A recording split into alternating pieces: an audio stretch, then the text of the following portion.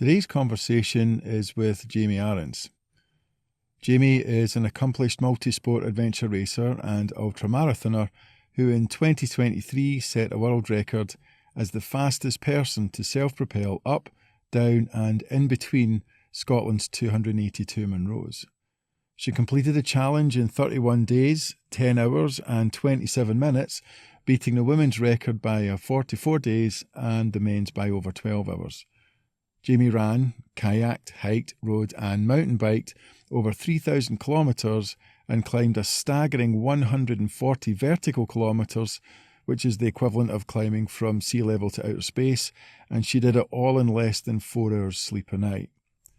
But this conversation isn't just about a world record. It's a case study in strategy for lifelong resilience and readiness. Together, we'll deconstruct how Jamie approaches life, adversity and challenge, mapping out her underlying strategy for success, which you can apply to your own pursuits, whether in sport, work or personal.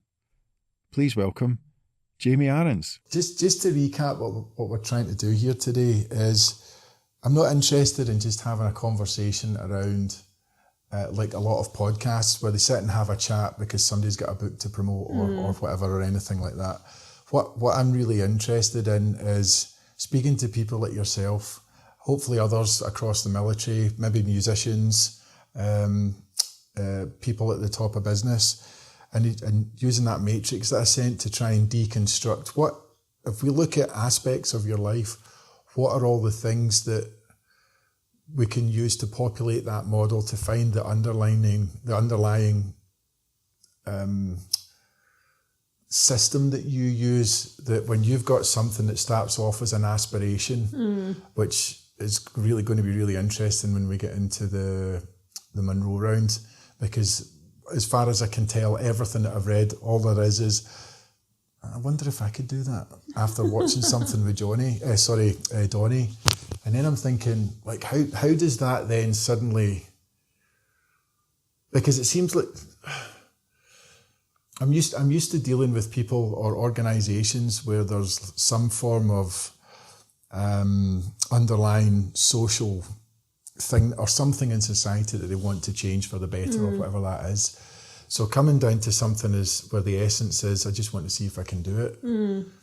I think that's quite a fascinating thing to explore. And then how does that then explode and become the 202 years of planning in the 282 rounds, 282 Munros. But before we get into all of that, I'm also really curious as to your starting point for all this type of stuff. So, because obviously you didn't just suddenly wake up one day having never done anything like this before and then leap to just say, I'm going to see how fast I can get around 282 Munros. So could you give us a little bit of background from your earlier years and when you first are aware that you took an interest in sport or physical activity or whatever? Yeah, absolutely. It was not a couch to Munro round. No, I don't think it would be. No. And I suppose that is what you're getting at. I mean, everything that we do, no matter what it is, whether it's sport or music or art or whatever, it is a build-up of what you've done before, right? So this wasn't on a whim. Yeah, let's see if I can beast myself for a month. Wow.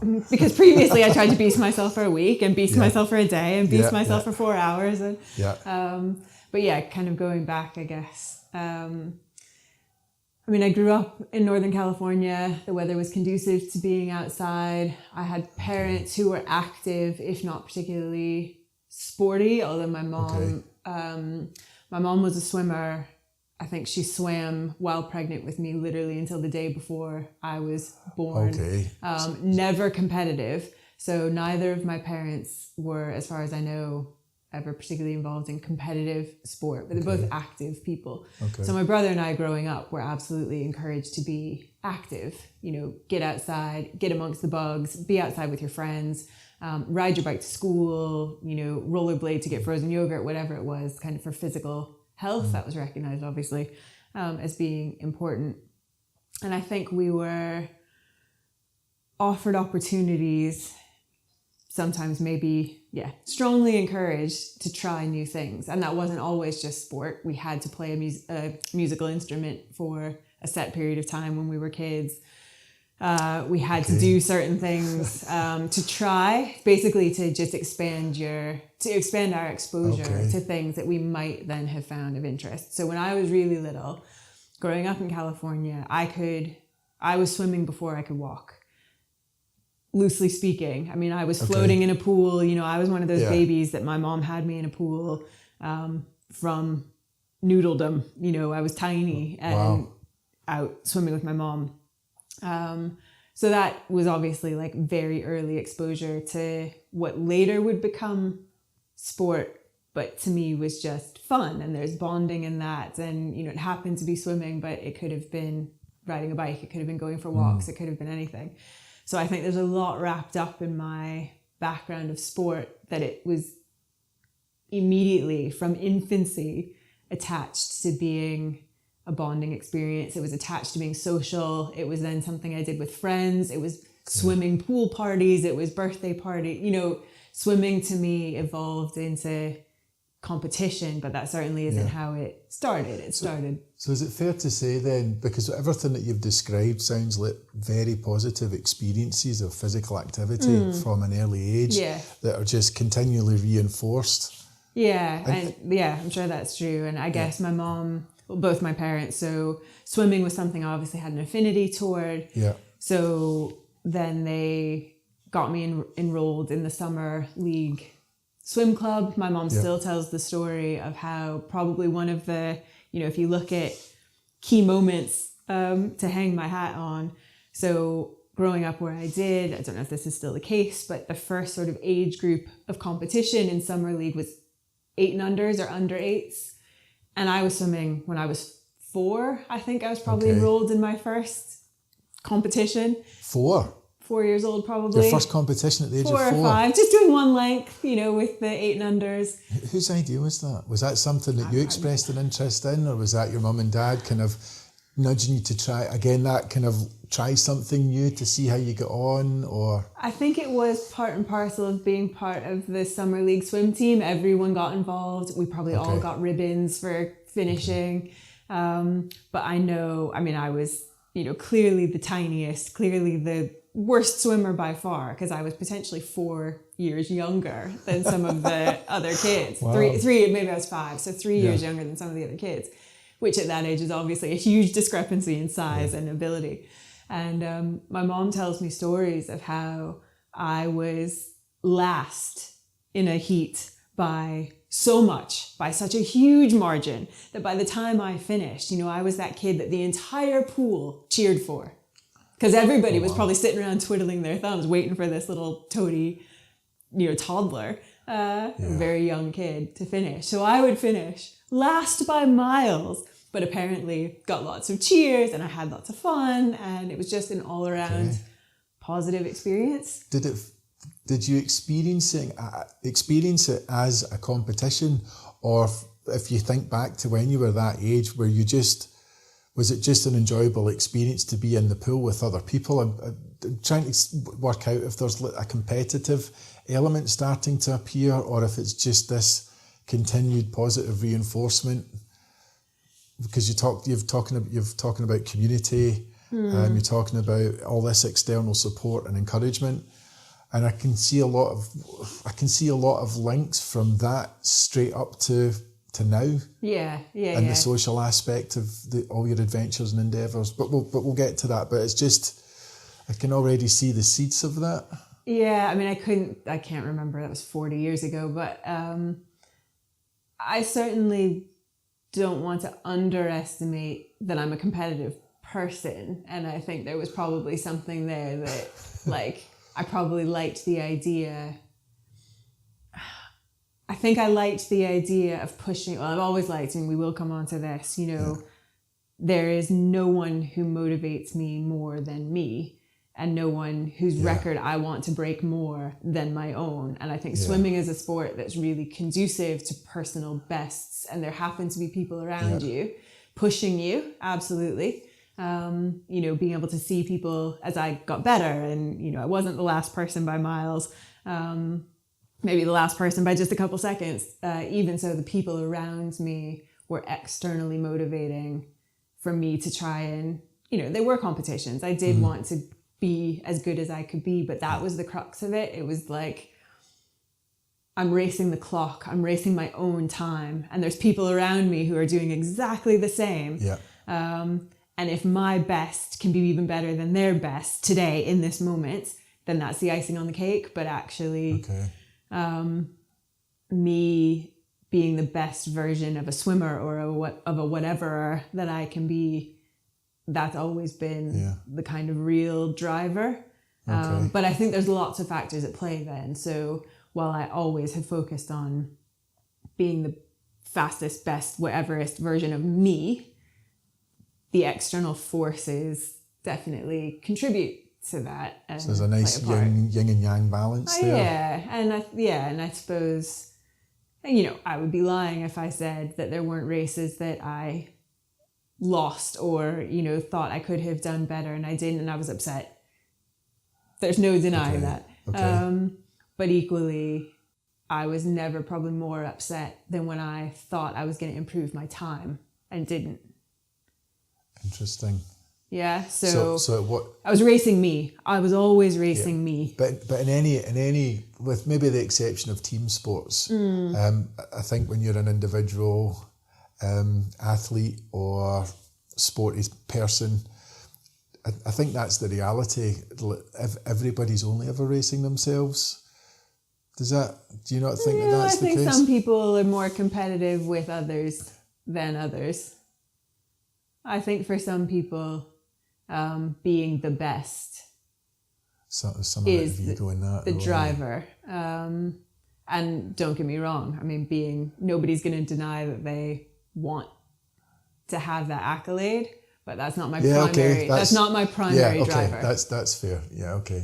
And I think, because I also played tennis a lot growing up. So we'll go back. So swimming that's something else I didn't know. was very much my main sport. Yeah. That I was absolutely kind of most consumed by growing up. But before that, we tried lots of sports. So I tried gymnastics, I tried ballet, I tried soccer, was doing swimming, tried tennis, I'm sure skiing. There were multiple things. And I think when I was about 9... you tried all of this by the time you were 9? Yeah. As a lot of kids. I don't think that's that unusual. Can we just put a pin in that for a second to come back to that? Because if you're being exposed to so many different disciplines, how is there a competitive streak in your parents? No. I'm trying to get... No, I think our parents... So we grew up in a household where I think 2 things were valued above all else. One was striving for your potential and trying your best. So there wasn't... I guess I personally... interview my brother separately. I personally never felt a massive... I've never feared failure. The failure in our family would be not trying something or not trying your best at something. And your best was always... Trying your best was always going to be good enough. And that might have meant you were last in something. It might have meant you, on paper, failed at something. But if you tried your best... If you left it all out there... Yeah, but I mean that in academic. I mean, academia was really important in our family. Our educations were incredibly important. We'll get to that because that's been an interesting discovery over the past few days to discover as well. Open all sorts of things. Yeah. So trying your best, and I guess we had as I appreciate not everybody has, we had the huge benefit of, I think, knowing that we had our parents' support.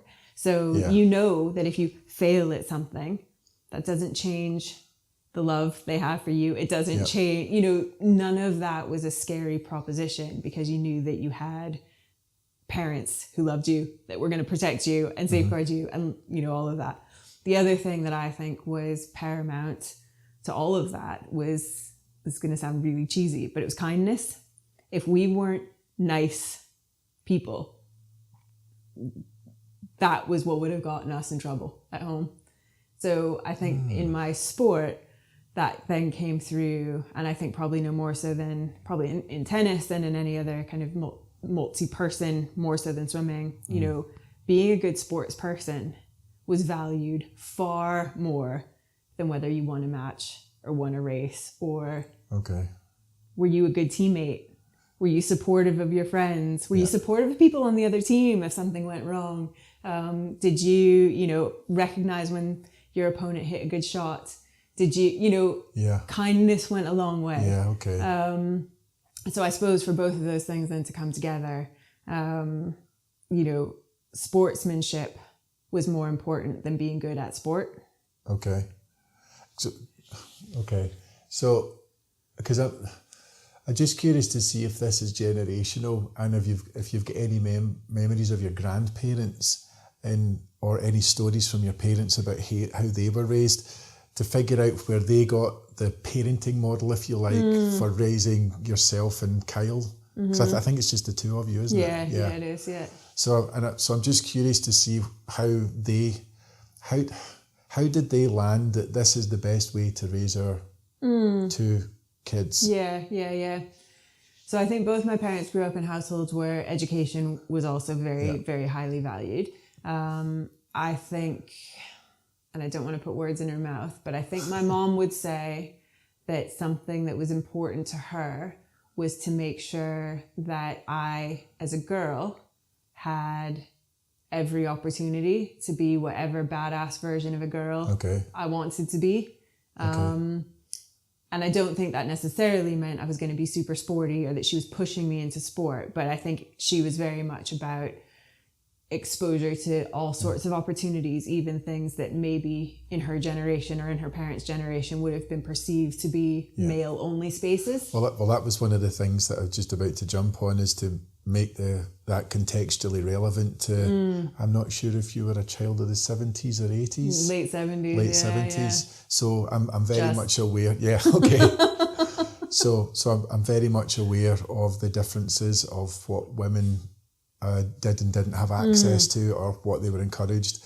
I can even remember from my own experiences when I was working at Glasgow University, and this would be going back to just the early 2000s, and as part of some of the work that we did there was we did a sports camp for kids during the holidays, and I remember how distressed one of the little girls was that turned up.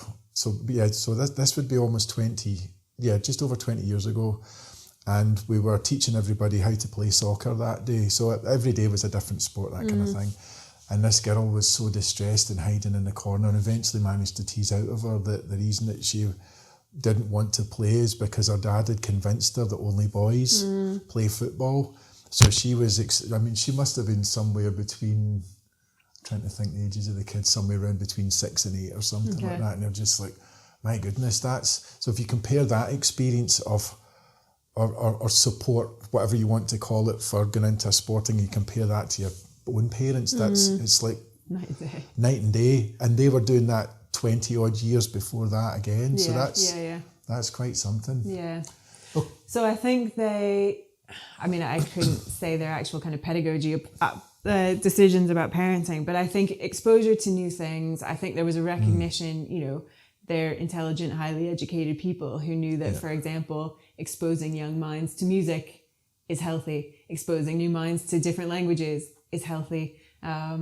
So, I suppose and neither of our parents are musical or particularly arty, but they are, as I said, they are very active. So I guess also the apple doesn't fall far from the tree, does it? So their activity, wanting us to be physically healthy, I think, albeit they were probably a little bit ahead of their time. My mom, I suspect, recognized, and I'm sure they both did, the value on mental health. It wouldn't have been referred to that in the 80s, but I suppose, things like encouraging me into soccer, or, allowing me to play soccer, whatever, if I'd asked to do it, I don't remember. That's not about sport. That's about, in terms of like athleticism, that's about teamwork. That's about camaraderie. That's about hand-eye coordination. It's all those kind of even the social skills, absolutely. all of that. Exactly, it's about losing socialization. I think absolutely. psychologists will call that. Yeah, absolutely. So I think there's lots of life skills to be gained from sport at any age. It just happened that I tried different things. I mean, I'm sure I asked to try gymnastics because I probably had little friends who were doing it. And then I was starting to say, so then when I was 9, and I had a summer camp of this and a one night a week at that, as I think is not uncommon for kids these days as well. Swimming was clearly becoming something that was more and more of interest to me. And I did express an interest, and I'm sure I would have done this. My parents maybe had done some research and shared ideas with me, but they never would have pushed me into anything. But my mom told me about a year-round swim team. But it was basically like, if you want to do more than just summer league swimming, something has to give. Do you mean when you say year-round, do you mean like joining an actual swim club type thing? Exactly. That has a calendar round. and exactly. Yeah. So 5-6 days a week of training. On a year-round basis, not just because what I would have done up until that point would have been during school summer holidays, right? So it would have been like a swim team, and there were lots of swim teams that all competed against each other in my area, but it would have been confined to summer swim meets, summer training, practice. So this was basically an offer that if I wanted to swim more frequently, they were totally there to support me. My mom would, for years, as it turned out, be my chauffeur back and forth to practice, but something had to give. So I was pretty crappy at gymnastics, which is unsurprising to no one now that I'm one of the least agile people I know. Soccer, I had fun, but I didn't love it. I did really love tennis, so I did stick with that. I think I did like one session of ballet when I was really little, and that clearly didn't stick. So I tried lots of things, and, my parents were very much open to us or me continuing to have smatterings of all these things, or if what I was demonstrating was a really keen interest in swimming, then that was fine. They would support me to do that, but they also needed me to be realistic about what a 9-year-old was capable of doing with 24 hours in a day. Okay. So one of the things that jumps out at me there is, so you've been exposed to all these different activities up until you're now talking that you're around about the age of 9, 10. And it's as if you're discovering your funnel that's becoming self-selecting. And you've referred to swimming just there as something that you loved. Are you able to articulate, or as a way that we can pinpoint the point of separation, that what is it that you gain from swimming intrinsically that you weren't gaining from, say, soccer or ballet, that kind of thing? What's absent in one and present in the other that one ticks the box? So I think I couldn't say this for gymnastics because it's probably similar in terms of it being a very individual kind of level sport, probably unlike the other things, soccer in particular. I think still to this day, I carry a lot of anxiety when thinking about team sports. I have real fear of letting other people down in a team. And actually swimming was a great way to be super active, push myself. And if I let anyone down, it was just on me, with the exception of an odd relay. And I did love doing relays. But for the most part, you're your own worst enemy or your own best champion. It's a pretty finite, because it's one of the things when I've had the chance to speak to professional rugby players. There was I had the privilege of meeting a couple of the women's Scottish national team at a dinner one night, and it was one of their personal frustrations when they expressed this idea of, when you're part of the team, I could go out and play the best game of rugby that I've ever played and be high-fiving myself inside my head, and we still get hammered. And equally, I can go out and play the worst game of rugby that I've ever played and just, it feels like a hollow victory because I've done so bad, but we won. it's an interest. So I think it's interesting that you're starting to figure out that individual sports is definitely the way ahead for you. Yeah. So did you eventually get to the stage where swimming was the thing, and everything else fell by the wayside, which then kind of brings us into high school and your collegiate years? So I was still playing tennis. Okay. Not as seriously as I was swimming, but I still was I taking lessons? So I have tennis lessons like once a week, and then during the high school sort of season, I was part of the high school tennis team.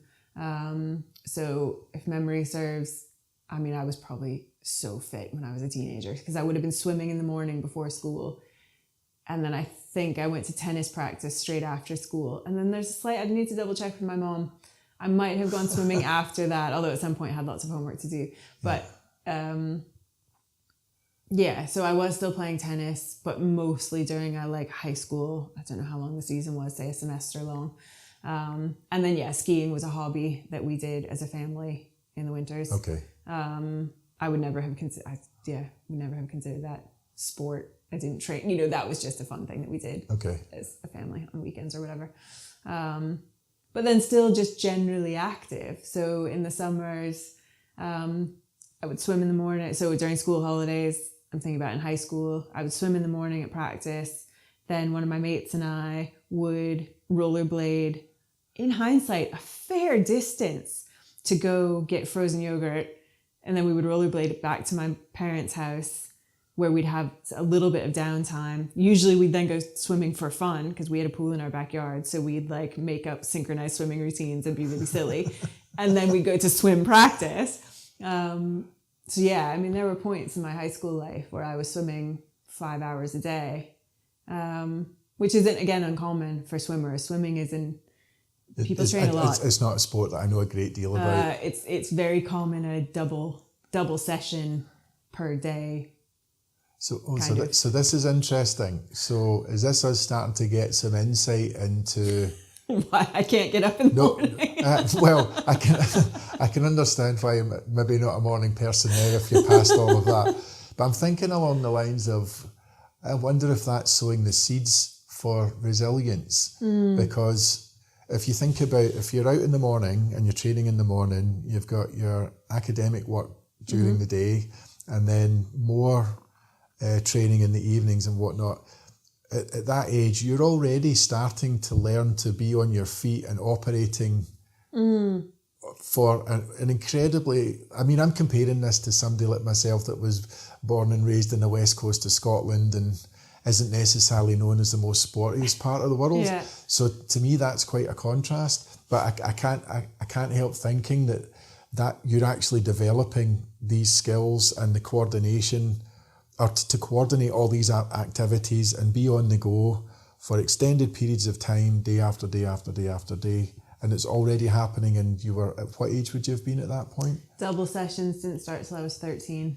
Okay, so you're into your teens. Yeah. Which is also interesting because if I've got my data right, that's also the age when a lot of girls actually start to drop off in sporting activity. And I think it's that the boys and girls, when they hit that age, hormones kick in and they start to discover other things. So the likelihood of somebody sustaining that through their teenage years drops quite dramatically.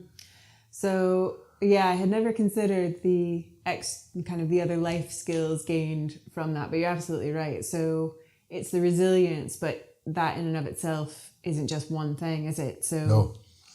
It was time management, which I have my parents, hugely to thank for making sure that I was, but I had to do a lot of that presumably on my own too. I had to be able to You still have to show up. To show up. At the right place. Yeah, with the right kit. There's organization, there's time management. There's still having, there's something there about nutrition as well. So you got to fuel it all. Thinking about all the food. Yeah. But then wrapped up in all of that, and I think you can't underestimate the value of a high quality coach and a good team around you. And I don't doubt that, besides my own inner drive to continue swimming and to try and push my limits and push my pace and get better at swimming, it was also my social life, and those things snowball. So the friends that I'd had from when I joined the team at 9 were still my friends when I was in the team. And, you know, I'd like to think that if a core couple of them had bailed, I would have stuck it out, but I couldn't say for sure. And I couldn't say for sure that if my coach had been someone different, or he had been less paternal, less supportive, you know, who knows what might have happened. But those core elements did all kind of come together. And, you know, our coach was, as any good coach is, I think, obviously he was teaching us the sport. We had lots around technique. We then, once we were a certain age and we were allowed to kind of lift light weights, we had weights programs and things.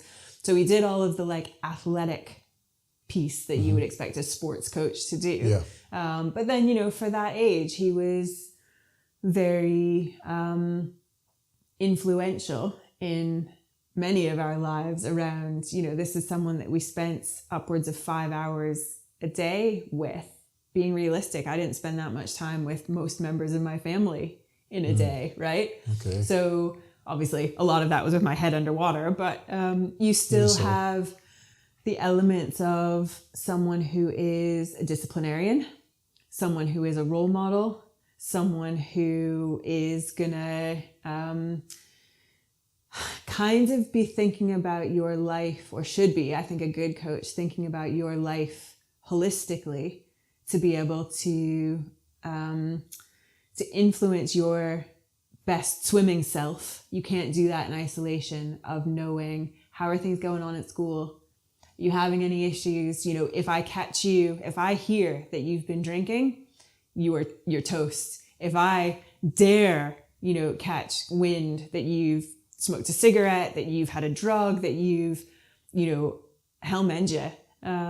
Okay. So, and he would never have said that. He was a very kind of calm religious man, but you know, you knew where you stood. Bless you. And that was, I think for me, really, really healthy, because I'm a rule follower. I liked knowing, you know, those boundaries. My parents would have set those as well. They wouldn't have been any different to what our coach was saying.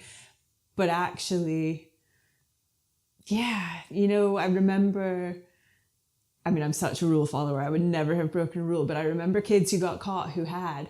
And I remember, you know, them having to run laps around a pool, or them having to do extra stuff. There was a consequence and it was significant. Yeah, consequence that was significant to them, that wasn't, you know, it wasn't maybe the same kinds of discipline that some kids get at home, but it clearly had probably the best effect. Okay. It wasn't corporal. It was, you know, it was a, let's not do that again. Because actually someone there, especially at that young age, where it's so easy to be distracted by peer pressure. It's so easy to be distracted by so many other, I mean, heaven forbid, like I can't imagine being a teenager now with the influence of social media. I didn't have that growing up. But the influences, you know, from peers, from, external sources, to stray from the goal of being the best version of yourself you could be, to have other people who weren't my parents around. And I think my peers in swimming were also influential in that. So, you know, you didn't want to let your team down. You didn't want to let your teammates down. You didn't want to let your coach down, just as I didn't want to let my parents down. So I was a rule follower for lots of reasons. But I think having all those kind of angles of different people, different voices, different influences, emphasizing, probably non-verbally, it was just the culture of to be your best self. These are the things that are really helpful to being your best self. Okay. These are the things that actually I really highly recommend you avoid. at the age of 15, 16, 17 to be your best when you're self. very impressionable and curious. So it sounds to me, because there's a couple of things that jumped out from the being able to move from different activities throughout the day and all the planning. I can see a link there to transitions in multi-sport adventure racing. But it also sounds like through your sort of they're not really formative years being a teenager, but it sounds like wherever you went in life, there was some form of mentor providing guide rails in everything that you do throughout your day, every day. Am I oversimplifying that? Or? No, I mean, I suppose it's fair to say that I did have a lot of really positive role models in my life. Okay. And I suppose I think those are formative years, and I think the goal of any good parent, coach, adult in young people's lives is to be those guide rails, as you say, but then to be able to pull back and know that that person can apply their own rails to themselves in the absence of external. But so it gives you a model you've been given a model that you can then modify to make it your own, so to speak. Okay. And you can also self-impose it rather than needing it to be externally provided, I guess. Okay. So, and I probably only needed that external bit from quite a young age. And it was there always, but I guess that's like, as I was saying earlier, that comes back again to those reinforced messages explicitly and implicitly that there is no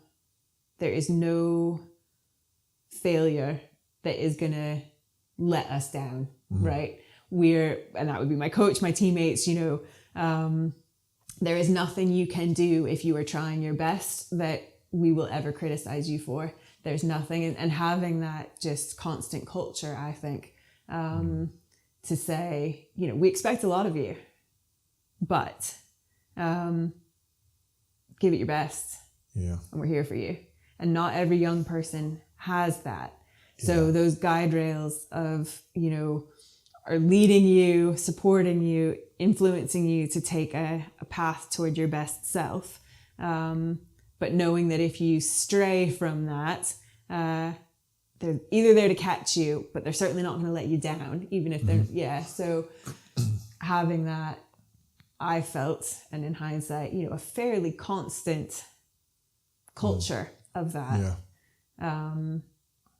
Was very fortunate and certainly influenced my ability now to be able to say, okay, I don't have an external, I don't have a coach, I don't have a teacher, I don't have, people telling me what to do. But I think that culture is now part of who I am. It's embedded. Yeah. So all this training that you've had from all these external sources, and now it's something, this is really interesting because we're now getting into like self-determination theory and all this sort of stuff, and the intrinsic, extrinsic rewards, and and there's something awesome. Then, so I mean, this all comes into, you'll know I'm from other interviews, I'm really, really interested in the concept of flow.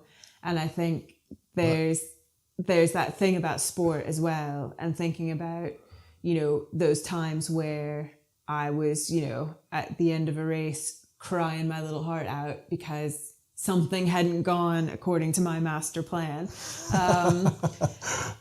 And people being able to kind of really be quite clear to say, not the end of the world. You can still try again. These are some things we're going to do differently next time, or we're going to do exactly the same and it might have a different outcome. I do think that can be a thing sometimes. And I guess having those voices when I was really,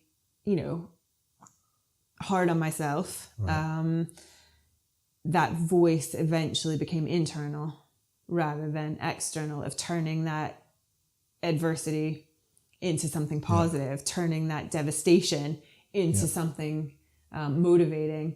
And I think that does need to start, certainly it did for me. I needed to hear that from people I trusted, from people I respected, to say, still here for you, world didn't fall apart because you came second or because you didn't improve your time or whatever. Let's have some perspective, first of all, and then, come back to the drawing board and think of how we problem solve this and how do we turn this into something positive. So we're getting into the world of learning how to create constructive feedback loops. Yeah. Okay, this is awesome. This is so good. Because I nearly jumped onto the concept of flow, because from how you described all the support network around you, it's like just enough to challenge you to stay outside or to nudge you outside the comfort zone one step at a time, so you get incremental gains. But also making sure, excuse me, that you've got just enough resources to kind of help you to the finish line, if that makes sense. Does that? Yeah, well, and I think those resources are, I think again, that's that confidence that comes from knowing that people who maybe it's just one person in your life, and it doesn't need to be a parent, though it often will be, they're still going to be there for you when it all goes pear-shaped. And I think that sort of balance between, is a spectrum, isn't it? You're bored on the one hand, you are totally overwhelmed with anxiety on the other, and somewhere in the middle or somewhere along the line is that sweet spot of being just enwrapped in what you're doing, and whether it's it's a problem, whether it's a challenge, whatever. And I think that point along that spectrum, it moves, because as you've solved increasingly difficult problems or you've achieved increasingly difficult goals or whatever, then your flow point does change.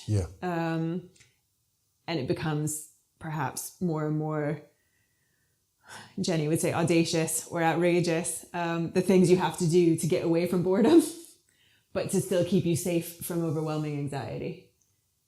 That's a really interesting way of putting that. Yeah, I like that. No, that's good. I've never heard it put quite like that. I just made that up. We might have to listen to that. No, it's really good.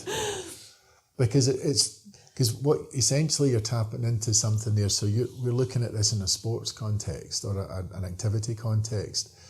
But if you think about even if we take it into a biological context, and we talk about drug addiction and the fact that you even build up tolerances, and therefore to get the same thrill or whatever it is that an individual's is seeking from that, the dose has to keep going up. So does this? I'm hesitant to just suddenly leap to like the last 10 years. Because you can now start to see... You see the trajectory. Yeah, you can... So because it's interesting, because we're at what age are we at just now? We're still in your teens. Yeah. But you can already see the path to... It's almost like the 282 Munro Challenge is inevitable. It's not even... Do you know what I mean? When something like that. When you look back in hindsight. Because I'll throw in some of your accomplishments as we kind of move out once you're outside of university and whatnot, because some of that's insane. But I think interestingly, it's so good to have this conversation. So I think in my teen, like through my swimming career, for lack of a better word, that point that was moving along the kind of flow spectrum was more about my personal bests. So me constantly racing myself and needing to push my training, push the intensity of certain things, push whatever it was to improve my times. But through all of that, you spoke about all of these formative years is about developing resilience. It was also very much about developing endurance and discipline and a whole host of other things. But I think in terms of absolutely. But I suppose jumping ahead to me in my kind of later years, it was the endurance piece from those years of sport that endured. Okay. The endurance that endured. It did, That's good. You know what I mean? So that's the thing. So it became less about beating my time and more about pushing a different kind of limit. That was more about pushing my endurance, pushing my self-sufficiency, pushing my resilience, than it was about doing the same thing over and over and over again to improve by very, very small margins, because there's very little that I have done since I've been an adult multiple times. There's a handful of races that I've done more than once, right? Whereas swimming, I think there's like 3 races I've done. Four races maybe I've done more than once. You've got the 𝗪𝗺𝗃𝗃, which is you've done 3 times. We'll get into that later. You still having flashbacks. That's a really interesting character arc right there. And then you've the West Highland Way. Yeah. You've done that 3 times. The Snowdonia 100 miler. Oh yeah, I've done You've done that twice. Yeah. And taken first place both times. I can't see anything else that really jumps out. Yeah, there's a few. I mean, I've done a handful of road marathons, not the same one over and over again, but I did a few. I've done, there's a handful, but you've named most of them. So I guess my point is that in swimming, I was doing 100 yards of breaststroke and 200 yards of breaststroke, month in, month out, trying to improve. And that was my, I had a couple of other races. To shave off like 1/4 of a second. Yes. I mean, 1/4 of a second would have been mega at one point in my swimming life. So looking for really small, relatively small gains, doing the same thing day in, day out. Whereas then as an adult, I think I clearly needed more novelty. And to be fair, swimming indoors in Scotland also makes my brain hurt. So there were lots of factors then that led me to kind of doing other things that weren't about repetition of the same activity to push that one thing's pace. Well, that's interesting, because that's a nice little segue into your time at Northwestern in Chicago. And am I right, you attended the Finberg Medical School as pre-med? Is that right? No, not quite right. I started as pre-med. Where did you fucking And that's the point where you decided to have a go at rowing crew? Or in my first year, yeah. So that's why I think it's interesting, because we've gone through all this time with swimming, and then I'm aware there's a specific moment in your kind of late teens or early 20s, whenever you were at Chicago, where you took up rowing, and am I right in saying that swimming was it something that you kept up, or did that just did you put a pin in that for the time being to then take on this new challenge? Mostly the latter. And why rowing? And why, so the why. So when I was at whatever point, my mom and I did a big tour of universities across the United States to help me decide where I wanted to go, if the choice was up to me. And throughout the university process, I have a vague recollection of having had the potential to swim for a university, to be part of their swim team. And I made the very conscious decision at that point, I think, knowing that any Olympic aspirations I had or kind of really, really big, super fast, speedy goals that I might have had when I was younger. So, okay, that's something else that you just threw in there. So was an Olympic... it was never on the cards, but I think... Was it something... Did you have an aspiration there for a while, and how did that end up tempered where... Or am I reading too much into this? Yeah, I mean, I think reality was that I was just not that good. But okay. But I suppose, as a young, 9, 10, 11, 12, it's funny looking back. So they wouldn't have been considered celebrities. My idols, my inspirations were athletes, mostly swimmers, but also I loved watching gymnastics in the Olympics. I remember watching Mary Lou Retton, and I remember, my heroes were swimmers mostly. Watched lots of sport on TV as well, but like I couldn't have told you. And I remember my mom still jokes about how my little girlfriends apparently would phone after school to talk on the phone. And I was like, just been with you all day. What is there to talk? I never got the talking on the phone thing. And I never could have told you who was in a boy band or who was on a television show. Those weren't my heroes. Those weren't my legends. I was very much, who's doing breaststroke at the Olympics, who's, what swim camp can I go to for a week in the summer? I was intrigued. They were my role models. They were my heroes. Absolutely. So to say I had Olympic aspirations, I mean, I was really little. It didn't take long. I was quite young when the penny dropped that I was probably never going to be at that level.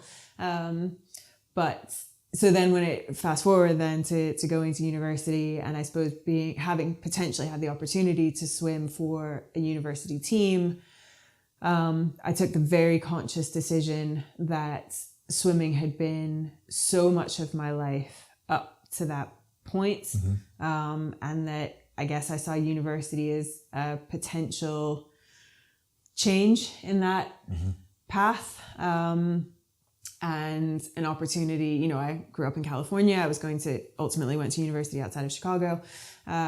This was not like a fresh start or anything, but a chance to try different things. And not that I didn't love swimming, but I guess at that point I was kind of ready for something different. Yeah.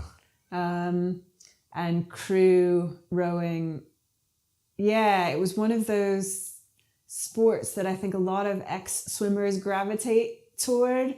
We've got big shoulders, we've got strong legs. The anatomy is very similar. It is for certain types of rowing and in certain positions in the boat. Anyway, I was never going to be a coxswain. So it kind of was a natural evolution of something I'd never tried. I'd never heard of crew before I was kind of going to university, but I think like so many of these things, and I can't remember the timing of it all. I think we probably got like a list of the potential like club sports that you could try before I went. So I think I knew on arrival that I was going to at least try it. But then like so many of these things, I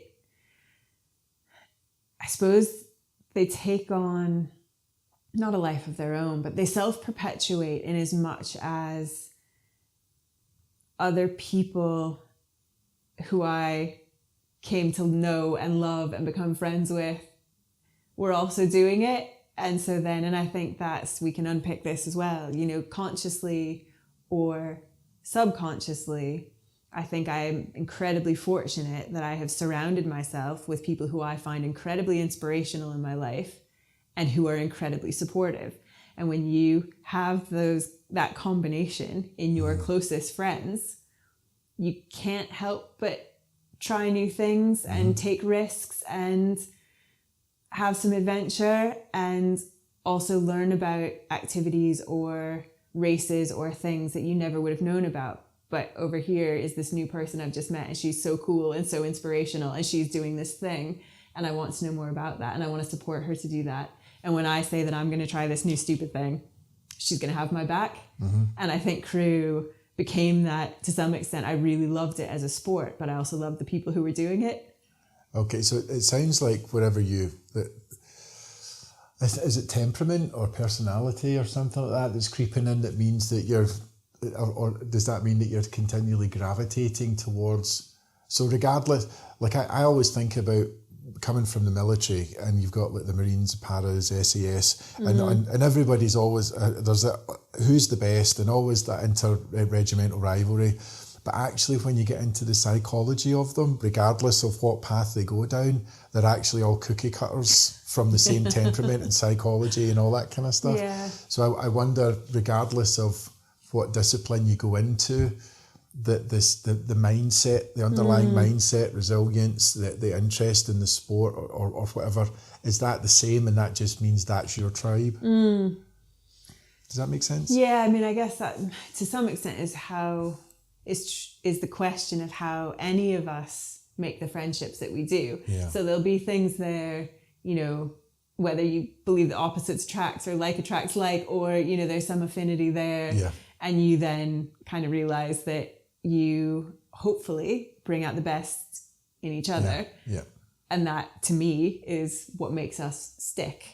You stay together as friends because, for me, because I am a better version of myself because I am friended by you. Yeah. And I hope to be that for you as my friend. I hope that, I always take Jenny as this prime example, and you'll have heard me refer to her as a silly idea. Spreadsheet Jenny. Spreadsheet Jenny. Spreadsheet Jenny, okay. She did have a name before that. Okay. Yeah, I'm sure. But, that concept of a silly idea enabler, Yes. that person in your life or those people in your life who Why wouldn't you do that? give it a bash. Why wouldn't you do that? What's the worst Of course that you could should happen? do that. And more importantly, I am here to support you.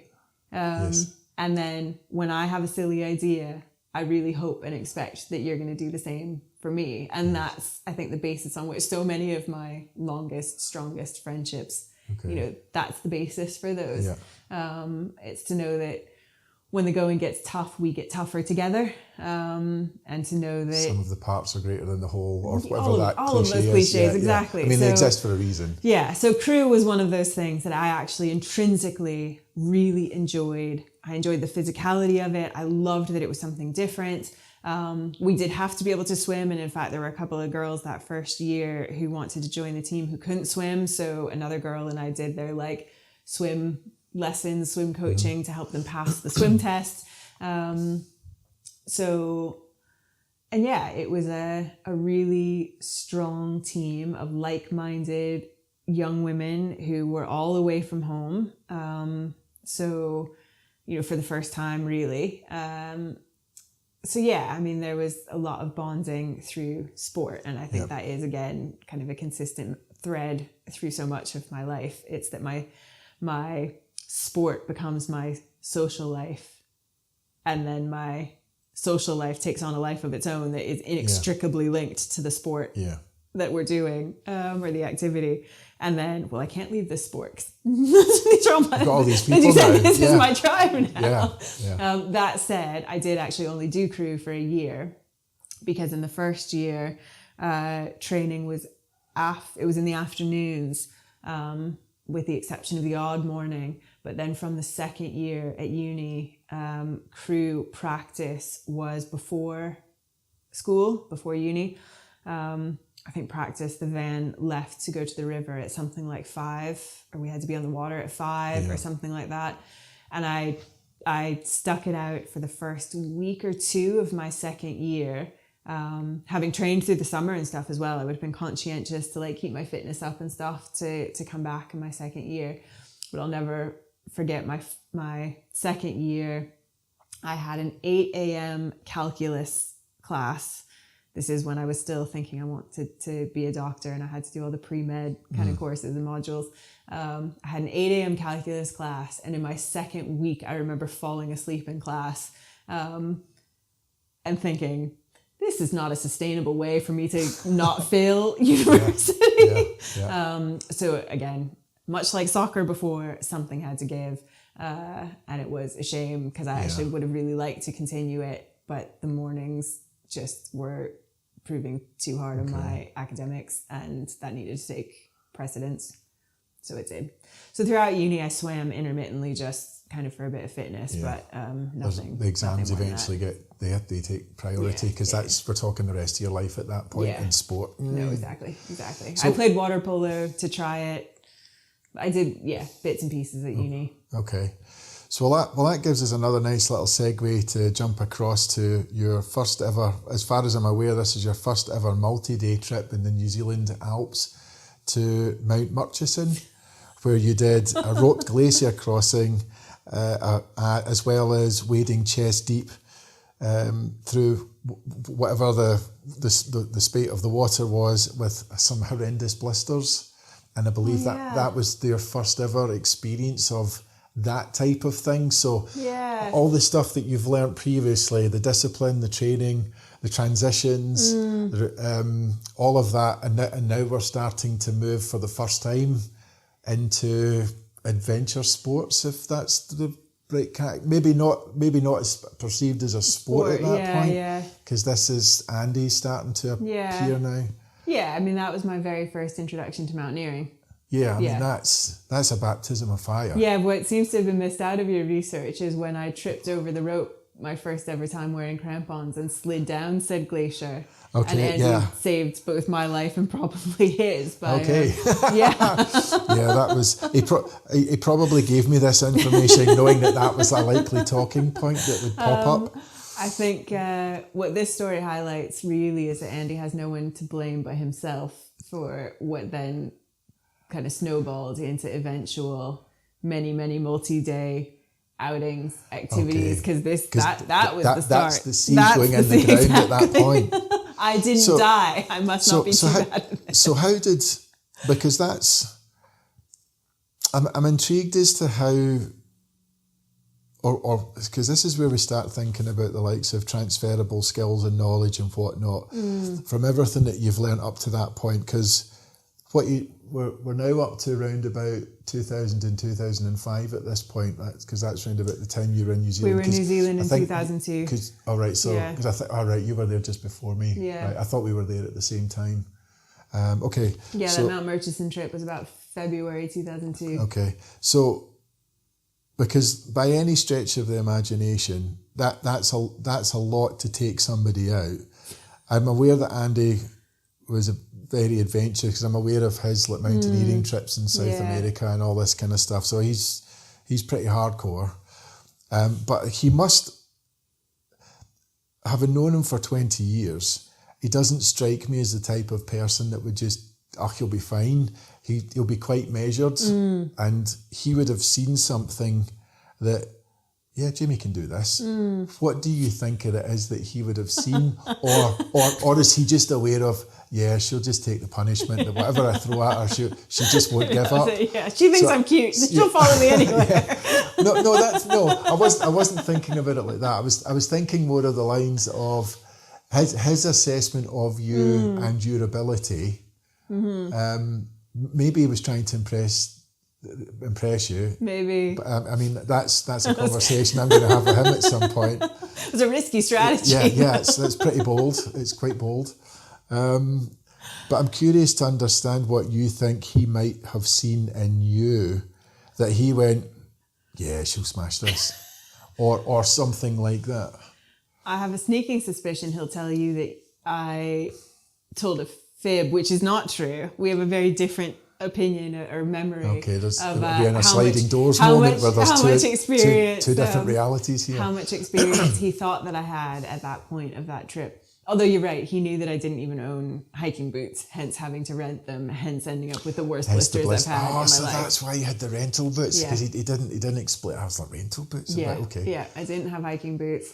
I did, but I didn't have boots that were good enough because we did need crampons. So no, I mean, he knew that I, had never done any winter kind of terrain or it wasn't winter, but you know what I mean. Terrain that necessitated axe and crampons. Well, the fact that you're on a glacier indicates there's a kind of winterish-like environment. It's ice. It was summer, but it is ice. Yeah. I mean, I think it was too early, really, of our friendship for him to know how stubborn I am. Okay. So you guys weren't a couple at this point? Mm-mm. Was this... this is all part of, so this is him going through the, let's get to know each other, I'm going to take you on this kind of trip.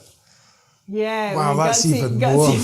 Wow, okay. But I'm not sure if that was his goal, or if I'm not sure that it was. It's just I'm so intrigued to watch his interview. It's just quite funny when, it's just because I've made some assumptions that, because I know that that's where you guys met, but I don't know where on the timeline where you went from not being a couple to being a couple. So I had assumed that taking you on something like that it would be a safe bet that you were established as a couple at that point. No, we were established as really good friends. We became friends really quickly after meeting. Did it nearly end after this particular trip? No, shockingly not. I do remember I mean, I think there is, and this comes back to the kind of that flow concept of having the wherewithal to attempt to turn adversity into an enjoyable challenge. And I can still remember, despite how shockingly bad my memory is, I remember after we came off the glacier, that was a horrible experience and I had been really scared. I remember Andy, being able to see him in the moonlight, I wouldn't say miles, ages ahead of me, kind of marching on to what we then ended up taking shelter in, which was an emergency kind of shelter for the night, because we weren't planning to be out as long as we were. And I remember kind of trundling along, trying to keep him in sight. And he, I'm sure, was kind of looking, but I'm sure he was, without me knowing, I'm sure, keeping an eye to make sure that I wasn't lost and gone forever. But yeah, I mean, I don't remember that being type 1 fun. But I do remember, you know, seeing him in the distance and kind of just having that, it was probably quite conscious of like needing to be tenacious. And I don't think being tenacious, you're always kind of conscious of saying, right, I really need to dig in here now. But I do remember thinking, you need to continue putting one foot in front of the other at this point, girl. That's interesting. All right. You know, or this, you know, you've come this far. You know, you just had a really, really challenging experience, profound experience. Well, maybe take some time to reflect on that later, but for now, you just need to keep putting one foot in front of the other and kind of either catch up with or at least keep up with that kind of speck in the distance that's kind of getting you to safety. Is that another seed being planted for what's to come in recent years? The 1 foot in front of each other? And I'm not sure it was a seed to inspire me to do things like that, but I think it's a. I meant that more as a skill or an ability that's what I meant, planting the seed for that ability. Yeah, I think a tool in the toolkit of, you know, you never. I mean, the idea of doing something like that day, I couldn't even have visualized, which is often the case of, you know, the hardest things we try are when they're totally new to you, they can be quite abstract. Yes. So talking about them can feel quite abstract. And actually, I think the best way you can develop resilience is by being resilient. And then you just get more and more resilience. And then you've got the confidence to know that you were resilient in a really challenging situation. So therefore you can continue to be resilient. You can solve the problem, whatever it is. You can get through it. You can get through it. But I think, you know, teaching resilience is nigh on impossible, because some of those things you have to experience to then gain the confidence to know. It's all about exposure. Yeah, but I think you can teach skills to support the development of resilience. Yes. So I think coming back to that day, I mean, I think I could never have visualized or conceptualized what it was we were going to be doing. I would never have been on a glacier before that. You know, there were so many new things in that day. And I guess some of that is trying to be present, to be able to appreciate what I was being enabled to access.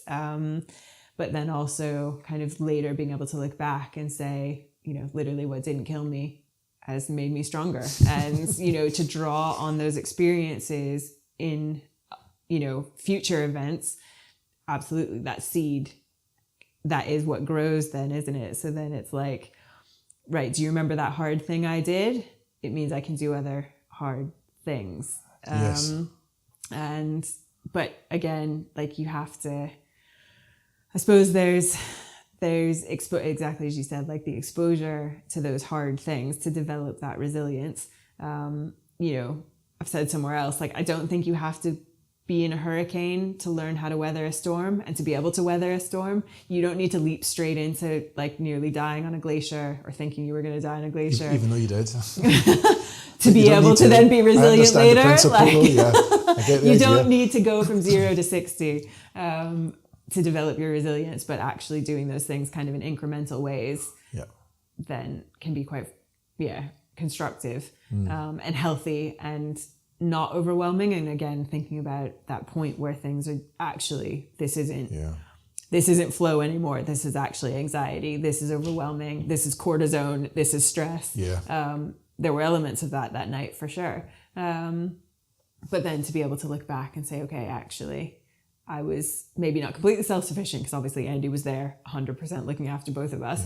Because he's in his element. Yeah. I know. Lord knows how, but yeah. Yeah, but he is.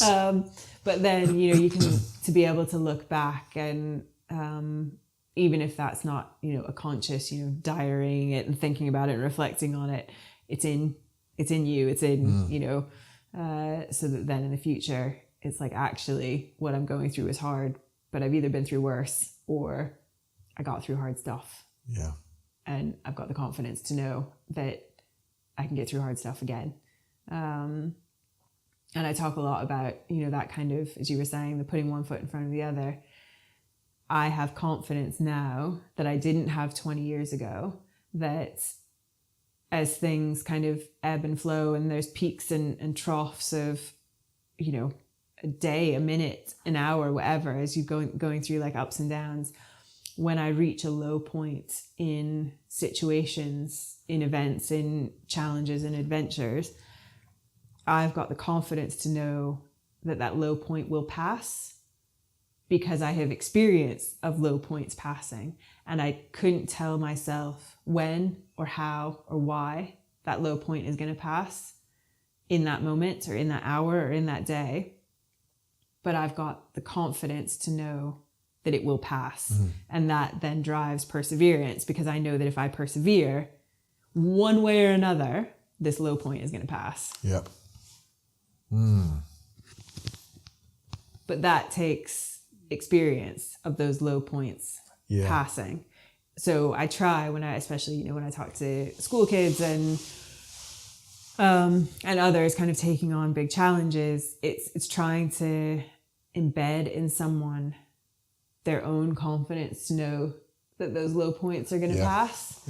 Emotion's temporary. Yeah. The whole situation is temporary. Yeah. It's fleeting. Yeah. But that fleeting can be painful, and that, those moments of low can last a very long time in some of the sorts of things we do. So you need to know that you are capable of getting through it, because otherwise you will just wilt in a corner, and that will be the end of that.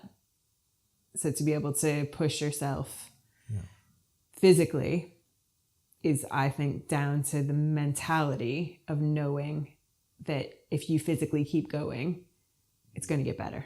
One way or another. Couldn't tell you when or how or why, but it's going to get better. Definitely will. Okay. So that brings us nicely on to, one of the things that I found really interesting when I was doing some prep for this is, particularly in previous podcasts, is the fact that you've stated on numerous occasions that you don't actually enjoy running.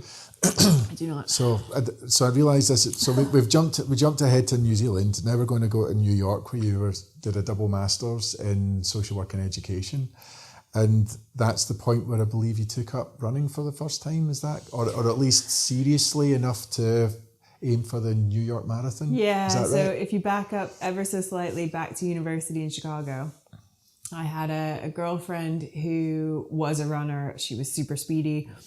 We did volunteer work together, and she was always trying to get me out for a run. And I was always saying no. But she eventually won me over by, we would run to Dairy Queen and we'd get an ice cream. Oh, that's a hell of an incentive. Yeah, okay. So we jogged together. External reward. And she was lovely, and I'm sure could have done the same run 3 times as fast, and probably wouldn't have had a Frosty or whatever at the end of it. But so that was my kind of introduction. Was, again, it being social. I don't think I ever ran alone at university. I would have run a little bit to stay fit. It was free. I was a poor student, I would have recognized the physical health benefits. There's very few barriers to participation. Absolutely. Yeah. So I did, I say that obviously quite in jest, but actually Eva genuinely did kind of introduce me to the concept of running for fun. not just misery, to burn calories or whatever. So why the New York Marathon then? So I was living in New York at the time, as you said, doing my master's. Can I just clarify? Wait, I'm very aware that it was a double master's.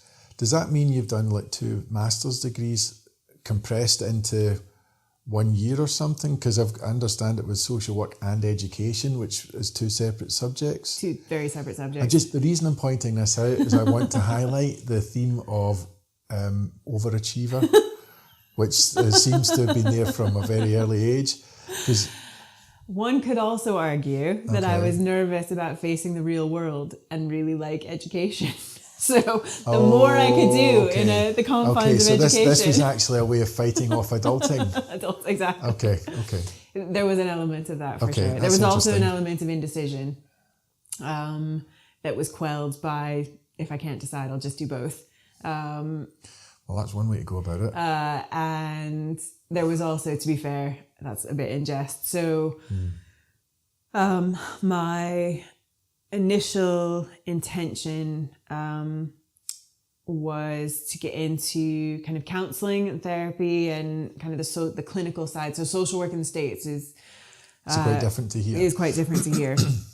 So there's a licensed clinical social worker who takes on the role that's probably much more akin to what psychologists often do here. We also have psychologists in the States, obviously, but there's much more of a role for clinical social workers to be doing direct counselling, therapy. I was really interested in play therapy. At the time, I was interested in kind of marriage and family counselling. So I was kind of going down a clinical social work. So that's everything from paediatrics right through to It adults. could be. The whole spectrum. But I was particularly interested in working with children with disabilities.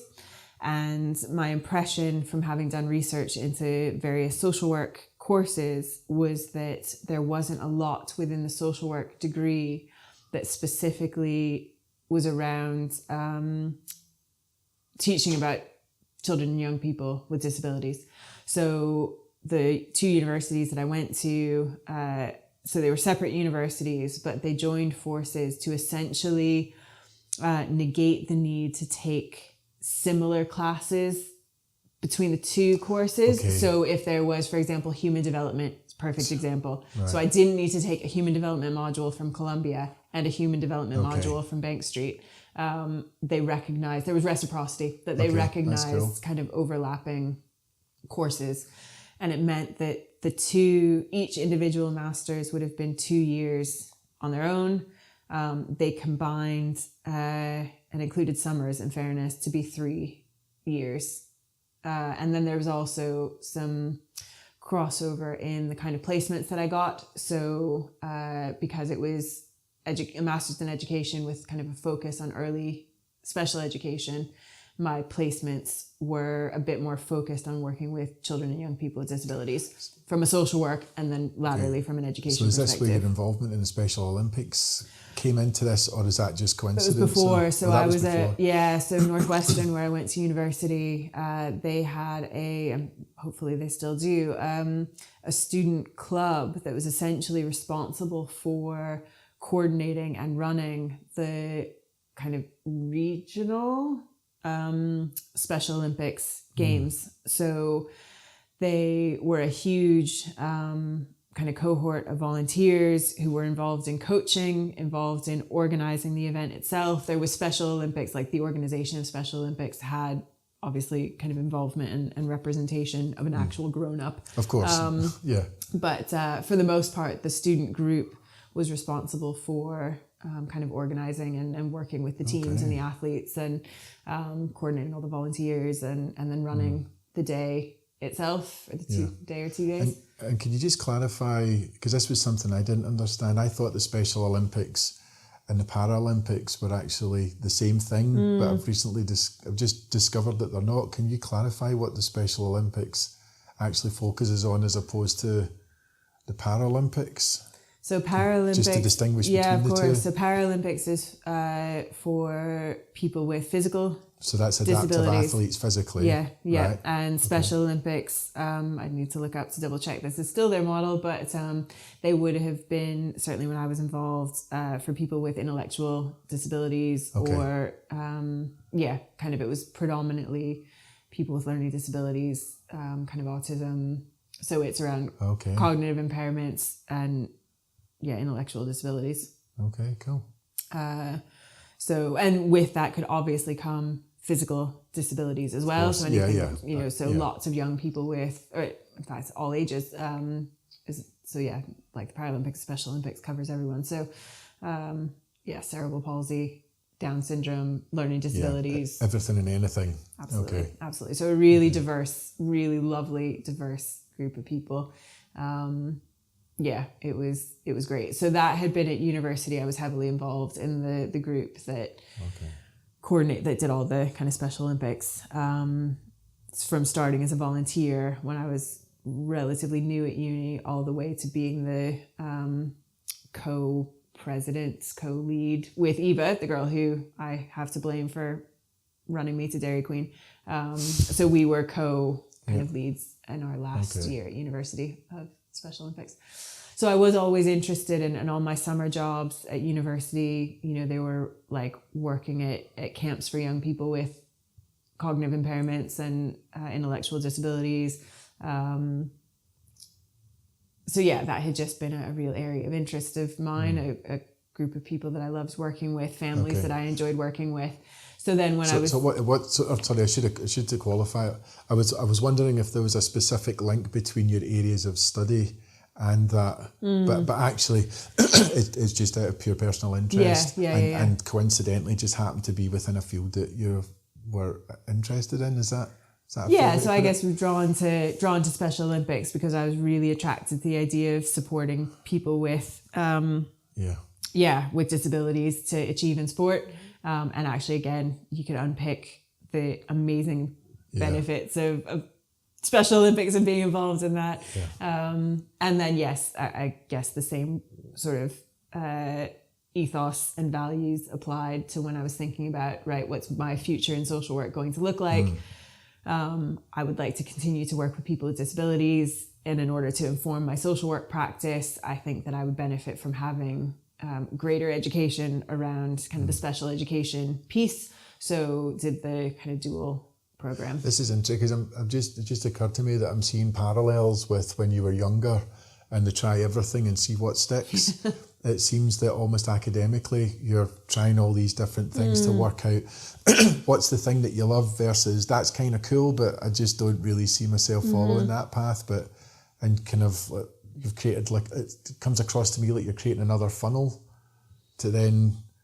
Does that, no? Yeah, I mean, I think social work and education, and I knew I never had aspirations to be a teacher. So my master's in education, while most of my peers were wanting to go on to be excellent, progressive teachers, my motivation for that particular degree was to inform my social work degree, my social work skills.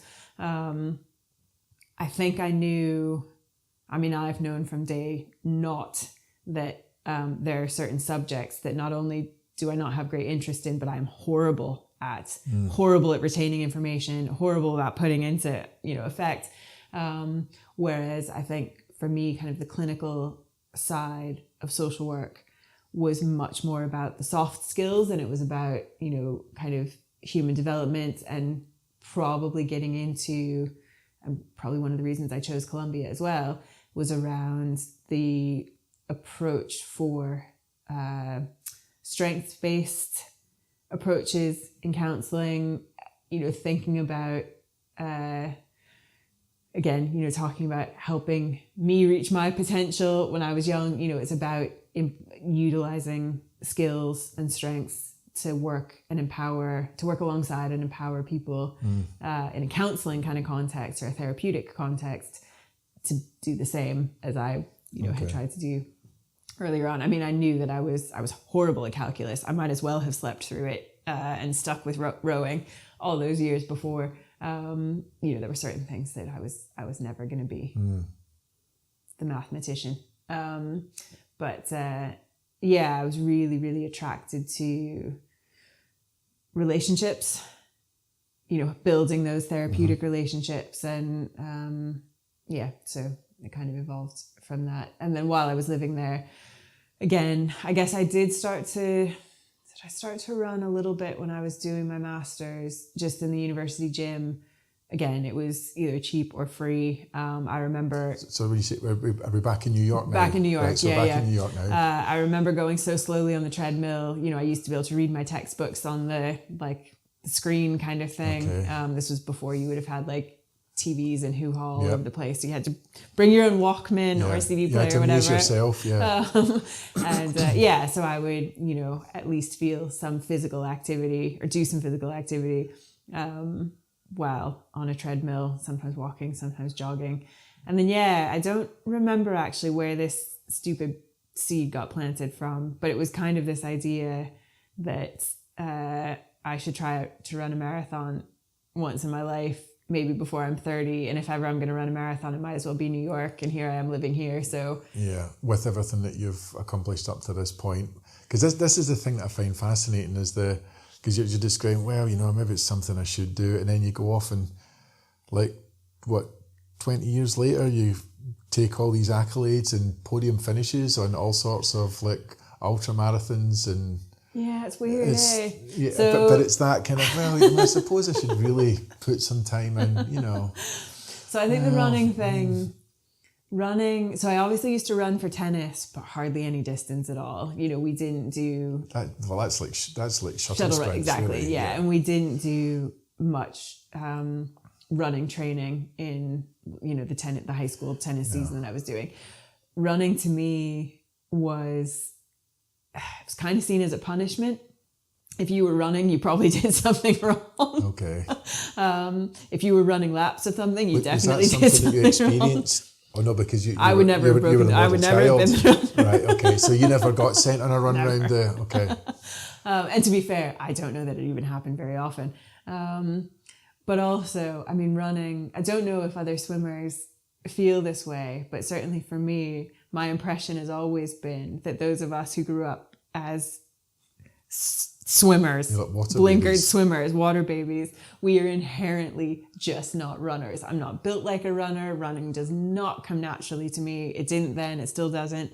And maybe to some extent that's what attracts me to it. It still doesn't, okay. But it doesn't come naturally to me. It's not something, whereas even though I can go years without swimming, and swimming feels like it comes naturally to me. Swimming is my muscle memory. So every time you step back in a pool, it feels like you never left kind of thing? I wouldn't go quite that far because now I'm slow as anything, but my muscle memory... But I just mean that you feel at home, you're going back home. Yes, yeah. Okay. Yeah, that's true.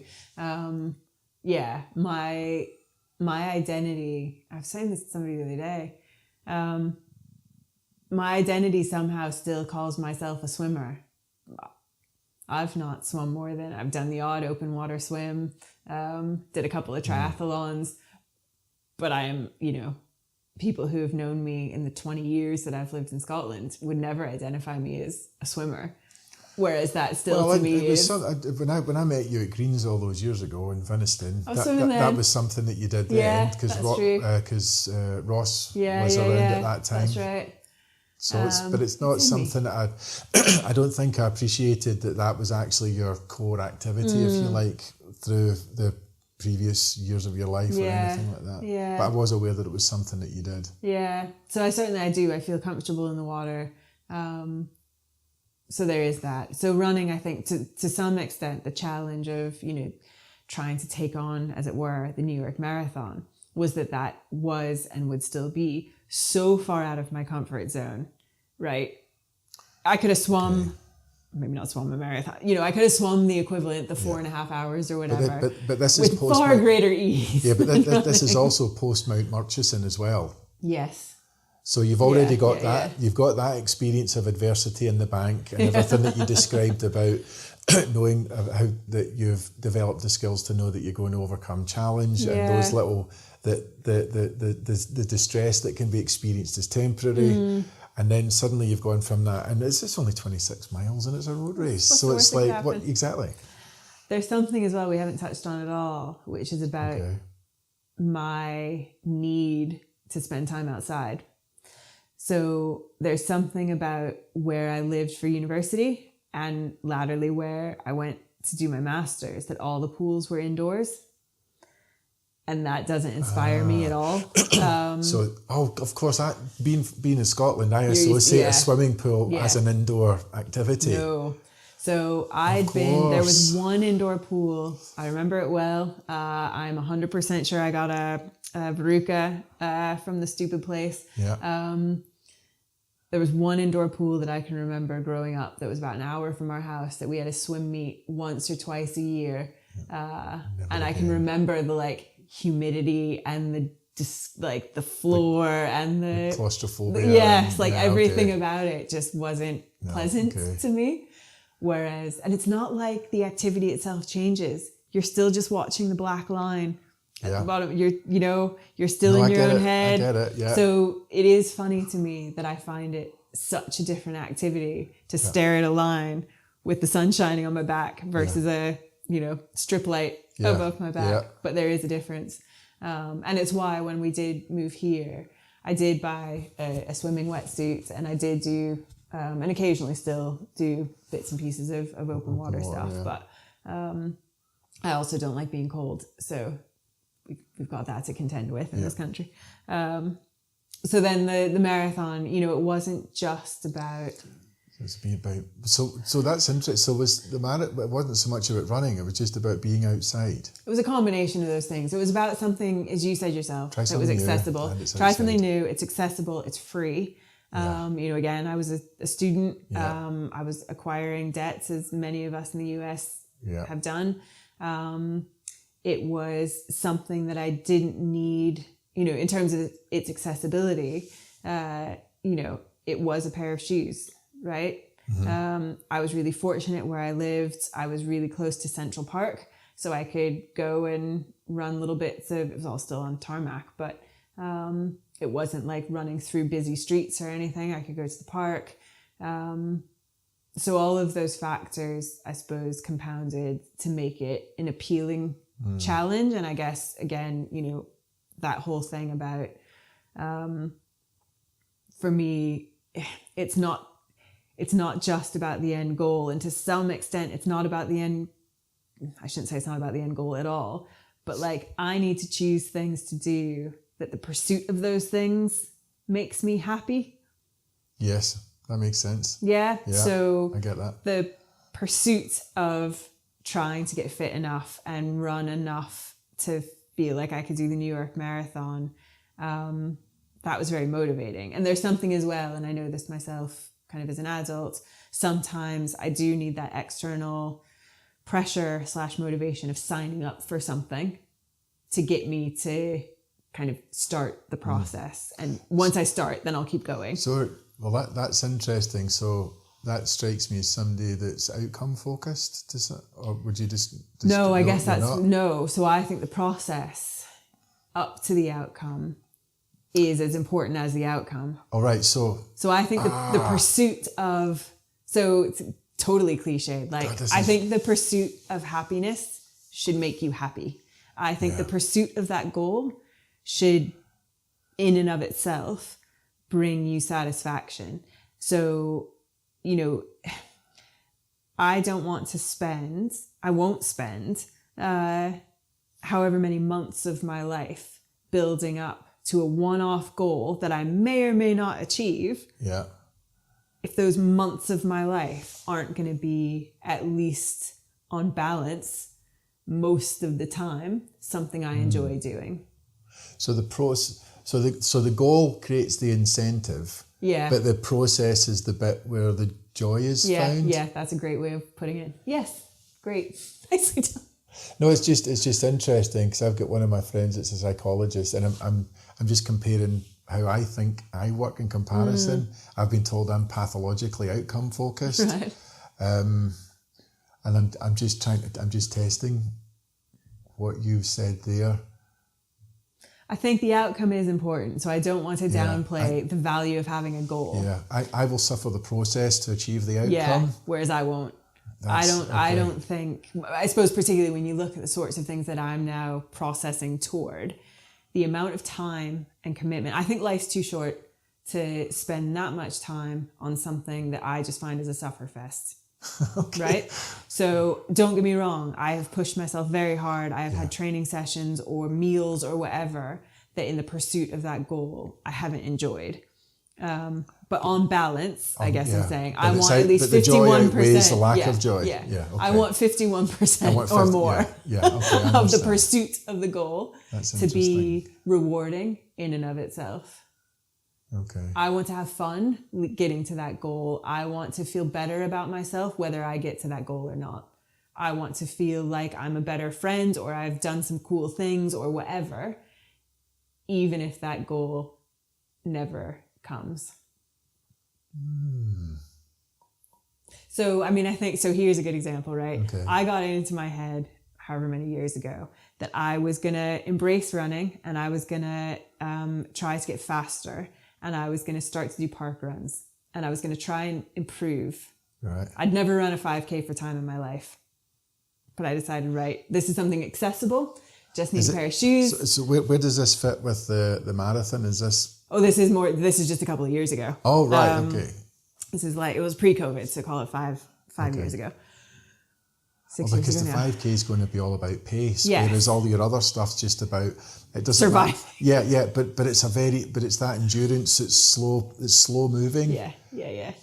So everything else has been a war of attrition, really. Because this is what's interesting, because one of the things that's jumped out in other interviews, and we've had this conversation in the past, where you seem to refer to yourself as a runner or a swimmer or a cyclist, and those type of archetypes that relate specifically to a discipline. The one thing that you always fight on is the concept of athlete. I don't think I've ever called myself a runner or a cyclist. No? I don't think so. Okay. I run. I have run. Okay, so it's an I can as opposed to an I am. Okay. That's a good way of putting it. So the park run thing was basically, right, I'm going to finally, for the first time in my life, put some effort into getting faster at running for faster running's sake. So I did one park run to benchmark where am I at with this. It was up there with the hardest thing I'd ever done. I coughed like a smoker for days after. I hated how it made me feel. I think I did like 2 tempo runs after that and thought, this is not my bliss. And that was the only park run I have ever done. That's it. You did a benchmark run and that was it. Drew a line under that. Yeah, right. It's like, I don't need to know anymore. This is not my bliss. And it might become my bliss again in the future, or not again, but for the first time. It might be that I decide, actually, I want to revisit that aspiration. And this time, for whatever reason, maybe I will find more joy in the idea and the process of getting faster at shorter runs. But at that time, 5-6 years ago, it was just like, no, I don't anticipate finding joy in this. I am not finding joy in this. So what's the joy in the plod versus pegging it? Because there must be, for somebody to spend, like for example, the Bob Graham round, 66 miles over 42 fells in under 24 hours, or the Ramsey round, which you did, which was 58 miler with 24 summits in under 24 hours, all of which you achieved. There must, and then especially when you move on to the Tour de Gent and then the Munro Challenge, there must be some satisfaction to be found in the plod, because these are a 5K. If you can run it, assuming that you're not walking, you're at most it's going to take you 30 to 40 minutes, 20 if you're right up there, right? So there's no joy in that. But there is joy in going from anywhere from 24 hours to 31 days. Yeah. So like that's mind-boggling. So I guess, and this is where I'm emphasizing that the process is as valuable as the ultimate goal. So some of that, I think, so 𝗪𝗏𝗃𝗀𝗃 is a perfect example of time outside, something novel, seeing a place I'd never seen, but pushing myself during that. So, I mean, this is the longest I've sat down in, a very long time. I work standing up. I'm privileged that I've been able to get you to be sedentary for such a long period of time. People can't see the duct tape that you've got me. Yeah. So there's something about, the other motivating factors to some of the things that I've done that haven't just been about, the 24 hours or the 3 days or the 31 days or, it's all encompassing. And I guess the process toward all of those activities involved more of the same. So, Bob Graham was getting to go to the Lake District to recce different sections. It was meeting new people who were involved in the Bob Graham round to do sections together to recce. Is it that people that had done it before that were coming out? Either they'd done it before. They just expressed an interest in possibly doing it themselves. Yeah, exactly. Okay. So a whole community around it, and I guess that is part of it. It's finding these things where there is potentially that either that sense of camaraderie, that sense of community, and I think so. Come back to my initiation into running. So yes, the New York Marathon was probably my first running race, I'm guessing. It was one of my only ever road-based races. And I felt like, I finished that. I was incredibly proud of myself. Chuffed to bits that I had, managed to finish it. I think, was it 𝗘𝗍𝗶𝗀𝗃 did it the same year I did, and I'd beaten him, and that was great. And if only we'd had a crystal ball for that one, but anyway.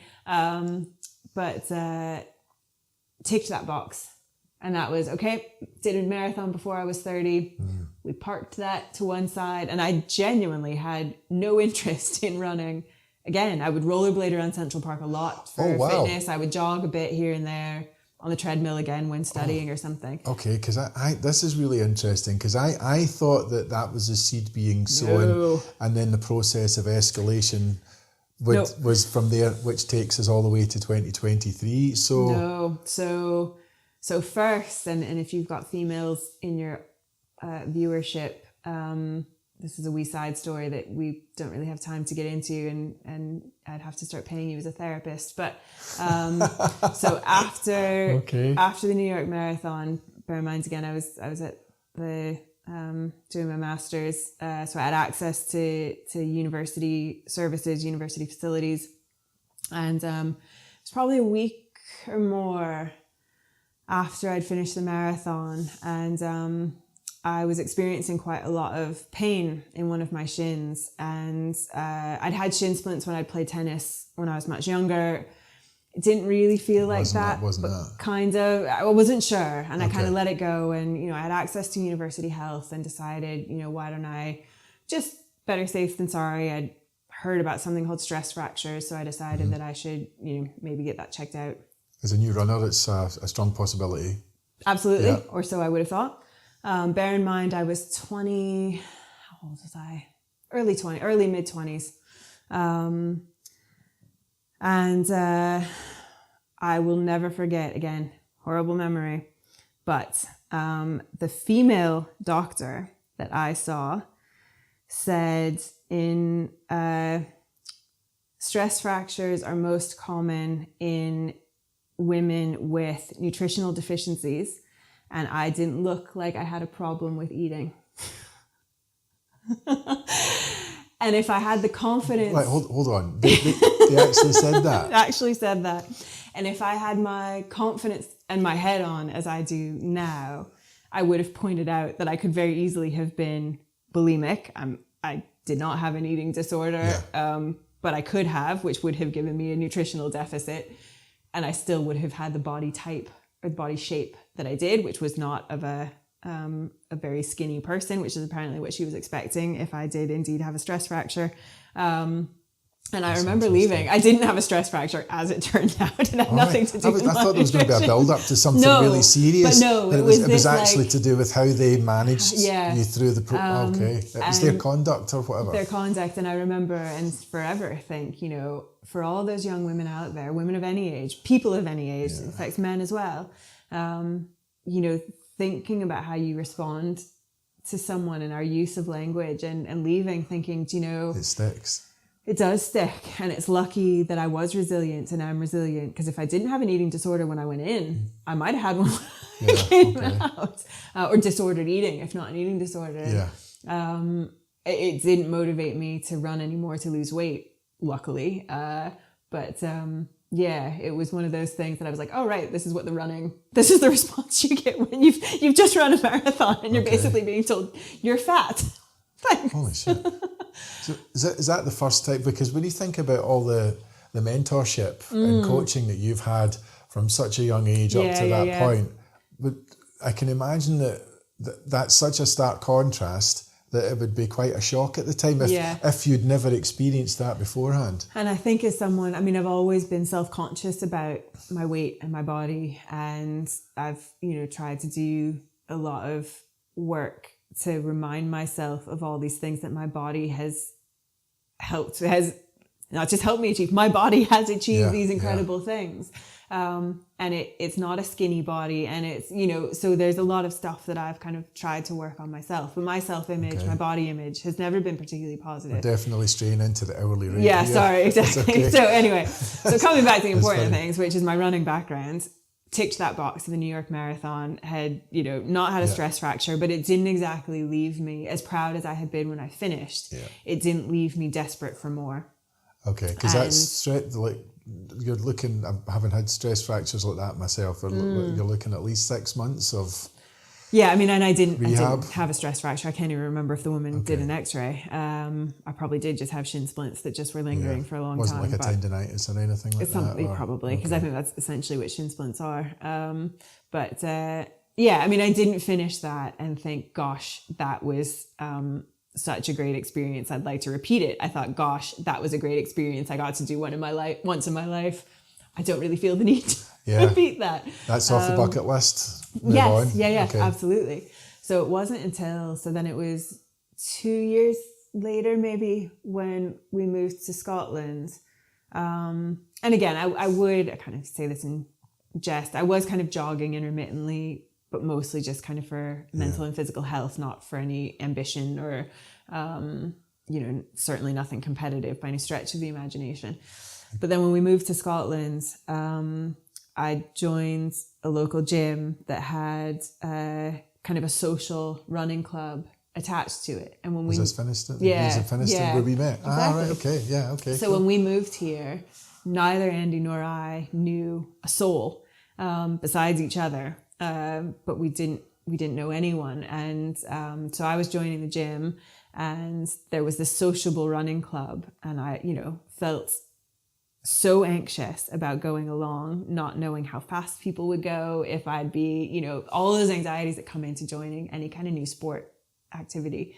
And it was just this like warmth and lovely people, and turned out to be where I met some people who are still my closest friends today. And again, it comes back to that idea of sport introducing me to friends, and then those friends becoming the people with whom I do the sport.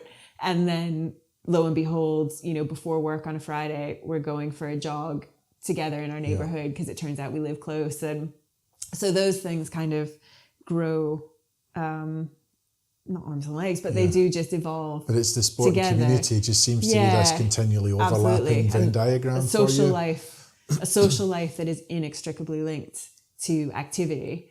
And again, an activity that we can do outside. So we're getting fresh air. We're seeing this new neighborhood that, you know, or the new city that I live in. So all of that was very motivating, but I did it within the confines of a Tuesday and a Saturday when the running club was going. And then later, a couple of the girls and I would do like one extra jog before or after work or something. And I would say I didn't love running. I loved spending time with those girls. And I also loved, it was, there was a person who took the running club out, and they, it certainly wasn't like, we didn't really do intervals or anything like that, but I felt like it pushed me. It scratched an itch of needing to do something that felt like it was pushing me physically, that I wasn't kind of getting from any other source. But that could have been swimming, that could have been another activity. It happened to be running, and then it perpetuated because I met the friendship group that I did, and I really enjoyed the exactly you said, like the culture and the community of that group. It wasn't until late 2008, so we'd lived here for a good couple of years, that I was introduced to trail running. And that was when, for the first time, and I was out on a trail, I was out on the West Highland Way, with people I'd never met. I've never been so anxious joining a group for a meetup run. I mean, I literally physically sick in the morning because I was so anxious, and and it was an out and back run. But it wasn't a social anxiety. No, as such. No. It was as a performance anxiety. Yeah. Will I be able to? Of all people to have performance anxiety. Oh yeah. Will I be able to keep up? That's insightful. I get that all the time. Okay. I've declined a lot of invitations because of performance anxiety. Will I be able to keep up? Am I going to embarrass myself? Is it going to be too hard for me, too long for me, too whatever for me?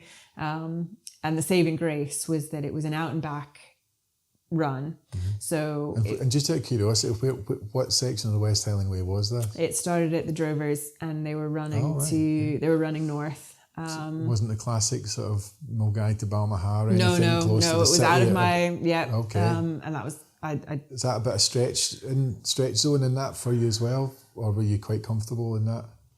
Because I'm very much aware that we're now at the point where this is the launch pad for all the adventure racing and everything that's to follow. This is the fork in the road. Where, it is a bit. So maybe I should back up a second to say that the reason I found this group at all is because Andy and I I was involved in my running club and doing, we probably were up to like a 10K a couple times a week. And we were driving home from Fort William, maybe Glencoe kind of area. And we must have been at a point where the West Highland Way, which for those who don't know is a 95-mile route that runs north-south in Scotland. From Milngavie to Fort William. From Milngavie to Fort William. So we were driving past a bit where the trail must go relatively close to the road or something. And it prompted Andy to make probably what he thought was passing reference to a friend of his from quite a while ago who had run the whole West Highland Way in a day, that there was a race that people do to run the whole 95 miles. Chap? No, an English friend of his, Henry. So he said, Henry's run that whole thing. There's a race that runs the whole of the 95 miles. In fact, we probably didn't know how long it was. He just said runs the whole West Highland Way. We knew it was far. And I remember saying, that's not a thing. People don't do that. That is just not a thing. And we had probably a bit of an argument about it where he was like, I'm sure that Henry ran the whole thing as part of a race. I'm sure there's a race that runs the whole thing in one go. And me just repeatedly on echo. That's so absurd. That's not a thing. It can't possibly be a thing. So we went home. This is before all the Google and stuff. And but the West Highland Way race had a forum, a chat forum, as we had in the early 2000s, where people could coordinate group runs, because often what would happen is, and still happens, people will often do one really long run a month in the build up to some of these races. So if you wanted if you wanted to be social for your long run or your long runs each month, stick them on the forum. You'd advertise it. Exactly, and you get people coming along. So there was an organized one that people associated with the race were organizing this group run in out and back. And prior to that, so me kind of saying that's not a thing. Prior to that, I had a friend who had been training for the Dublin Marathon as her goal after having her first baby.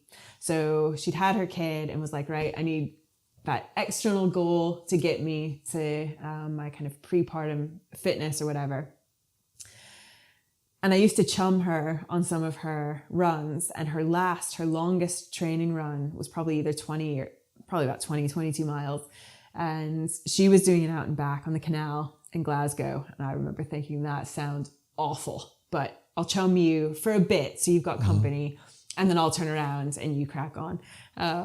Bearing in mind, she'd been training for a marathon, I had not. And it was a horrible day, out like raining sideways. We were the only people out on the canal, and we were just trotting along, and we put the world to rights, and we were chatting. And before I knew it, I'd done the whole stupid 20 miles or whatever. Couldn't walk for days. But I remember thinking, oh, that didn't kill me. That probably should have killed me. It didn't kill me. And then again, saw this thing for the forum of trail running. And I was like, that actually sounds, I'm interested in that. I would like to not just be plodding away on tarmac. So yeah, kind of put my name in, asked if it was okay if I attended. They were supporting people setting up like car shares. And I remember getting picked up by this girl who I'd never met before. And yeah, I was just petrified, and she was driving. And is this the 2010 race? So this so was... I've got you that you've done the West Highland Way 3 times. So I did the the fling first. Oh, so right. I did so the this, fling in 2009. that's one of the benchmark races, isn't it? Exactly. Is that another one? There's the fling. Yeah, the 𝗘𝗿𝗶𝗲 the Highlands. Yeah. Both round about the 55 mile mark. Yeah, exactly. Okay. So it's like a test race. Yeah, also well, it's I'm not to diminish. No, it's those are extraordinary in themselves, but it's for those aiming for the 100-miler. Yes, that's a benchmark race for progress. You also need to have done a testing strategy and stuff. Yeah, there's prerequisites to doing the full thing. Yeah. The fling being a potential qualifying kind of race for your CV, as it were. And I had no aspirations for that at the time. It was just that's not a thing. Who are these weirdos? Yeah. Not that I ever thought I was going to be one of those weirdos, but actually here's a kind of safe, structured way to be exposed to trail running. So, and, again, he talks about backgrounds in mountaineering, sort of at least since meeting Andy, a love for just being outside. So if I could get away from the treadmill, get away from just being the tarmac, that would be great. So yeah, I went along, really had to boost myself up. And just the people that I met, that first impressions can be so crucial.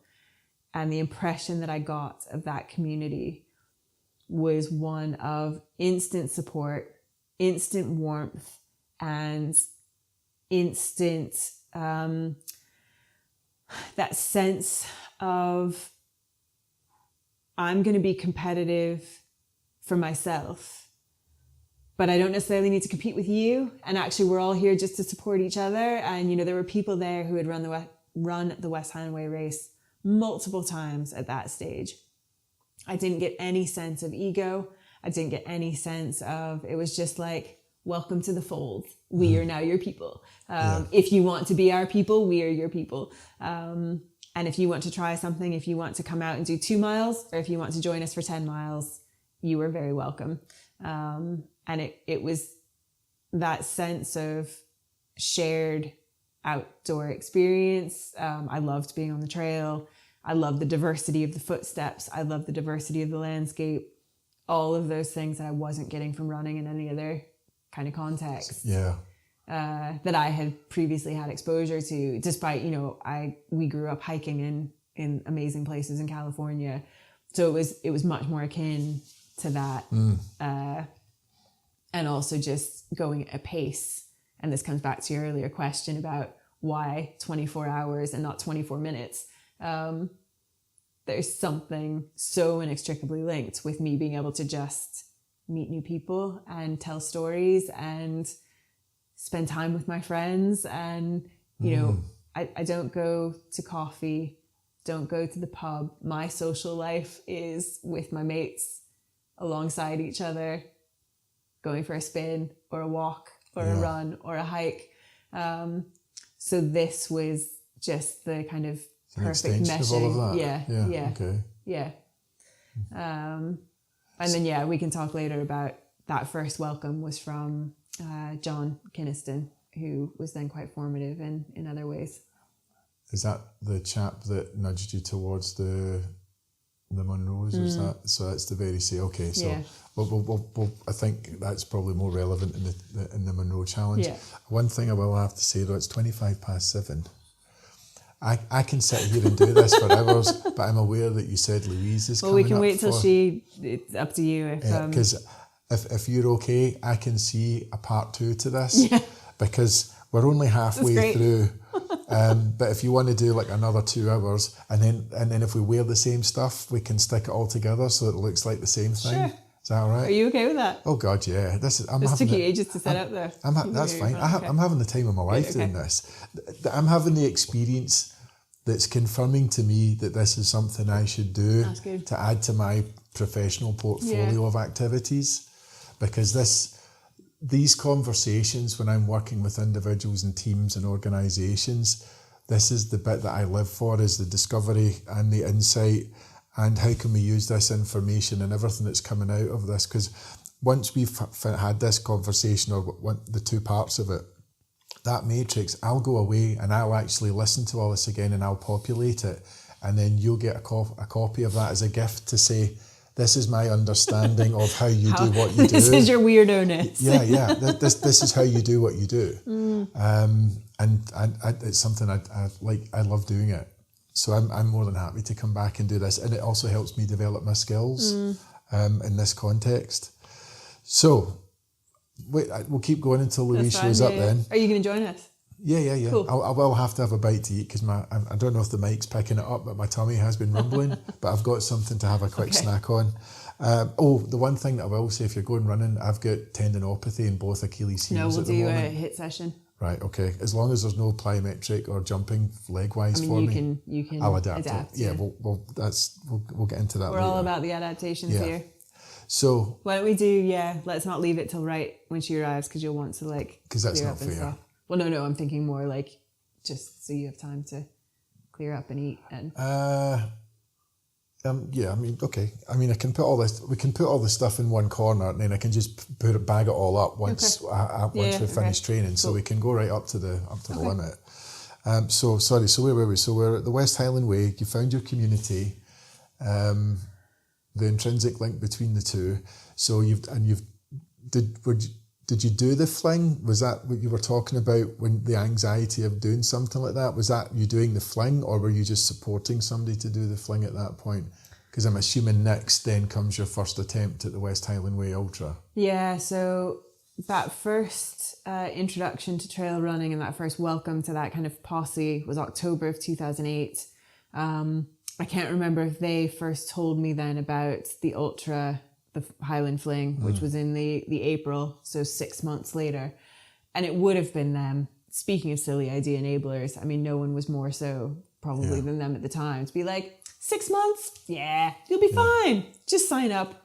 Just try it. So is it one of those things, because I think of that pivotal moment with Donnie's world record attempt of getting all the Munros in the time that he did, and how you had that, I wonder if I could do that, and then everything that follows on for the next 2 years. Is it the same thing that was happening for the West Highland Way? I wonder. Started with the fling. I think the West Highland Way, I suppose, very similar to how I approach any long distance, anything of chunking things. Thinking about the West Highland Way would not have been on my radar that October day. Okay, so that's just a concept of something you're aware of that some people do. Yeah, yes. Okay. And also it was that thing that drove me to look at a forum that then got me introduced to these people who, even if all I had gotten out of that was getting to do trail runs as, social outings once a month with this group, that would have been a goal, or not a goal, but a success. So then they told me about the fling, or I found out about the fling through the forum. That was 53 miles on the West Highland Way. And I think you're absolutely right. That was, much like the New York Marathon before, it was what I call that glimmer of maybe. Mm-hmm. Maybe I could do that, but I'll never know unless I try. Something that was previously inconceivable is now perceived as possible. Yes. Yeah. Okay. Yeah. That's a really nice way of articulating it. So that kind of shiny gauntlet of maybe, and I won't know unless I try. So what's the shift that takes place? Because that's really interesting in itself. I think this ties in with, it's kind of tying in with the Dunning-Kruger effect and self-determination, where we've got the skill of being able to assess yourself and understand your own level of competence and incompetence. So what you do, what you know, and so that idea of what you don't, that you don't know something, you just don't know what it is. Yeah. And now that we're seeing that the door beginning to open and the cracks enough to say that might be possible, as opposed to people seriously don't do that. Yeah. I wonder. So I'm interested to understand what happens there. I think you're right. It's that I like that kind of visualization of the crack in what I perceived as a wall. Yeah. To let the light in. There's a little bit of light coming glimmer. in now, and it's like that is the glimmer of maybe. I like that. Yeah. So I guess. So how does that happen for you? What's the process behind that, do you think? There must be an element of deep subconsciously knowing. I guess it is still that. It's that it might be something I can do.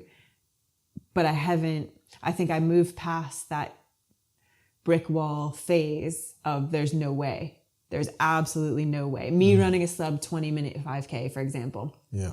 No chance. No danger. Whereas, you found something. And again, I do think kind of the theory that you're proposing alongside kind of flow, it's also saying, not only am I really, really curious if I can do that thing that I haven't ruled out as impossible, I think now actually there is that glimmer that I might be able to do something like that. And also I can start to visualize that the process to getting to that answer of whether or not I can do it, the process of getting to that point is appealing. So when they're talking about the fling and this 53 miles, and I'm totally daunted by that as a concept, but I think maybe I also recognize, and this doesn't happen overnight, and probably a ton of it is subconsciously, of like, actually to get to that point of even to get to that start line, I can see that the route to getting there is by spending more time with these cool people. It's by spending more time on trails like this that I've just had my eyes opened to. It's about spending more time outside in Scottish wilderness. It's about these other parts of the process that I can see appeal to me. Okay. And therefore trying to crack that glimmer open. So it doesn't sound to me, because everything. I want to try. What's really interesting though is my understanding of everything that you've just said there is relational. So it's a relationship with the outdoors, a relationship with the people. Whereas I think I now understand why there's certain conversations I've inadvertently shut down prior to some form of competition. That's a whole other conversation. I've just had a wee moment of self-awareness. And I'm going to use Ranulph Fiennes. We'll eventually sneak some Alex Honnold stuff in as well. Excellent, I'm delighted to hear that. But one of the things that I distinctly remember this with was an interview with Ranulph Fiennes, and where you've talked about everything being relational. I tend to have Ranulph Fiennes' approach, which is he sits down and mathematically works it out. So, because he has this notion of, I don't understand why people find some of the stuff that I've done so fascinating, because I've sat down and so how many days of the weather are we going to get that we need at what time of the year? How much equipment do we have to carry? Can I physically carry all that? How much do nutrition?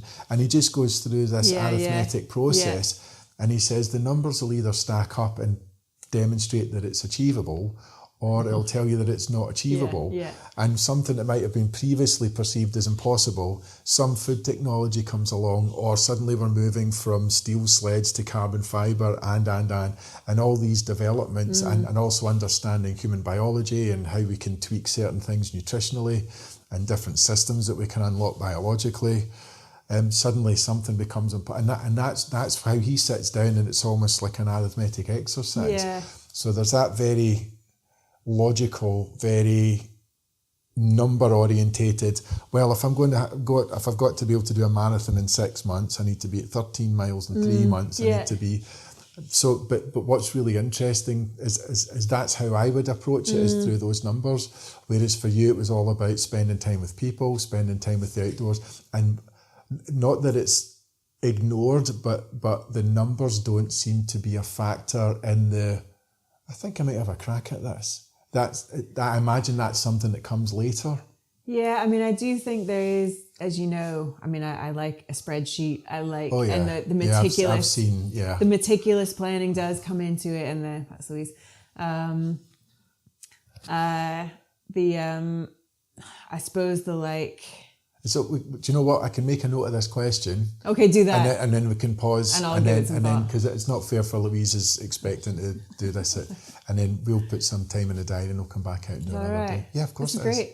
It's fucking awesome, isn't it? I'm glad you enjoy it. Yeah. So, but what's really interesting is you're concerned about. I'll have nothing to say, and we're over 2 hours deep now, and we're only halfway. But this is why podcasts, like the latest episode of the Sean Ryan Show that I've downloaded, is over 6 hours long. I'm not saying that we're aiming for that, but isn't it fascinating to like get underneath everything? Yeah, but you're really good and at work it. out like what's going on. Yeah. I appreciate that. That's very kind. It's good. 1 week later. So where we got to the last time, the question was, oh fuck, I can't even. I've got it. Have you? Well, it's in my phone from where you when you messaged me last week when I was asking for the prompts. But can you remember what it is? Yeah, so it's essentially you had two things. So the kind of overarching topic was that relational versus logical decision making challenges, and within that, your question was about what is the tipping point, or what are the contributing factors for when something goes from being impossible to a glimmer of maybe, as I would call it. Yeah. What's the thing that happens that in that because we're talking about it's like the Big Bang Theory type thing, where it's like there's that specific moment where something changed, and then there's that shift in mindset. Because I do find it, because I think it's one of those things that would be quite fascinating, not just for me to understand. But the notion of like somebody like yourself with the accomplishments that you've got, that there was a point in time where even for yourself, such things were inconceivable. Because I've thought about over the last week where you talked about like the West Highland Way. It's not a thing. That can't be a thing. Nobody. Are you sure you've got that right? That doesn't sound like that would be something that somebody would do. So there's that moment where for somebody like yourself. That's inconceivable too. So that's something I'd never ever considered, because it's quite easy to fall into the trap where they've just always thought like that, and it's like, well, no, just like everybody else, competence and understanding, these are all things that build and accumulate over time. Yeah.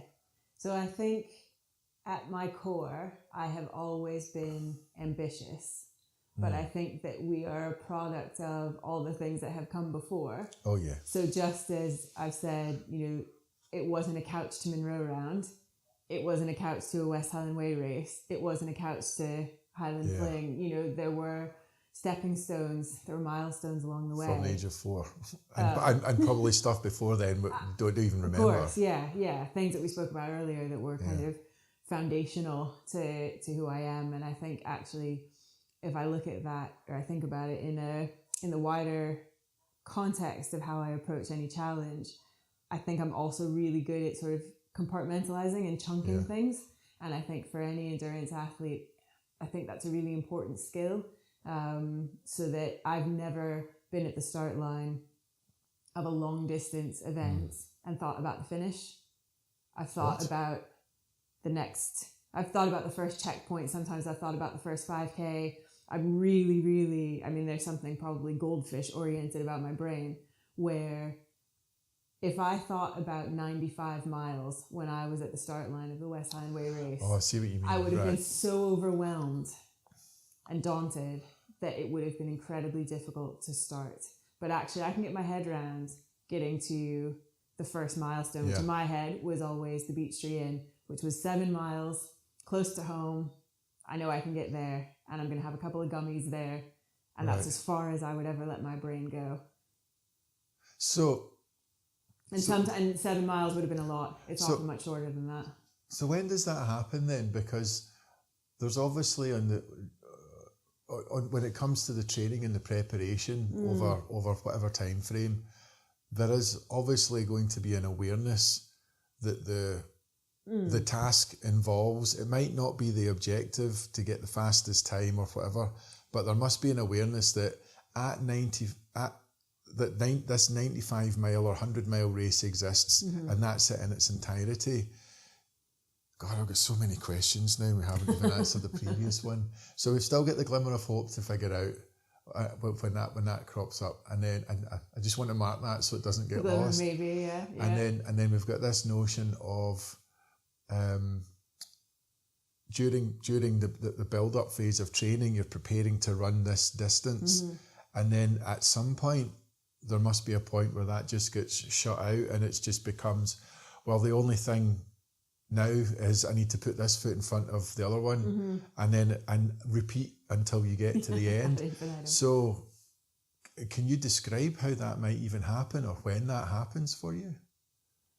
I think a lot of it will be subconscious. I think a lot of it will be rooted in things that are far apart from sport. I mean, I think it's how I approach most things in that almost like project management style, to say we've got an outcome that we're aiming for, but actually there's 100 milestones between here and there that are equally important, because if we miss one, the outcome is never going to happen.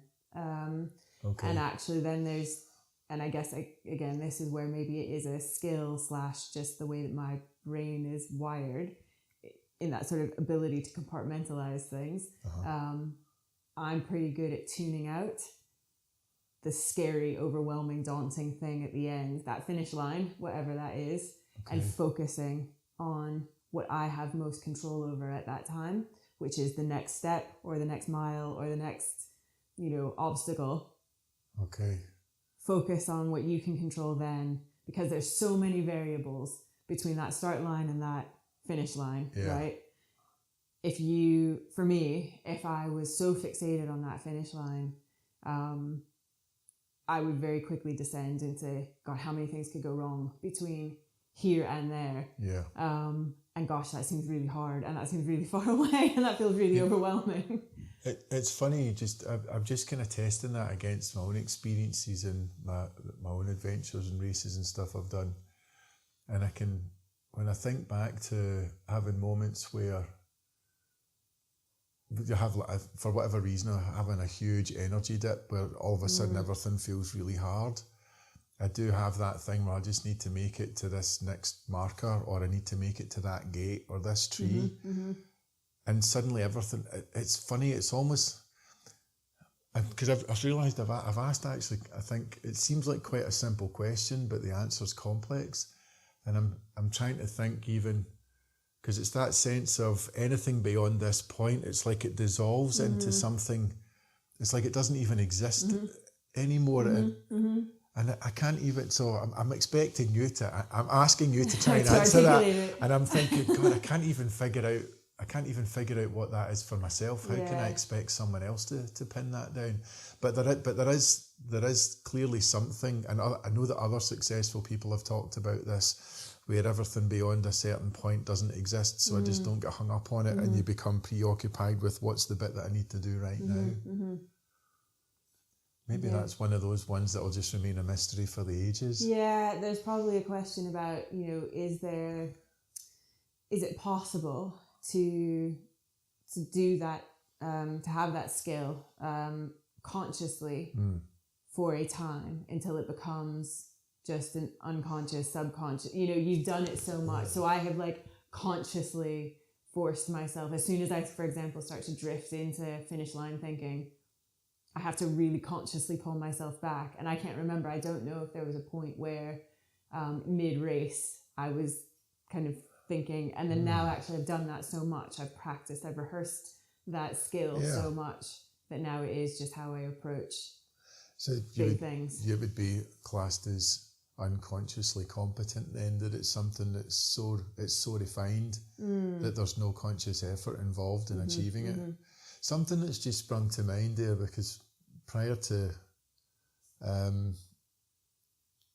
setting up to record this, I do remember one of the things that I was kind of reading over again for the first time in a while was the notion of Jungian archetypes, and the notion of, depending on the task that's in front of us, and there's a world of psychology that looks at, I don't know how much I think this is right or wrong, but the notion that personality is an illusion, and actually what happens is that each task that we approach, we step into a different archetype that then presents a series of traits, and therefore what is personality if we're actually just oh God, it's such a complicated thing to try and even explain. You must have some go-to things that you are that you return to more frequently than others, though. Absolutely, yeah. But does that mean that makes?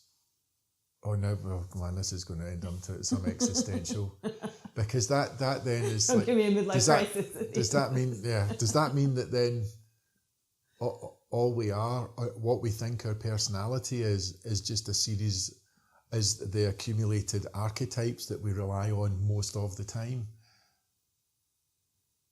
I mean, I guess how is that different than what your personality is? So those things that I guess it's how do you define what personality is? Yeah. Okay. And then there's also and I was thinking about this since we spoke last, the contradiction sometimes between what I think is my, not necessarily just personality, but my identity, versus the perception that other people have of me. And you were talking quite a lot last time about, I don't define myself as an athlete, but I'm aware that people perceive me to be an athlete. Yes. And then there are certain things that I don't care how people perceive me about certain things, but I know how I want to be. Right. If that makes sense. Yes, so yes. I don't care if people perceive me as happy or smiley, or I just want to be content. And if people then, if that's how I'm perceived, super. I guess that comes down to, from the observer's perspective, those that are viewing you through their lens, they're going to be assessing your behaviours and attaching meaning to them based on their understanding of what those behaviours would indicate if it was in them or in their life, or somebody that they knew close to them. Yeah. So, yeah. And I think for people's perception of me, as someone who didn't have a smartphone until I did the Munro rounds, I wasn't really on social media. People's perception of me, largely speaking, really hinged on this one thing that was in the public domain 2 years ago. Yeah. And that became my perceived identity. That's the thing you are known for. Yeah, which is fair enough, because it's the one thing that's out there, but it's not the one thing that I think about when I think about who I am and what's important to me, or it's a thing. I'm proud of that thing. Yeah. But it was a task like all the other tasks that you've undertaken. Yeah. If we want to be kind of clinical and objective about it. It doesn't define me I don't define myself. It's something that you can do. It's not it's not what I am, it's that I can. Yeah. Okay. Yeah. So I don't define myself by holding a record or having done a Munro round, but that is part of who I am, and it is something that I'm proud of, and it's something that any future challenges, I will obviously be drawing on that experience consciously or otherwise. Yes. Yeah. Because that's all in me. That resilience, the traumas, the successes, all of that will kind of influence whatever comes next, whether that's a sporty thing, an adventurous thing, a work thing, a relationships thing. Yeah. Everything we've done that's come before impacts on what we do next. Okay. So I'm wondering if this is an interesting, because part of the goal of this podcast is trying to figure out or understand or map out in some way what's Jamie's recipe. What's the algorithm that runs in your computer that enables you to achieve all these different things. And we've talked about identity, the sort of I am, but I'm wondering if we could actually kind of jump back to this idea of your vision and mission for life or for these events and what you perceive that to be. Because the thing that's come out in previous conversations, this notion of I wonder if I could do that for myself. Is that then become if we were to think of mission and vision in the context of I want, and where we've got identity as I am and so on and so on, is that I want to find out if I can do this for myself, or does it not quite fit? No, I think that's not a bad analysis. Because I'm trying to figure out, because if we're looking at Jamie as the whole, is that too big for what I'm trying to achieve here? Or should we just analyse one instance to work out, maybe that's the easier way to go, is to analyse like one thing that you've actually done? Because I've also expressed an interest in the 𝗘𝗽𝗶𝗀. And this is actually quite a funny story for me, because there's probably a little bit of this that you don't know. Because I remember when Andy and I were out there in Northern Italy as your support crew, and I was just in awe at what you'd done. So that's my perspective, being the observer as part of the support crew. But I remember you being quite...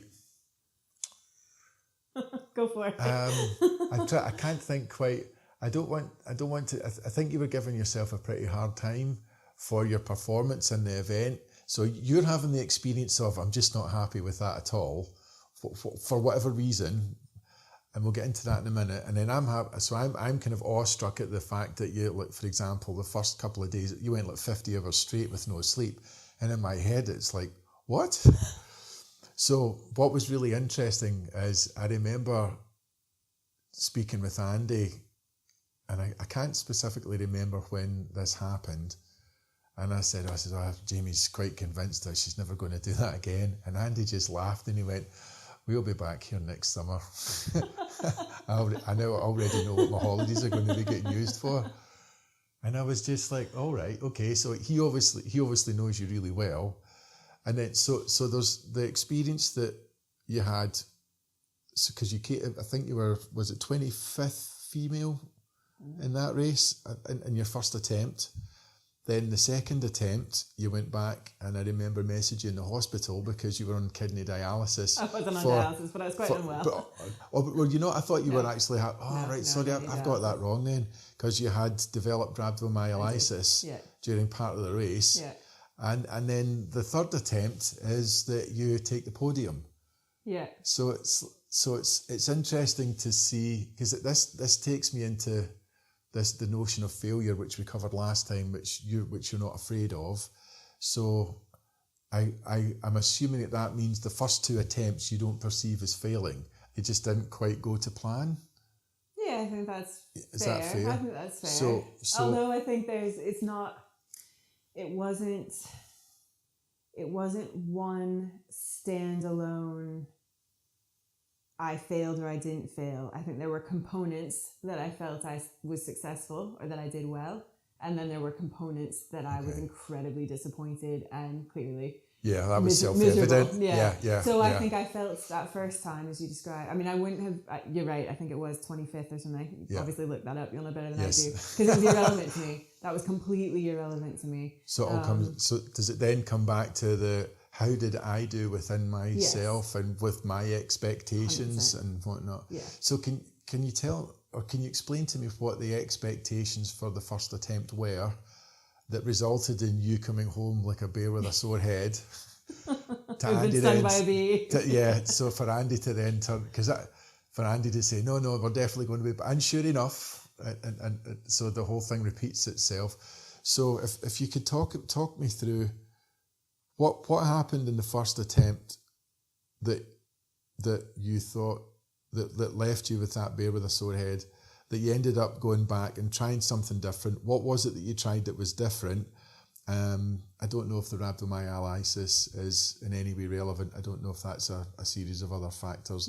And how were you building on these to then eventually get to the stage where on the third time, at least from an observer's perspective, it just looked like you absolutely crushed it. So can you, there's maybe quite a lot in there, but if you could talk us through from those three things, because I think it would be really interesting for people to and myself to understand the stepping stones and going back and revisiting something and working out how to do that better. And how do you do that? What's your steps to work through that? Yeah, so I guess that first year, my main goal was just to finish. And, nobody just finishes however long it is, 300 plus 300, I think it was 300, was it 340? It's something like that, although I'm not sure the marketing materials are accurate every time. But it's a multi-day, non-stop, 30,000+ meters of elevation gain or something? Yeah, so the UTMB, is that not UTMTB or is it UT? That doesn't matter. The 𝗘𝗿𝗄 is, for those that are watching, it's a race that takes place in the Aosta Valley in northern Italy. It's 340 kilometres long with 30,000 metres of ascent, and is it you got to finish in 5 days or something? Is it 5 days? Yeah. That's the cut-off point. Like Obviously, that, there's people achieving absurd feats of human endurance. Yeah. So anyway, just to give everyone a little bit of context as to what this race actually is. Yeah, so I think in my head, that was my first... And that was back in 2016, so that was nearly, can you believe that was nearly 10 years ago? That is crazy. That's wild, isn't it? That is officially wild. That might have been my first foray into multi-day solo running races. Okay. I'll need to double check that, but I think that might be... Well, I can list all the other ones that I'm aware of that you've done, right. if that helps. Is it my Snowdonia before that? That's 100. That was 35-ish hours. I've got the Ultra Trail Snowdonia you did in 2018 and 2019, which you both took in both occasions took first place. I was proud of those. But that would have been 2 years after. Yeah. So it might have been my first multi-day individual, because we've done mountain marathons before, but those were like sleeping overnight or theoretically sleeping overnight. So the stuff you did with Andy, like the 𝗏 and that kind of thing. Okay. So orienteering, kind of multi-day orienteering events, but they had an end on day one and a start on day two, whereas 𝗘𝗿𝗄 is the clock starts on day one and it stops when you finish, and what you do in the interim is completely up to you. So I think, I went in thinking that my goal was to finish and that finishing was going to be enough. And as you say, I did finish, and clearly that wasn't enough. Yeah, I was just about to say that, because all evidence suggests that was not enough. And I was, so for people listening, essentially, I don't know, was I about 150, 200 kilometers into the race, and what transpired turned out to be a torn quad muscle. So it probably didn't start as a torn quad muscle, but it ended as I think it started as what felt like cramp. And then by the end, it just got progressively worse and worse and worse, and was ultimately surprisingly a torn quad muscle. So I think I was proud of myself for not quitting. I was proud of myself for persevering. I probably for the last 100K, I was practically dragging my left leg behind me because the pain was so significant. So I was absolutely kind of proud of the perseverance and the tenacity that I showed, but I was incredibly disappointed in feeling like it had become really truly a war of attrition with myself, rather than feeling like I was able to, I just didn't feel like I was able to build on the training that I had done. It was like 100% an exercise in mental toughness and kind of, That's interesting. because I have spoken to other people that talk about frustration and anger, and it's not necessarily, how can I put it? It's actually utilised more of, it's used more as a motivational tool to push through when the going gets tough.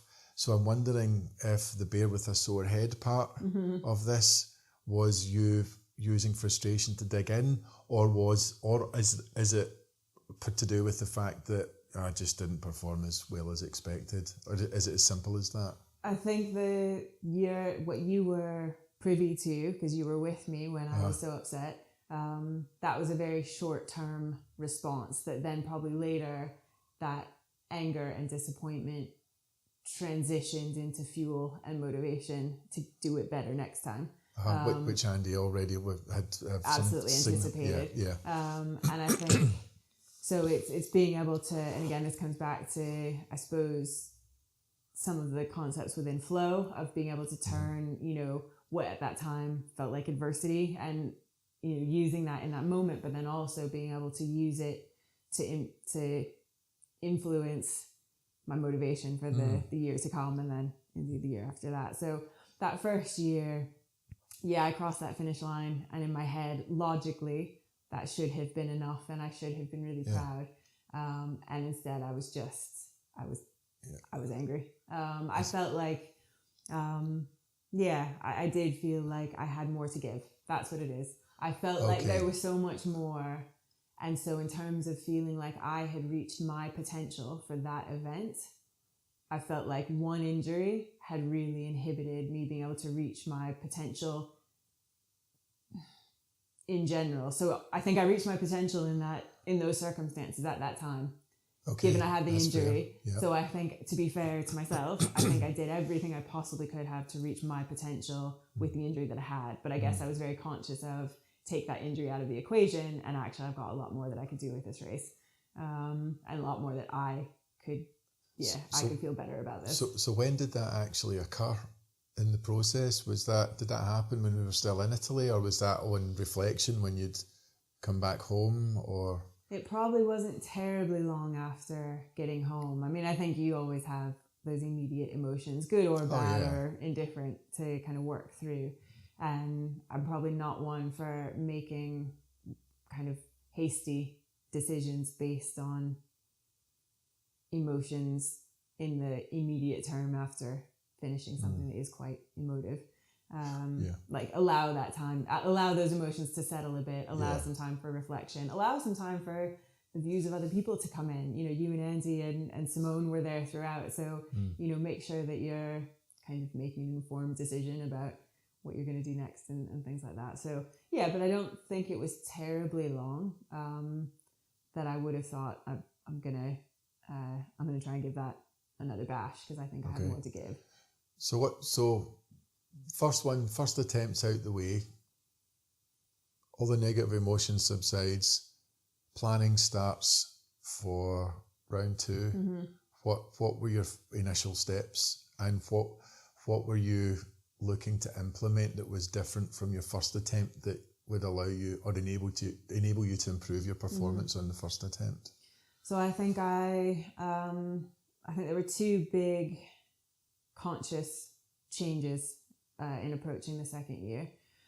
The first was thinking, okay, well, what led to that injury? Because it wasn't like I fell. It wasn't. I think I was aware that I probably hadn't done enough downhill training.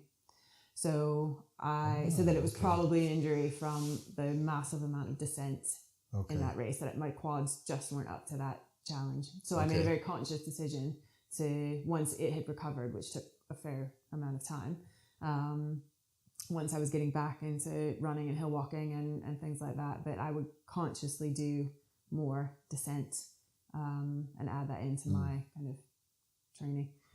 The other very conscious decision was that I think some of my negative emotions after the first year's finish were wrapped up in my feelings of guilt for you, Andy and Simone, having travelled halfway around the world, for Simone, for you guys, giving up time of your life, time off work, for me to be a misery guts, to have gotten injured, to have, I just felt a horrible sense of responsibility for and guilt for dragging, as I saw it, dragging people into my... This opens up a whole other world of... So that second year then, I made a very conscious decision to do it unsupported. Yeah. So I had more downhill training and no support.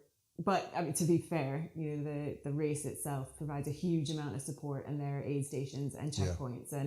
And so it wasn't like I was out there on my own for 5 days, but I didn't have any friends coming out with me. So, because this is really interesting, because I can't remember if it was when I watched the Heather's film A Month in the Mountains, or whether it was the conversation that we had last week. But you've indicated this, it strikes me as a sense of burden when people show up to help out. And because some of the points that you indicated on your Munro round, that there's a sense of responsibility to make it to the end because of all the time and energy that other people have invested. And the irony being that everybody's only there because they're excited to be part of something that helps you get to cross the finish line of whatever it is that you've set your mind to achieve. So that's interesting to discover that also has come out on the 𝗪𝗏 to such a degree that you're like, I'm not having anybody with me this time because that sense of burden is too much. So there's another question in there, which is with the Munro round, there's no way that that's happening without the, what was it, about 120 of us that were, or give or take, that were involved in supporting that. So how do you square that circle? We'll come back to the 𝗪𝗏 and those events, but that's something that jumps out at me is quite interesting, and how you manage that. So you said something interesting there, which was that those folk are all there because they're excited and want to help me reach, in your words, that finish line. Yeah. So the responsibility that I feel is to reach that finish line. And the sense of responsibility, or I don't necessarily feel it's a burden, certainly not at the time, but it does feel like that sense of external pressure that's not imposed by anyone. It's definitely me inferring absolutely. That this pressure. is all no happening one has ever inside, said you better finish this. Yeah, this is all happening in your own head. Yeah. But I suppose that sort of recognition that people have sacrificed a lot in order to see me achieve a goal. That's my perception. I know, but this is something that's interesting, because this seems to come up. I've seen this in a lot of sports interviews, and I can't speak for everybody. I can only speak from my own experience and how I'm aware that other people that I know that have got involved with these types of events to help out is, I don't believe in the concept of sacrifice, because the reality is the people that are involved, whether they're like yourself that's the participant, or whether it was like myself as a support crew, we're all doing exactly what we want to do.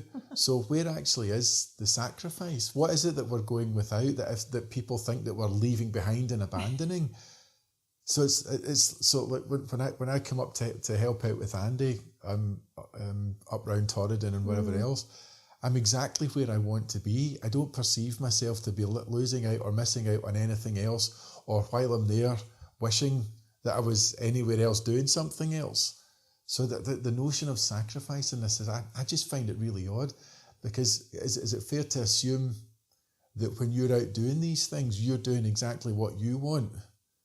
Yeah, of course. Yeah, not 100% of the time. Yeah, well, yeah, okay. So there's the sine wave that we all, as energy comes and goes. But just that notion of, so you're out doing exactly what you want to be doing, and so you don't perceive that you're losing or missing out on anything anywhere else in life, because you're exactly where you've chosen to be, and that's where you want. But it also so happens that the other 100 or so people have all, the role might be different in the adventure, but they're all thinking the exact same thing. Yeah. I mean, I obviously have, or maybe not obviously, I've been on the other side of this a lot. And I would never in a million years think the way that I I'm suggesting other people might feel they're sacrificing. As someone who tries to help others achieve their goals or volunteers at races or whatever, it has never crossed my mind to think, oh gosh, if they don't finish this, that's me. Yeah. Of course, I've never thought that way. And logically, I know that it's a crazy thing to think that people are going to hold me to account somehow if I don't achieve something. Yeah, like the investors are going to show up and say, where's their returns for this quarter? Yeah. So my logic it's not brain like that. can say that it's not like that. But actually in practice, it's simple things. It's the fact you made reference to driving to Torridon. That was a 10-hour round trip drive for you. That has consequences for how much you had to spend on fuel. Is this where I get my invoice? There's things that people have contributed that I'm conscious of. And I suppose being consciously aware of the contributions that other people have made. So maybe sacrifice isn't necessarily the right word. Maybe mindful. I'm very mindful of the and respectful. Yeah, hopefully. As opposed to somebody's just putting something on the chopping block to be sacrificed. But it's also, annual leave is precious. My brother, for example, came over from the States. Every choice we make is everything that we do is a decision not to do 100 other things. Yes. So to some extent, you are sacrificing those 100 other things to choose this one thing. And I think that's fine. That's how we make decisions every day. But sacrifice implies loss. It's a choice. But this is the thing that I find fascinating about the language is sacrifice implies that you're missing out or losing something else in order to do this.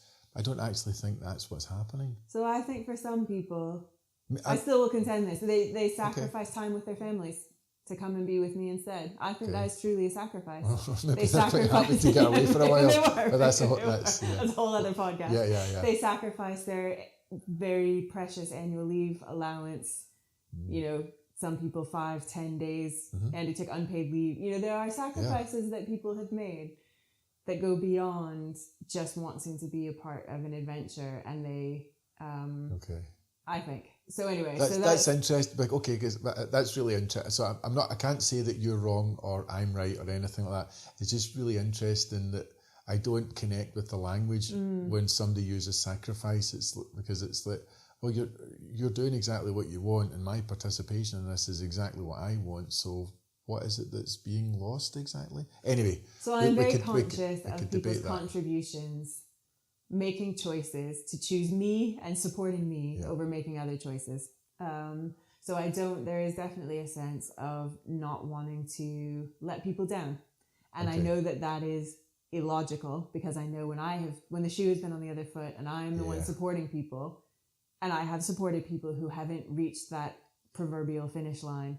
And it would never have crossed my mind that they let me down. Yeah, give them a stern talking to. Never in a million years. And yet, so logically I know that. But in reality, there is that kind of awareness that I kind of, for that second round of 𝗔𝗿𝗄𝗄, to bring it back to there, I was conscious that second attempt, I just wanted to remove what I felt was that extra responsibility to others and just go it on my own. And that just took one kind of mental load off. But in doing so, I also knew that was a risky strategy, in that having the support of others is so fundamental to achieving success in certain kind of, particularly for a long race like that. So there's a balance to be struck. So I decided to go it on my own that second year. And I don't know, I wasn't very far in, maybe 100 kilometers. And relative to the whole, I appreciate 100 kilometers is still a long way to go. And I got what felt like a cramp in my quad. And I thought, right, I've experienced this year before. So I was going.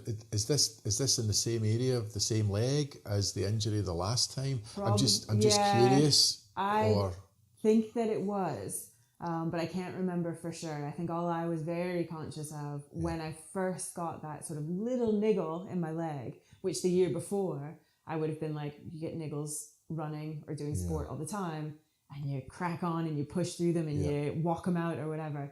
So this second year, that very first niggle in my thigh, I thought, right, we're going to deal with this here now so that it doesn't transcend into, or descend, sorry, into a quad tear or a worse injury. So now that I've got that niggle, I'm just going to do some self-care right now. Mm-hmm. So 100K, this would have been about day 3 maybe? No, day 1. 50, sorry, I'm getting mixed up with hours and hours.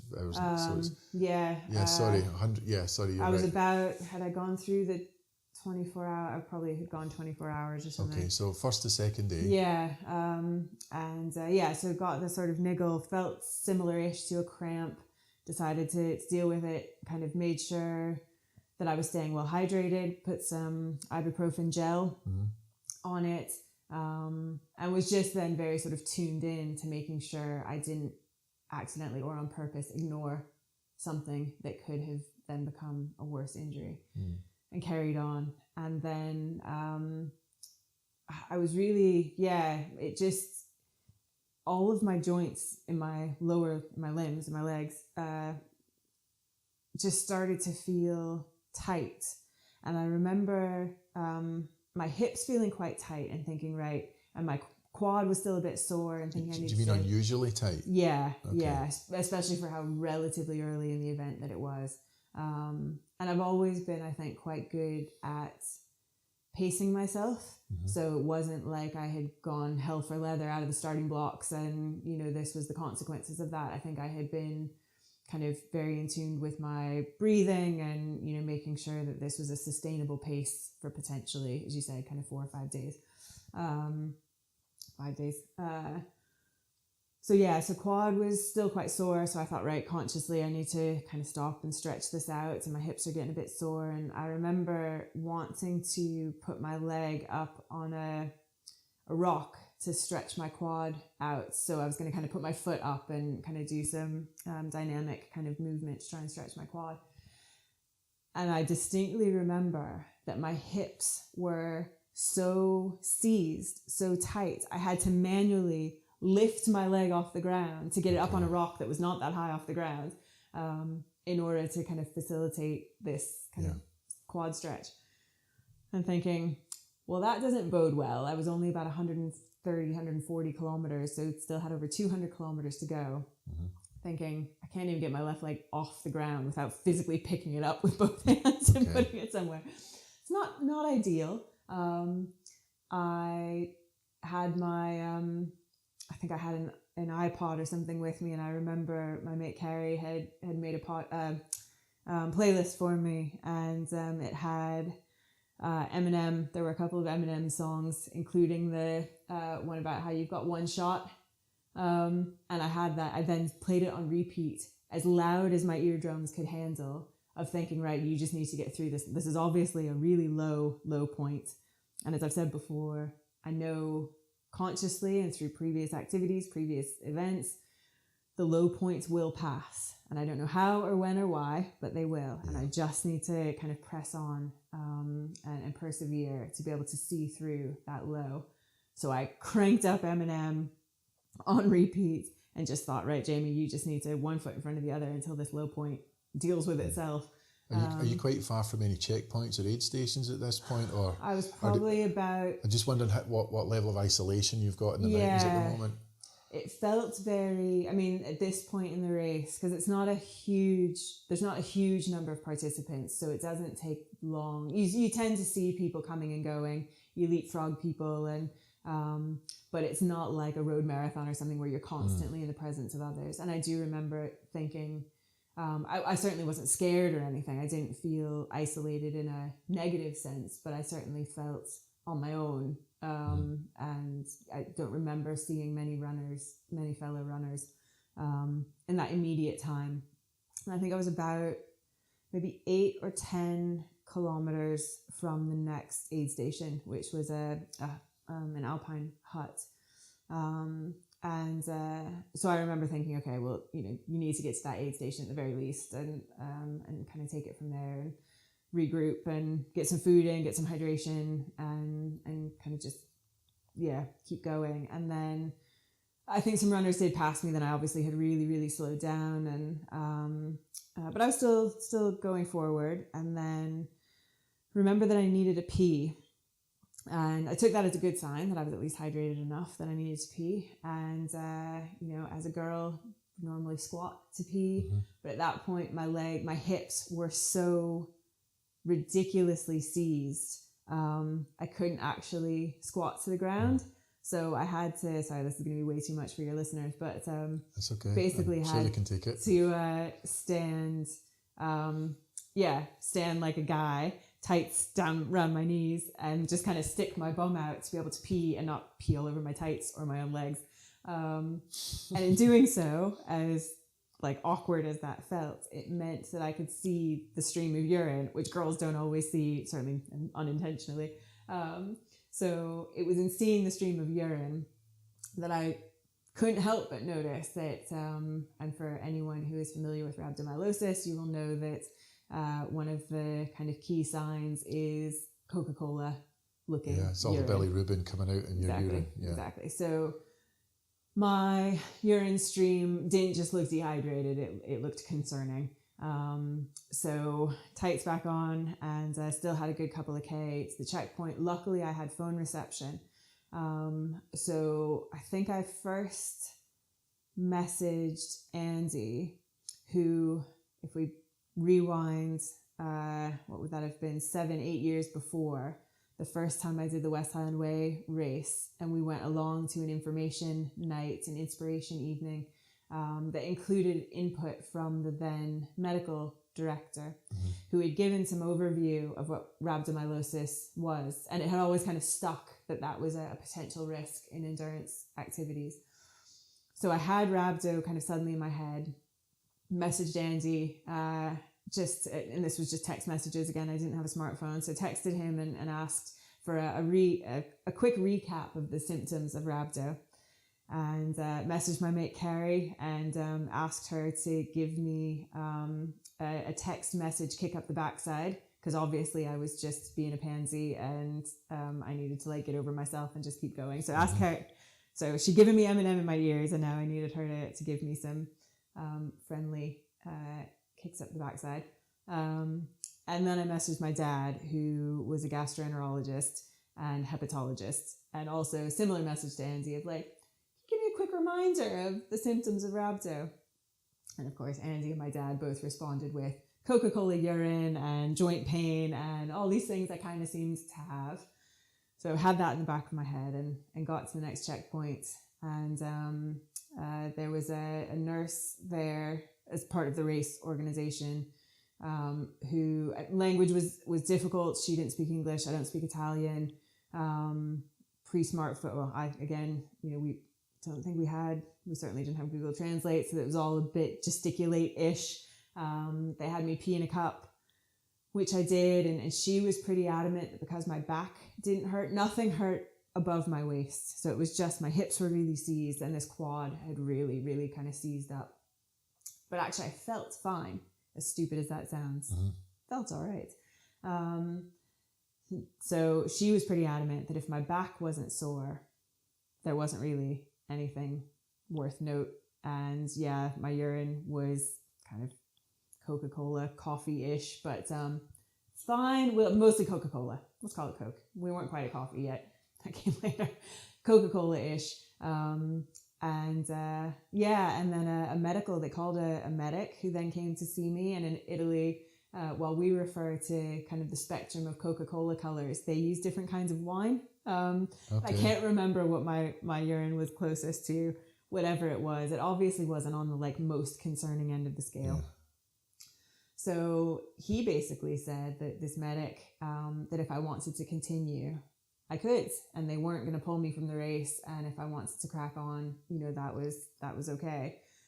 And I remember with the information from Andy and my dad and that concern of, am I sick? But then you've got a doctor literally sitting there asking me about symptoms and looking at my urine and saying, no, I think carry on.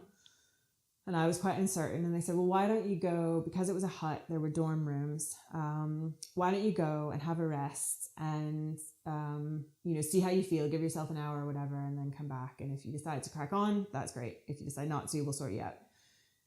So I went upstairs to this dorm and they left me on my own. And I remember calling Andy and saying, I don't want to lie down. I'm not going to, because what if I remember saying, I was like, I'm here by myself. I don't know if they're going to come and check on me. I could wake up dead. Like, I have no idea what's going on with me.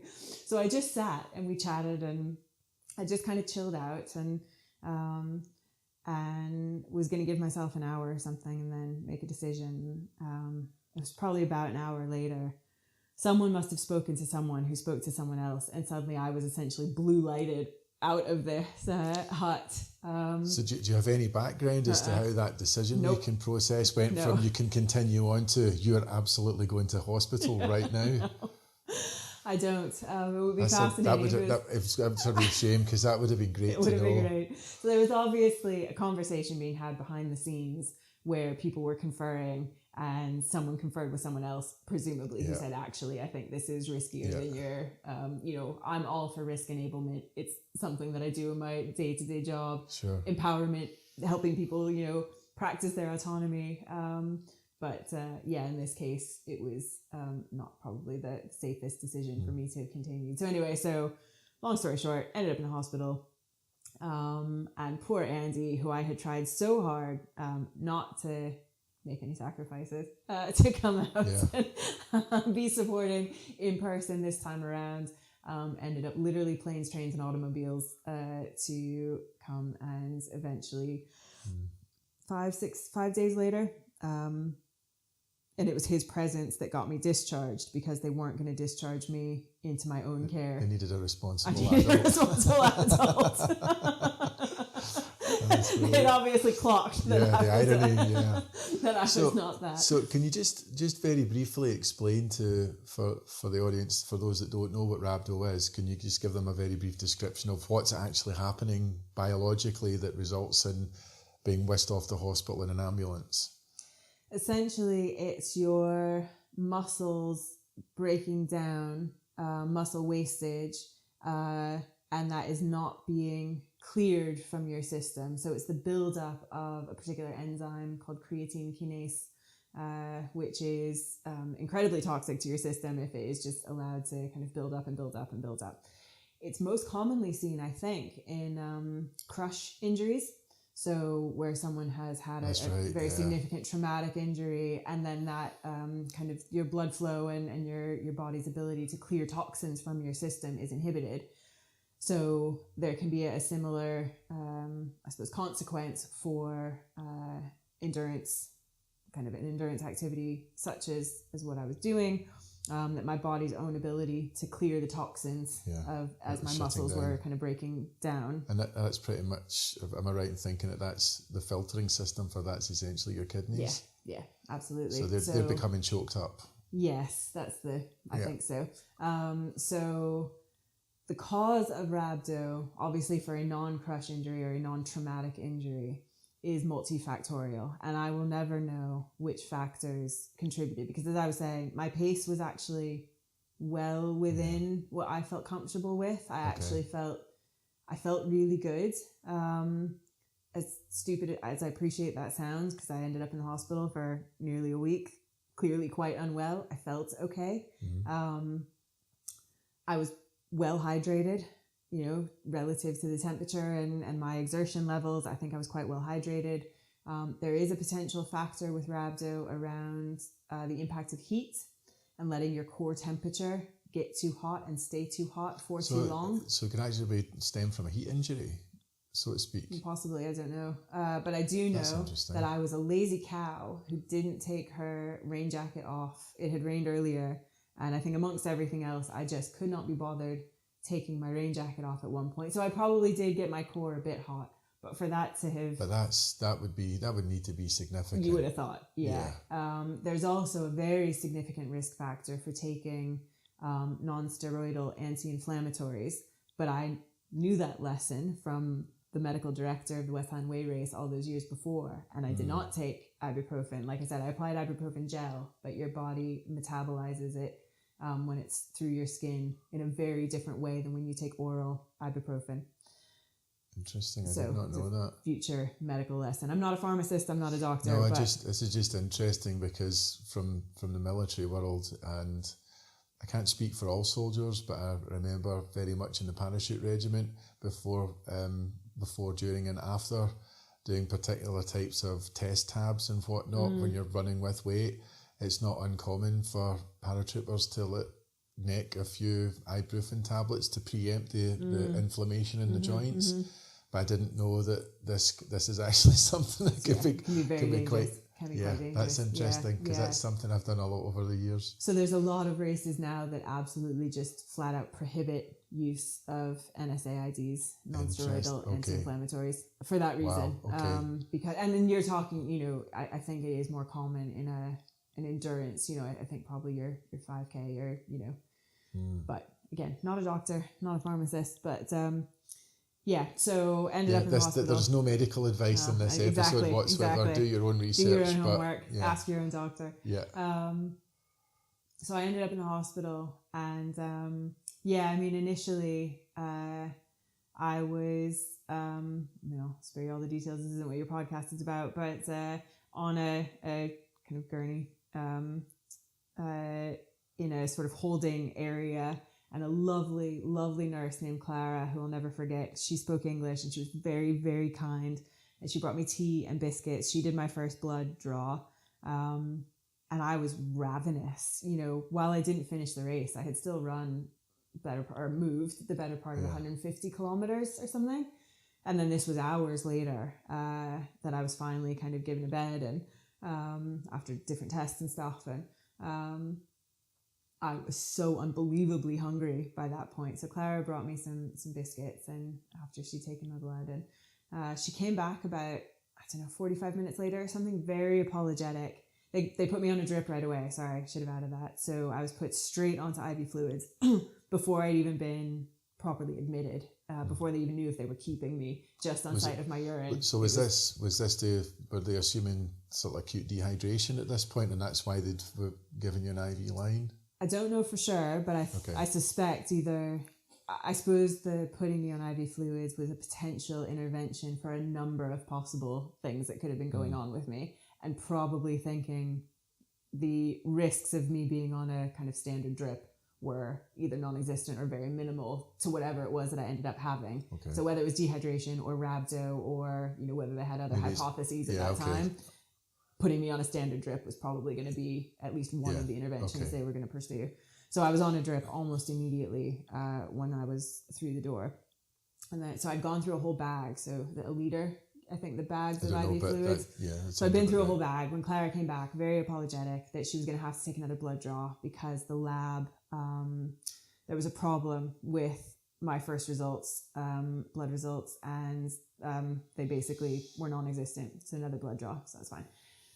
And I mention this story only because while I didn't finish the race that year, obviously, what I did do was break the record in the Aosta hospital for the highest CK, so CK is the creatine kinase, highest CK levels they had ever seen in the hospital in all their history. And bearing in mind, they get probably quite a few runners from this race, as well as lots of other athletes from the Aosta Valley skiing in the winter and running and climbing and everything else. It turned out that the first blood results, my CK levels had apparently been so ridiculously off the charts. The lab threw them out because they assumed that it was a tainted sample. Test, okay. She can't have a CK level this high. Those must have been. It was basically drawn out as inconclusive. Still an overachiever, eh? Exactly. Even in this. Exactly. I'd like a certificate for highest CK level. So I was then treated and it just was me being kind of bedbound on a drip catheter. Yeah. Like literally, but I definitely was not moving for 5 days. So it's really interesting because from what I've picked up from that, you've implemented everything that you'd learned from the first attempt. There's no way of being able to, there's so many variables that you can't pin down why rhabdo actually occurred in this instance, but it does sound like you had implemented everything to the best of your ability. So therefore, at least even now, is it fair to assume that you're not aware of anything that you've done wrong or would change? Yeah. So if we then leap forward to your third attempt, where you end up, it was joint second, is that correct? Yeah.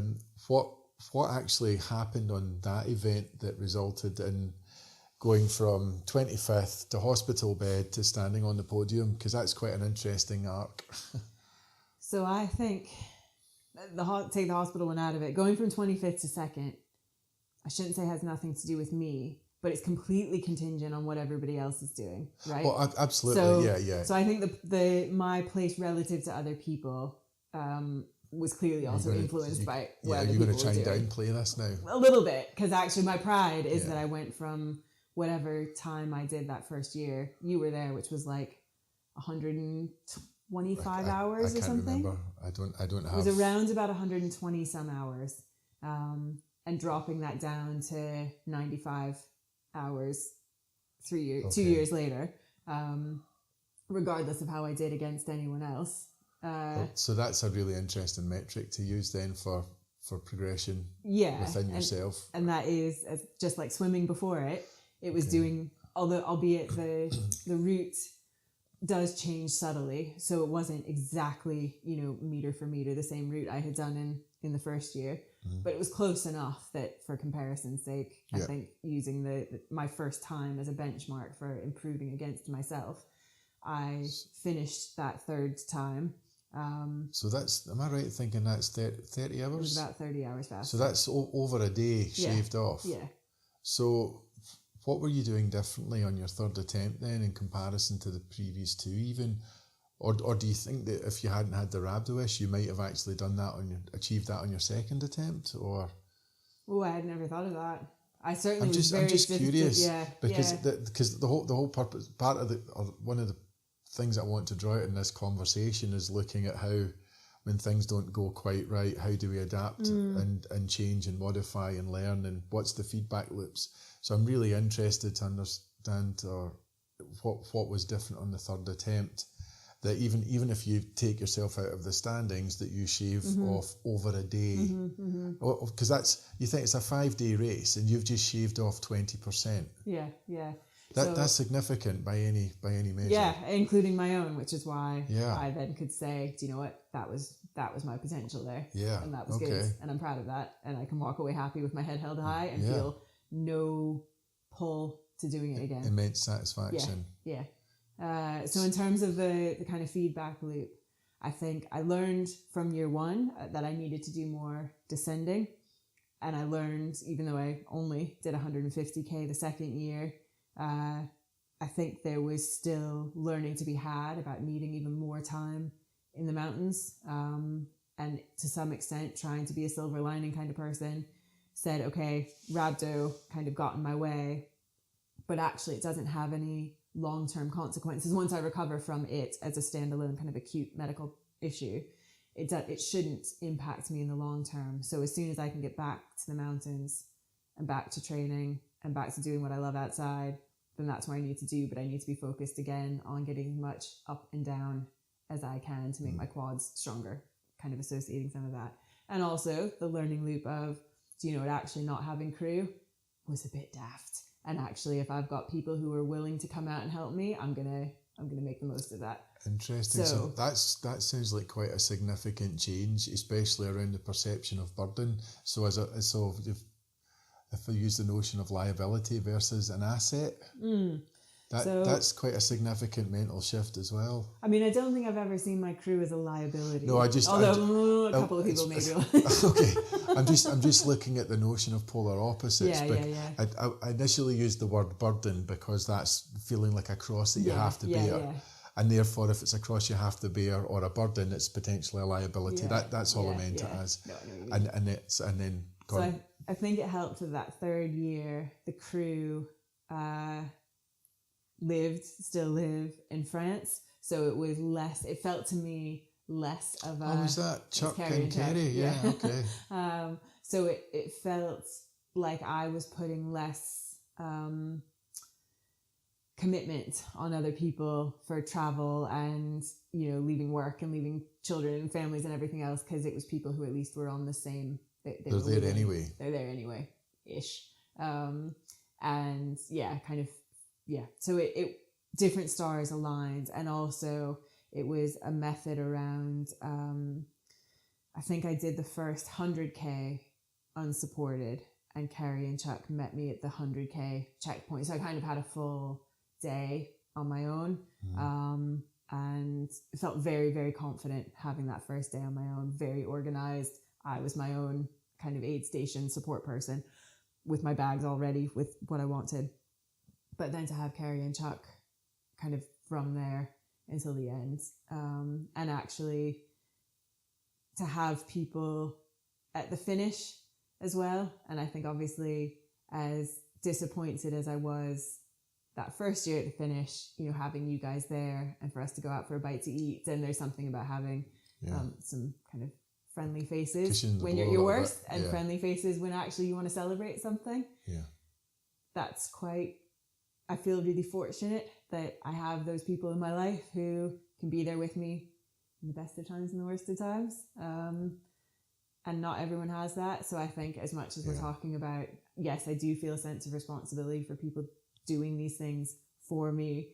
I'm also clearly grateful, and hopefully one of the kind of resounding messages, and I hope this comes through still, so that people helped with the Munro round, is that true sense of gratitude for how we all pulled together as a team.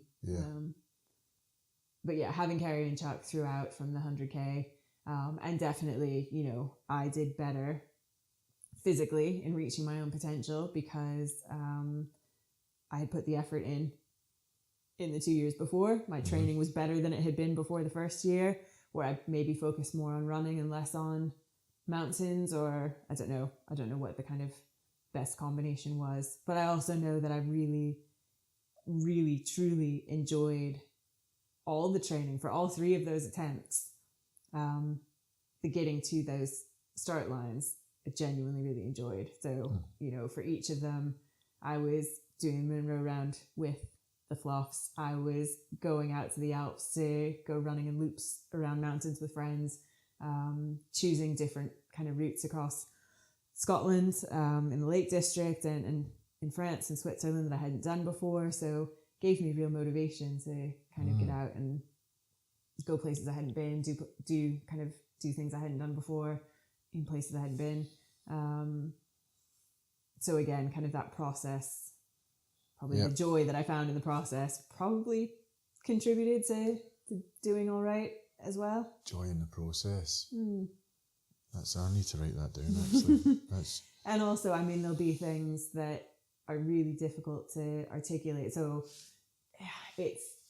sometimes it's the really big stuff. It's the, Kerry meeting me at a checkpoint and letting me nap for half an hour on a cot while she repacks all my bags and tops up my water bottles and has a pizza, literally the aroma of which woke me up, kind of a thing. Those are big things.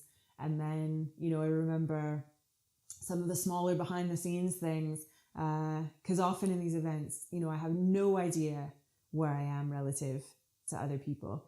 But other people I know behind the scenes can watch trackers and see how things are progressing or how close I am to the next checkpoint or whatever. And I remember in the middle of the night getting a text message from Jenny telling me how close I was to 𝗔𝗿𝗃𝗃𝗃𝗃, who's a British guy, used to hold the West Highland Way record, and her basically saying, you're really close to catching up with Jez. If you catch Jez, that means that you're going to be the first Brit. If you can get ahead of him. And I was like, ooh, that shouldn't matter, but suddenly it does. But it does, yeah. And sometimes just those, just little arbitrary, or, her telling me she could see on the map, was it a waterfall? She could see something that I was about to get to see. Yeah. You're like, right, okay, that's my next milestone. whatever that is that Jenny has just told me I'm going to get to see at sunrise. That's my focus now. So yeah, being able to have those little gems thrown in, little nuggets of joy. You're never quite on your own, so to speak. Yeah. Okay. I listen to a lot of podcasts and listen to a lot of audiobooks. I don't listen to music as much as a lot of other people, I think, because I find that actually having storytelling makes me feel like I have company in a way that music doesn't necessarily. So music can often be a distraction, and it's good. It's entertainment. And as I said, I was listening to Eminem when I was at my kind of low point. There are definitely kind of tunes that I really, really thrive when I listen to. But then equally, if I've got a really long expanse of time on my own during an event, having a wee blether in my ear is often quite nice. Awesome. I've just been pondering something, and I'm kind of curious if this is maybe the point where we start trying to map some of what you've done out for Jamie's strategy for success. In that we've talked a lot. We've talked about your Munro. We've talked about the West Highland Way. We've talked about the 𝗘𝗿𝗃𝗀𝗃 and the different attempts. And I'm wondering if we'll come back to that question around mission and vision and the I want. If we were to look across all these events, what's the I want that's the theme across all of these things? What is the thing that you're trying to attain for yourself? I think I want to be able to look back and be proud. And the pride will come from how hard I tried, and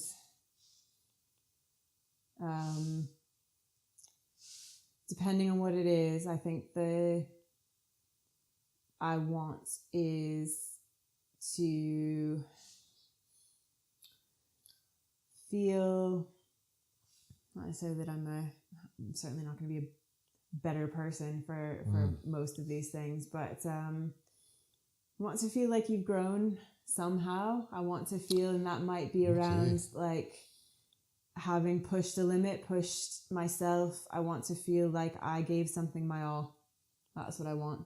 But I want to feel like I did it in a way that was true to myself. So I want to do something where I feel like I've given something my all, and I've done it in a way that is true to my values, is true to my and my values, including, as we spoke about at the very beginning, integrity, sportsmanship, kindness. I want to be able to kind of hold my head high, whether I was first place or last place. But the goals that I choose, the challenges that I choose, are often going to be things where I suppose it's about the endurance, the resilience, all those things that we've spoken about. So playing to my strengths, but not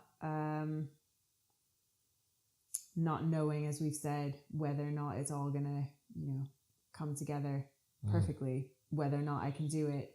So if I was to rephrase that question from an I want to the vision that you have, not for the individual events, but again as an overarching vision, that means, so like what's the vision that you're aiming for? And I'm just trying, in case there's anything missing from what you've just said, where the mission, if you think of these missions becoming all these individual missions, is to achieve this vision, I'm going to do this event. And as part of achieving this vision, I'm also going to do this event, and then and you end up with a whole catalogue of missions that manifest from when you first went to running club, that you first got involved in the ultra running community, to then podiuming on the races, to do multi-day stage races all the way through. Is there an overarching thing that you could tie all that together with, or is that too big an ask at the moment? I think the big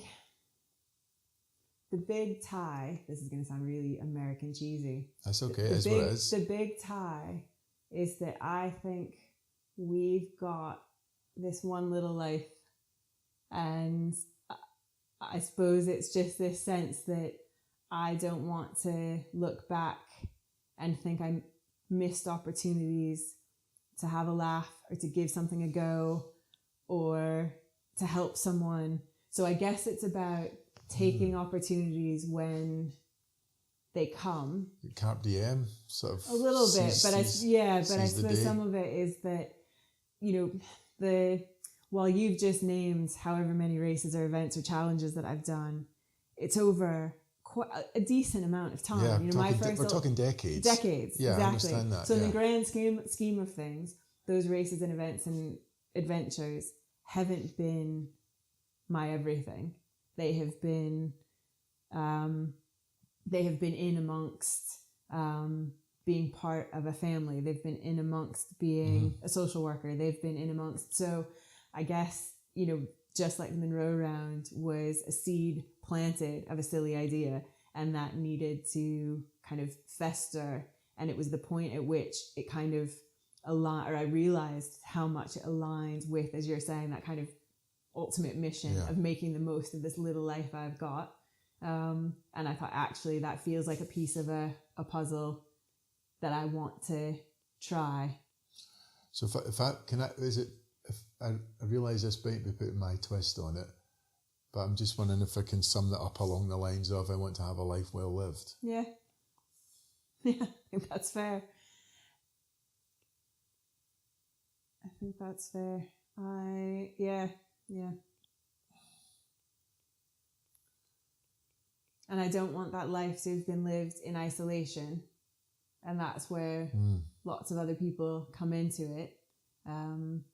But I also want that life to have been, I want to find ways that I am content, that I can hopefully bring contentment to others. There's a lot in there. So it's finding those little things. That opens up another rabbit hole, because it's like because we think back to one of the things that you mentioned last week when we were talking, and this notion of how the types of events you've participated in terms of adversity, distance, and everything that comes with moving from the 5K all the way up to doing multi-day stage races and whatever else, that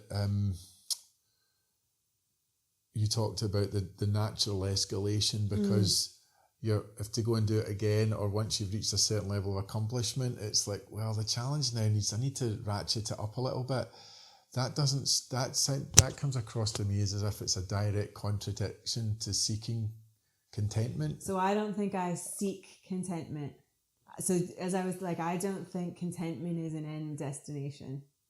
Just like happiness isn't an end. That's something I agree with that, but I'm just thinking because of the language. It's the things I'm doing along the way that I find it's you experience in doing. moments. So it's almost like that.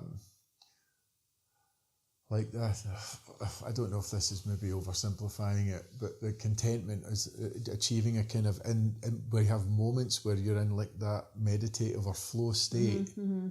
Is that what you're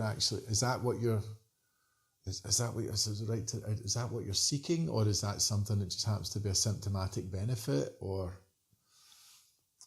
No, I think I'll choose things that contribute to that sense of flow, and that basically my mission on balance is that at least 51% of my time should be not necessarily in flow, but should be having that sense that I'm not that far either side of it. Yeah, I mean, I want to be making decisions, choosing things, doing things that aren't contradictory to that aim of living my life in a contented way. Okay, that sounds like you're describing self-actualization. Is that? That makes it sound far too lofty than my day-to-day experience. I know. I'm seeking self-actualization. I'm just trying to join some of the dots. So my brother would say he would be an interesting one to interview as a wee insight into me. When he talks about how, unlike perhaps other people who he's observed, who would get bogged down during those low points of a race. And I am able to just kind of clear my mind, in Kyle's words, or indeed my mind is already empty, and therefore I can just kind of focus on the task at hand, or just do the task without overthinking things. So I think for some of my life, I probably can't at the moment articulate whether it's self-actualization or something different, because it is just that way of being, of doing things that don't feel contradictory to, again, being aligned with my values and trying to stay true to myself. But that makes it sound like I'm consciously kind of always trying to not be a dick. Do you know what I mean? It's like, it's not that. It's just, be nice. So when you talk about a way of being, that brings us into the I am box, which brings me into the world of archetypes. So if you were to describe yourself with, because there's almost an infinite number of archetypes, whether it's soldier, adventurer, athlete, which you're like, nope, definitely not that, swimmer, runner, mother, father, parent. I mean, the list goes on, it's endless. But if you could think, with everything that we've talked about over the last few hours, including last week, are there like 3 key archetypes that spring to mind that could sum up or give us a window into your mindset? So I don't necessarily mean pigeonhole. So I'm not thinking as swimmer or runner. I'm thinking something that's maybe bigger than that in terms of adventurer or truth seeker or whatever. Do you know what I mean? I'm trying to look for maybe the top 3 things that could be all encompassing. If you were to think of that as 3 archetypes that form a Venn diagram with all these little or sub-personalities within them. I realise that might be quite a big... Yeah, I feel like I don't need to give that one some more thought. I'd be interested in your views and those of others. But this is about other people's perceptions versus my own. Well, this is what's interesting, because I very much view you in the sporting context of your endeavours very much as, and I know you can't, but I think of you as like a well-rounded athlete in this context, because to me you demonstrate the traits and the behaviours and the discipline and everything that's associated with being a top-tier athlete. So I can that's something that I would associate you as, or that's the label I would apply to my understanding of how to describe you to the rest of the world in the context of these events. But I know that that's something that doesn't sit well with you at all. I think you said truth seeker, which just made me think of like what do I seek? And I think there's something like adventure seeker. Okay. That sounds a bit dorky, but I think there's something there about seeking adventure. If it's something that's meaningful to you. Yeah. And adventure is obviously defined differently by the beholder. Well, that was going to be my next question, is if you're But also, see, I think the problem with making reference to adventures is that I think people get wrapped up in perhaps misconstruing that to mean adrenaline seeker.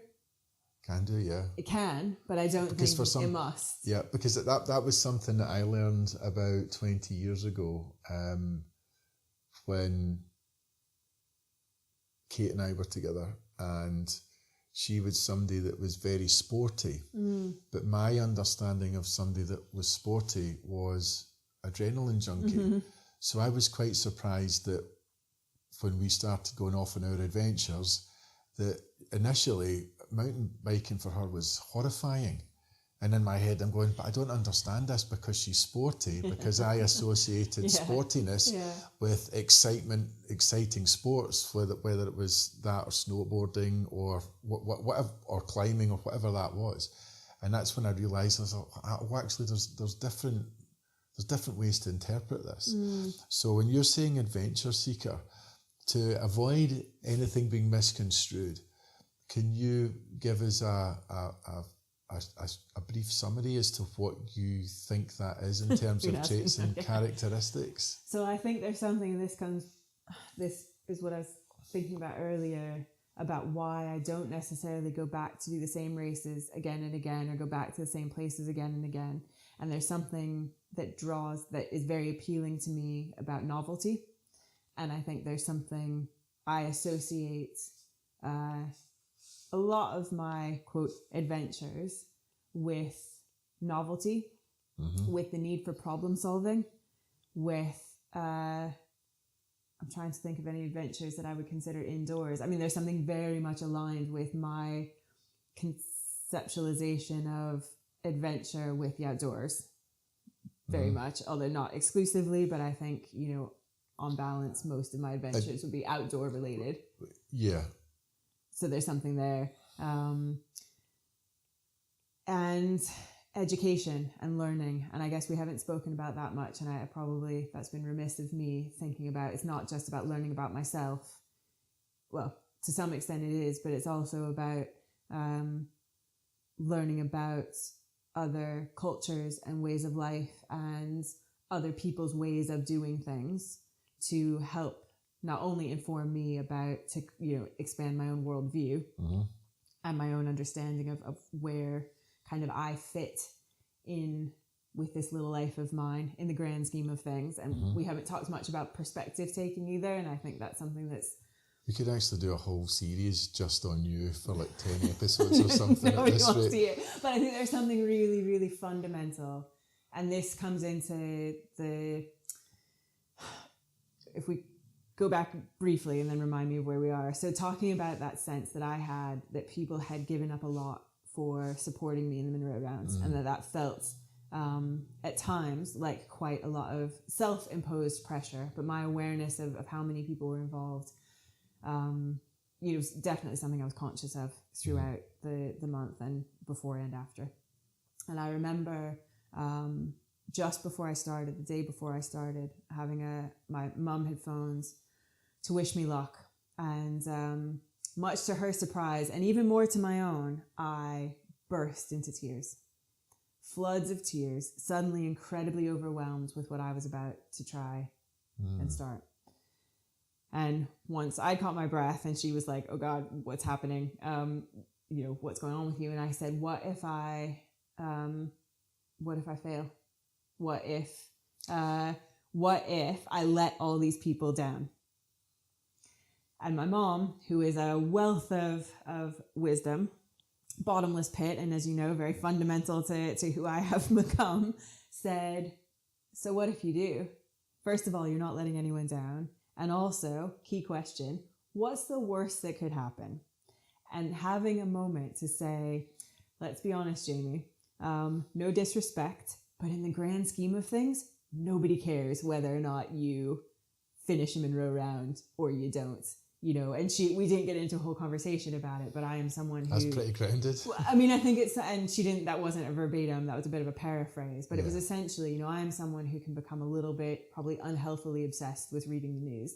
And I think there's something, about having that awareness that actually there's a lot more going on than my, 3-day run around the Alps or my, whatever it is, actually like have some perspective. And yes, you want to try your hardest, but if you don't get to that finish line, that proverbial finish line, world hunger isn't going to end or begin because you did or didn't do this thing. Yeah, okay. Wars are not going to start or finish because you did or didn't do this thing. So you need to take ownership of what you have control over. And that is, you've got 100+ people coming out to help you. Say thank you. Be nice. Be an inspiration. Be a role model. Do the things that you can do within your gift. Sorry, no, it's just like, because from an identity perspective, you just described role model. Yeah. Is that something that... Yeah, I think it's something that I wouldn't say is an archetype, but it's probably something that I would say I would aspire to be. Okay. And I'm not sure those are one and the same. Well, I'm trying to work out, is being a role model, it's the separation of identity and beliefs and values. So there's a belief to say that you should interact or operate in such a way that you're a role model for others, as opposed to saying, I am a role model. Which of those two do you connect with more? The first. 100%. The first one. Yeah, so I think... So you don't necessarily perceive yourself as one, no, but you think that I would like to live in a way... We all, and yourself, including yourself, live in a way that you're a role model for other people. I think I would like to live in... And I think this is aligned with what I said a couple of minutes ago about how when you ask what I want to be able to look back and hold my head high. I want to be able to look back and think... Do you know what, actually, if someone was watching what I just did or what I just said, or, those two things, would I be embarrassed? Would I be proud of that? Would I, so kind of thinking... ashamed or... Yeah. So I suppose kind of trying to be conscious, and I think I'm probably more conscious now than ever, that I'm conscious that there are young people who I've bumped into who know who I am and who ask me about Munros and hill walking, and I do want them to look at me and think, especially young women, to think, oh, right, I can do that. And for kids, to not, I want to be able to act in a way that I would be proud for someone, I was going to say for someone's parents, but someone of any age, to be able to say, no, I would be happy if my child used you as a role model. Okay. I would be proud to, look to you for... as a role model for something I'm thinking about doing myself or whatever. So I think I would like to be able to look back and... It sounds like you're trying to put money in the bank for... So what I mean, but just bear with me, is you're putting money in the bank just now into, and that's what you've described, the currency, so that future self looks back to past self and goes, well done. I think that's true, but I also think... it's not just about... Because I'm not doing something that feels burdensome now in the hope that I look back and don't resent past self. I think the things that I'm doing now do bring me contentment. Okay. But they bring me contentment because I'm kind of... I do like that notion. But it's not just about hoping I don't regret the past. Yeah, no, I realise that, because that's a path where madness lies. But I just think it's an interesting way of... Because I think it was something that Jimmy Carr talked about in another podcast. I think it might have been on Chris Williamson's Modern Wisdom. And it was like, do the things now that your future self will be glad that you did, or that kind of thing. Yeah, I like that. That idea of, or because I've heard other people talking about it from health and fitness and all that kind of stuff, is the don't overeat and don't eat that cake, because the tomorrow version of you will be glad that you didn't, even though the one No, I know. Yeah, but there is... Yes, okay, the analogy is... Yeah, but so it's that idea of you're kind of investing for the payoff, so that future self reaps the rewards of present self now. Yeah. But I think present self still needs to be satisfied in the now. Oh, yeah. So, yeah. Oh, God, there's a lot coming together there. So, if everything I did was only thinking about future self being able to look back and, hoping that karma is a thing, all of that, I certainly wouldn't be probably as in the present as I try to be. Because you'd only be thinking about whether or not it was worth it, or if there were future... if there's a payoff. Yeah. Yeah, I think I'm a little too guilty of that at times. And I'm sure we all are. And it's not like I can sit here and say that I've, never given consideration to what that will mean for, next week, next month, next year, whatever. but I think I just want to, as you said, be able to feel like I am living a life well lived. Yeah. And hopefully in the future, I will be able to look back and think, I lived a life well lived. And I am definitely not someone who dwells on, I don't think about regrets. I don't often think woulda, coulda, shoulda. My brain doesn't go to those places very often. My biggest regret in life is that I never saw Tom Petty live before he died. In the grand scheme of things, it's not. That's what keeps you awake at night. It doesn't, though. I'm about to say I sleep like a baby. That's the point. Okay. I think if I was to get too, again, you'll have to start charging me soon if we got too much deeper about things I wish that I had done different. That's not something I dwell on. I think it's what could I do differently next time, but that's different than what could I have done differently last time. So that sort of forward looking. So you're future focused. Yeah, I think that's fair. I think I do have. So I think I can get hung up on and stressed about things that were in the immediate past, and I'm talking, the last few hours, the last 24 hours, and then pretty good at, well, whether you consider it good or you consider it non-reflective. I know it's all very subjective, but I let it go. Yeah. In that kind of, okay, frozen, just let it go. So we've already covered stuff around beliefs, values, and principles, and I'm wondering if there's a way of pinning down sort of what you might consider your top three sort of capabilities and skills that enable you to, when we think about with all the things that we've talked about.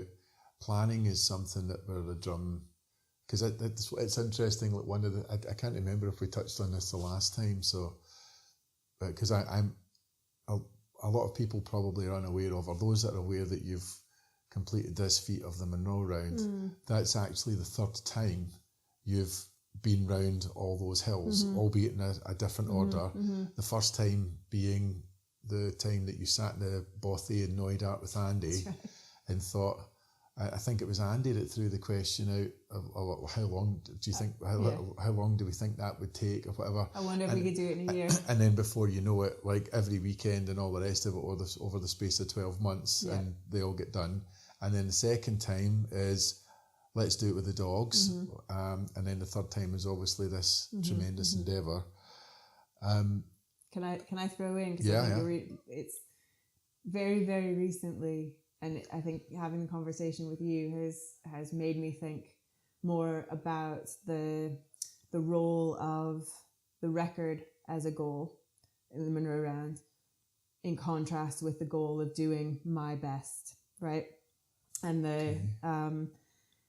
and in the last, I'd say, month or so, I've been being encouraged to try a particular different challenge, which I don't have much interest in doing, and it hasn't really captured my attention. Is this the 𝗏𝗏 marathons that I've been it's prodding you for about 10 years? No. I was just curious. I was, is it going to happen? It's finally going to happen. No, it is not. Okay. So it's something that hasn't yet kind of captured my kind of, the gauntlet doesn't feel thrown in the same way it has for other things. However, the thing that I haven't necessarily ruled out is trying to do the Monroe round again, because I think I could go faster. What? So even if I still have the record, which is there's still a part of me that does think there are things that I would do differently next time that I think would contribute potentially. I think there's a potential, and that is again that glimmer of maybe. I think maybe I could go faster. Whoa. Right, okay. And so I think for me, it's been actually really helpful to reflect on that, because the record clearly it was Donnie breaking the record in the year in 2020 when he did 2021. I can't remember when Donnie did it, but it wasn't that long before you. It was him breaking the record that generated media attention of him, which, it's that kind of butterfly effect of all these things lined up for me to be aware of the round, a continuous kind of self-propelled round, at all. So it's naive to say that the record was irrelevant, because it wasn't. The record was an extra, it set a time. But that's not the same as it being the focus. No, that's right. So it definitely has a place. It has a place. And I think it's been interesting now to reflect on me saying, okay, I have the record, but actually the only thing that had been important was the record. I wouldn't have this niggle in the back of my mind thinking I could go faster. Yeah, because if once you've got the record, it's done. That's all that matters to me. Unless someone else breaks it and you're somewhat aggrieved at that, but you don't strike me as that type of person. Yeah. So, does Andy know about this? Yeah. Oh, right, okay. So this is something I'm like, and am I getting an exclusive here?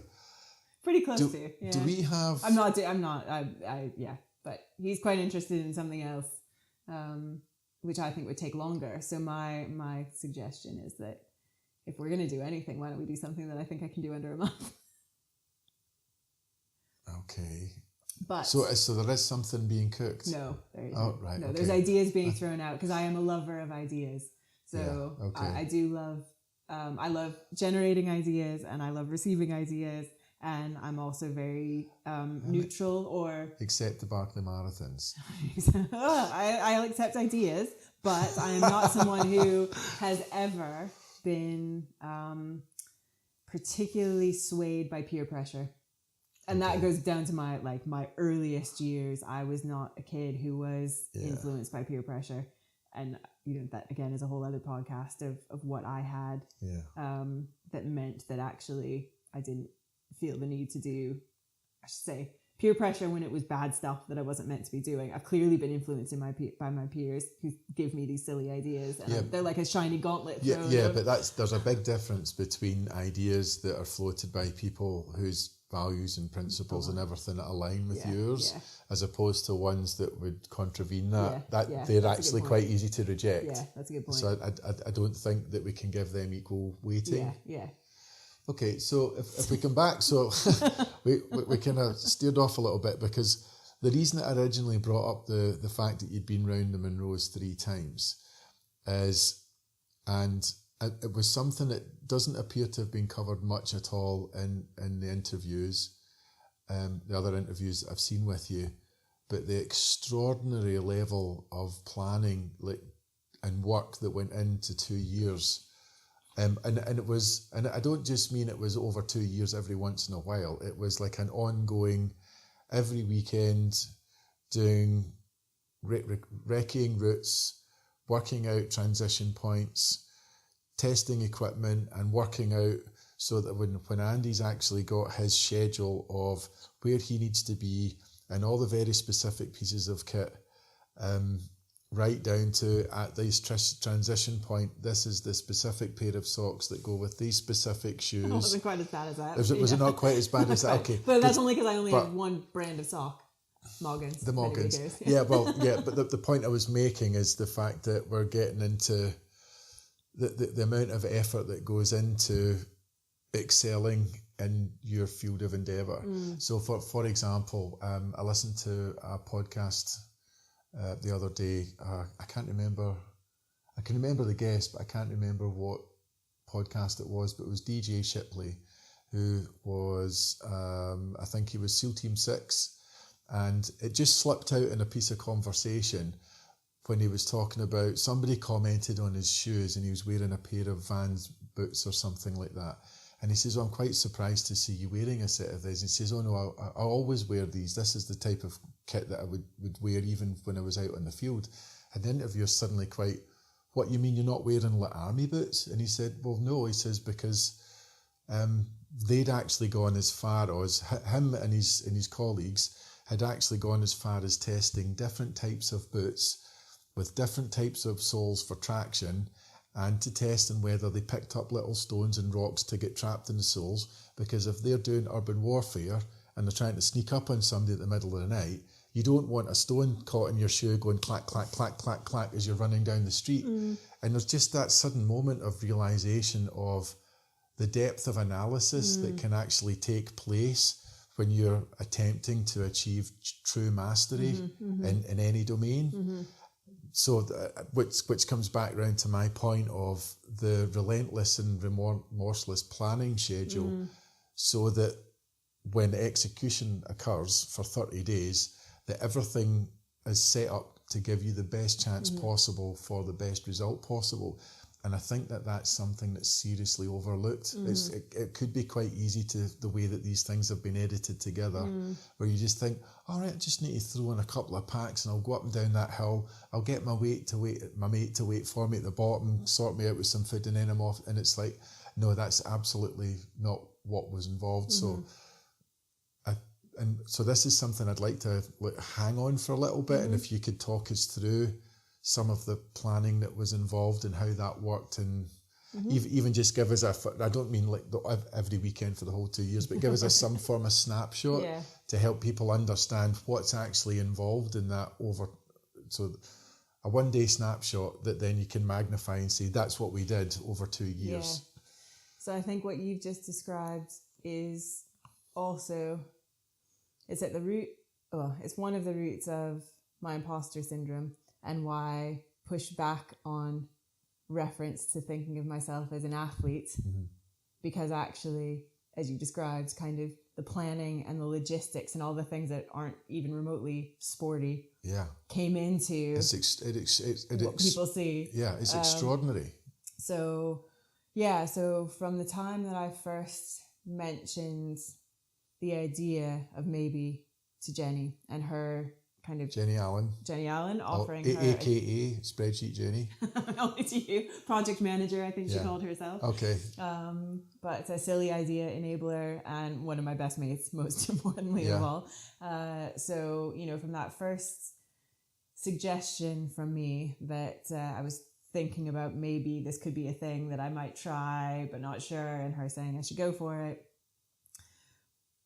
In a nutshell, 2 years were spent while working full-time with a combination of route planning. So Andy and I had on the dining table 5 A0, so really big maps of Scotland. So Scotland, I suppose, sectored off into 5 maps with the Munros marked on each map, thanks to our friend Joe, who is a GIS mapper. Thanks to, my friend Elspeth, who collected the maps from the printer in Glasgow to save me a trip. It was all these bits that come together. Joe did an absolute huge power of work to help me with the mapping. Other people who spent huge amounts of time on, including Joe, and probably especially Joe, but people going onto Strava, looking at Strava heat maps, for routes, people looking at Walk Highlands and GPX files that other people had shared in the past. Joe looking at aerial photography, looking at where there might be hydro tracks or wind farm tracks or things that I could access hills in different ways. So we had these 5 maps on the dining table, and it was basically with a stack of Post-it notes and a couple of pens. And it was essentially, when you have a chance, when you're walking by, and this didn't just apply to me, it was literally anyone who came into our house. Take a moment, stare at a map. If you think you have an idea of a way that might be the most efficient to go between Munros, stick a Post-it on it. And then, over time, those Post-its became the basis on which we decided, which aerial photography do we need to look at? Which locals to that area do we know who might get some kind of local intelligence from? Where has there been a really good idea, but actually we're not sure and we can't get good pictures of it and we don't know anyone? So friends and I, or me on my own, would just go and recce sections. We would compare sections. So some hills I did multiple times because I wanted to see, is it a better line coming off this way, or is it a better line coming off that way? And can you describe what you mean by better?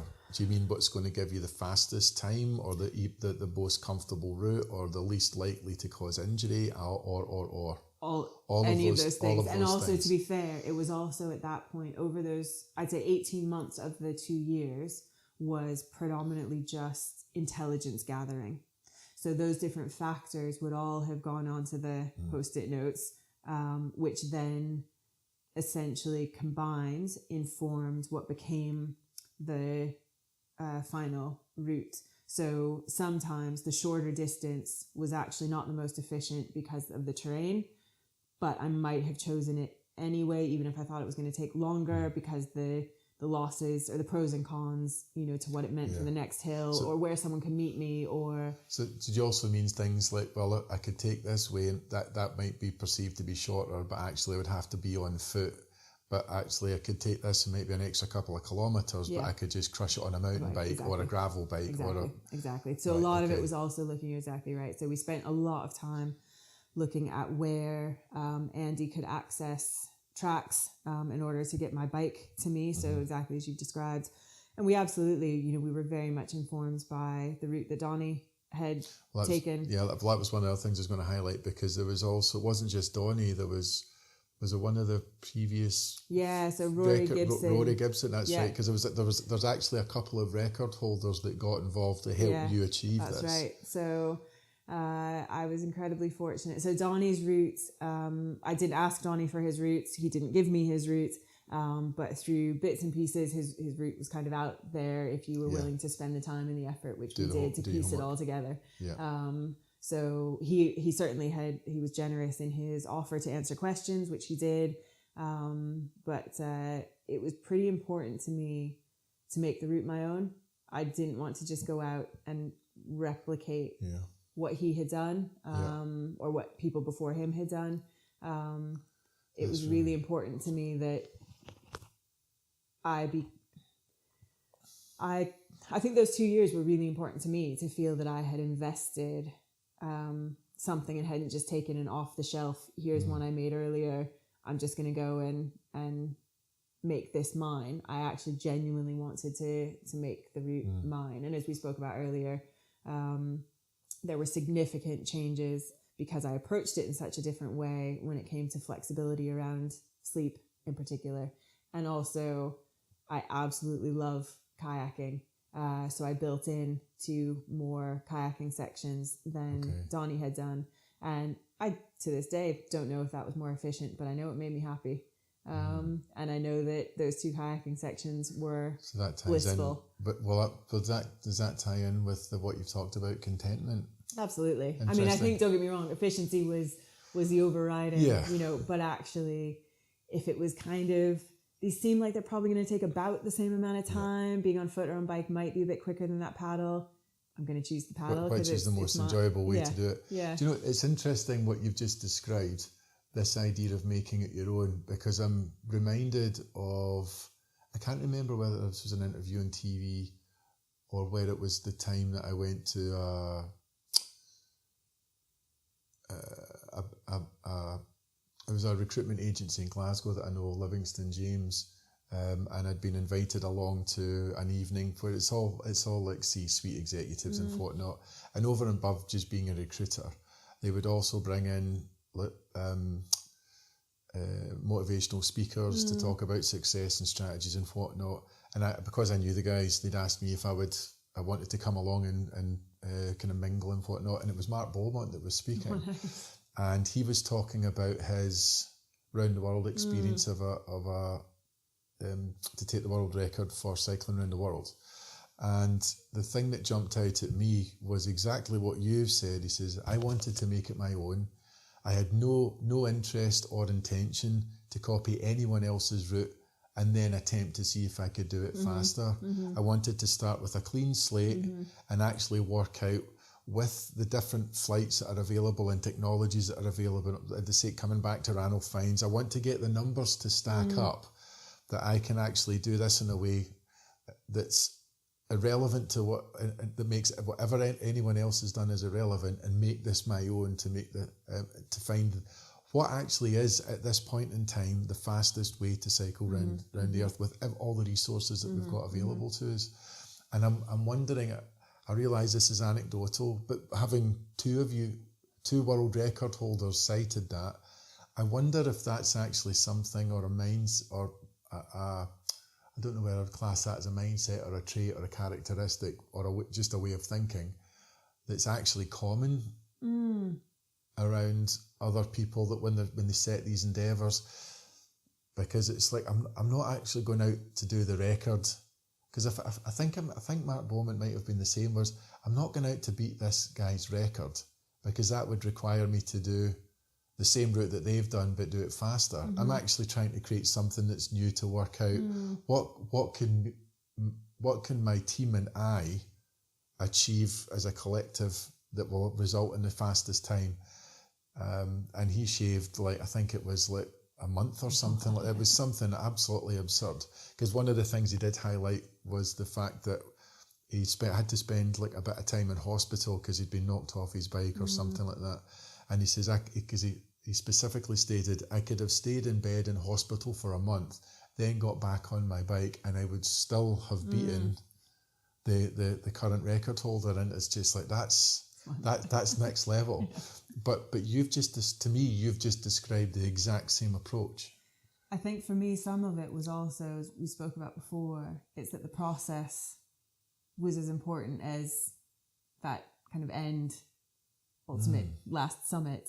So that process, I found the challenge of the route planning, I loved that. I loved having the phone calls with Joe and Jenny and having my friends and I come together and recce sections, and that was the community aspect again. Yeah, but also the problem solving and the using skills that have nothing to do with speed or athleticism or strength or this was having to apply my brain and my friends' brains to this challenge. And that's where I get, I think, the imposter syndrome and that pushback against athlete or elite athlete especially, because actually there's so much more to me being perceived as successful. I understand, because so if I've got that right, are we suggesting that athlete puts too much emphasis on the physical endeavour of the task itself, as opposed to everything? Because what you've just described to me, I can't remember if we covered this last time, is the notion of game intelligence. We didn't figure that out. Do we not talk about this at all? So it's interestingly, it's a term that's come from the sporting world, and essentially it's a kind of summary. It's more like a capability that's like an umbrella term for the likes of strategic foresight, tactical adaptability, and all the rest of it. And if I was to sum it up, it means whether it's a rugby team, a football player, or your endeavour as going for this, I was going to say world record attempt, but that wasn't the objective. So you understand the rules on the field, and then you're trying to work out, in team sports, each team is trying to exploit the strengths and weaknesses of the opposition in order to achieve advantage, and how that unfolds in real time with all the players changing their positioning and lining up, and all the strategies and plays that the coaches and they've all practiced and rehearsed. And then you go out onto the field. You can't account necessarily for what the opponents have done. But so the game intelligence is the ability to plan and execute and adapt in real time to all these things. And to me, that's what you've actually described. That sounds like a key capability, but in a way that it's not just you that's I hesitate to use the word burden as such. I just mean that it's a lot of work that needs to be carried out, but you've done it in a collective way. Yeah, it was a team effort from the day. And as a result, day zero. So you've got Joe getting involved from the mapping perspective. So he gets to shine on his skill set with something that he's actually really good at, and that's what he brings to the table. Yeah. Jenny sounds like a truly extraordinary logistics expert. Yeah. So that's the thing that she gets. So what's actually happened? It's almost like the Avengers have assembled. Do you know what I mean? Yeah. And I was going to say Captain America because you're originally from America. Anyway, that was quite funny. And then I think there was a core group. I'd say for 18 months, there was a real core group of really close friends, and I didn't share the idea more widely until October of 2022. Bearing in mind, I started late May, so roughly 6 months before I was roughly thinking I was going to start is when I kind of made it social media public, because that's when I was formally looking for wider support than my core group. This is really interesting because this fits very neatly in the boxes of the model that I like to use when I'm trying to break this these types of things down for individuals, teams, organisations. And I tend to have capabilities and skills in 3 buckets. So you've got the people skills, so the ability to collaborate, work with, influence, whether that's to go out and sell things or work collectively, collaboratively to overcome a particular problem and work well as a team, as you've just described. There's the technical aspects, which is your sort of, I suppose, to some degree, academic and vocational competence. So from your perspective, the technical stuff in the role in the Munro round would definitely focus on the ability to run, kayak, hike. I don't think there was any climbing in this one. Was there any harnesses and ropes in this one? Yeah, just the pooling on Skye. So you've got all the technical aspects. You've got Joe's technical skills in the mapping, Jenny's technical skills and logistics, and then you've got the game IQ, which is pulling all of this together to build a strategy that results in you all sitting around the table to leverage all your people and technical skills to then accomplish this feat. Yeah. And I think that's a really elegant example, actually, I think, of those 3 things coming together. And I think what we did when we did eventually put out what we called the support scoping survey was very much, so just as I guess I was trying in my approach to doing the Munros to play to my strengths, so thinking about my love of logistics, my planning, my ability to cope with sleep deprivation, in how I planned the route, my love of kayaking, playing to my strengths of what I loved. And we also, when we put out the support kind of scoping survey, it was very much about asking people to identify and play to their strengths and their interests as well. So it wasn't just about who can chum me on the hill and who wants to ride a bike next to me. It was also who has a floor that crew can sleep on, who has a washing machine that we can occasionally, Andy or others can occasionally pop in to use, who is willing and able to help with car shuttles, who, if Andy's not available, is happy to drop a bike for me somewhere.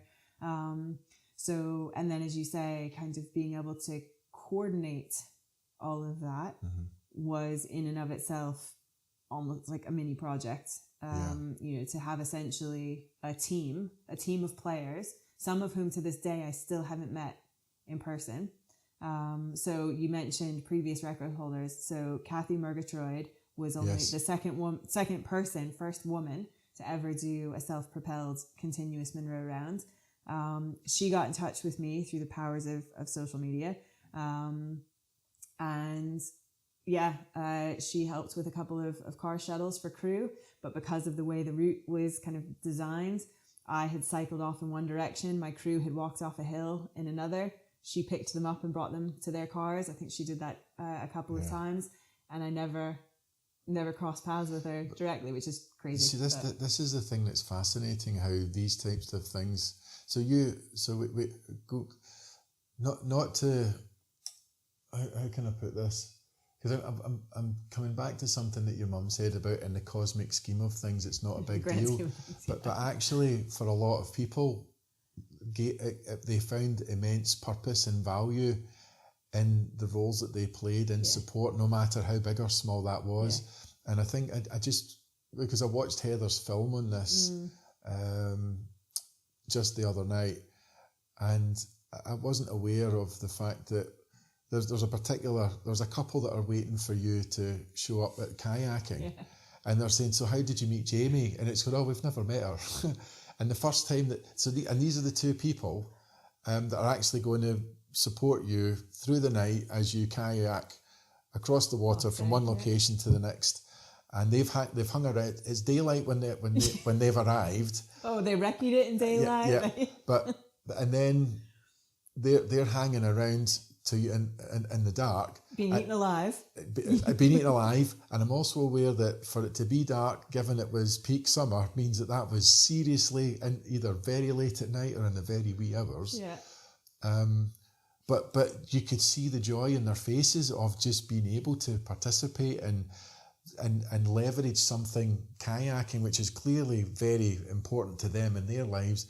And suddenly they've got a place to put this that Did you see how all the pieces of the jigsaw are coming together with all of that? I think it's incredible. So okay, it might not solve world hunger or any of that kind of stuff, but I think in terms of role modelling and aspirations for the next generation, especially with a lot of the vacuous stuff that we see on social media, I think these things maybe actually matter more than a lot of people perhaps realise. And what you don't know is the backstory to the story you've just told of those two strangers meeting me at the shores of 𝗥𝗰𝗲𝗄𝗃. So not only had I never met them before, I didn't know they existed before I met them, because the person who was meant to support that crossing was someone who I didn't know him either, but initially I thought that I was going to be doing that kayaking section a good few hours earlier in the day. And for a number of reasons, I was behind schedule. And he has a young child, single parent, and it was just not going to work. He wasn't going to, and I think it was a weeknight and he needed to bow out. And instead of what he would have been perfectly within his rights to do, which would have been to say, I'm really sorry, you're running behind schedule, I've got childcare, I can't sort out, really sorry to kind of leave you high and dry, but I have to bow out. Instead, he recruited his two friends. I think he loaned them the extra kayak that he would have been bringing for me, so he made sure that they could bring it. The person who was meant to be supporting me is Polish, and we had some chat back and forth about my love of pierogies. And so he had made me a whole Tupperware full of vegetarian pierogies, which he had managed to make sure got to his friend 𝗔𝗿𝗃. Yeah. So you see in the film, In a Month in the Mountains, you see 𝗔𝗃 handing me a Tupperware, and you have to be very tuned in to hear her say, these are from 𝗃𝗺. He wanted to make sure you got them. So I had my Tupperware of veggie pierogies. And then they, as she says in the film, weren't expecting it to be nighttime, but 𝗃𝗺 had also helped me arrange for, and again, all the stuff that people did in the lead up. The place that we launched those boats from was part of, well, basically it's the shores along someone's farm. So there is a track that goes down to that shore, but it's private, it's a farm track.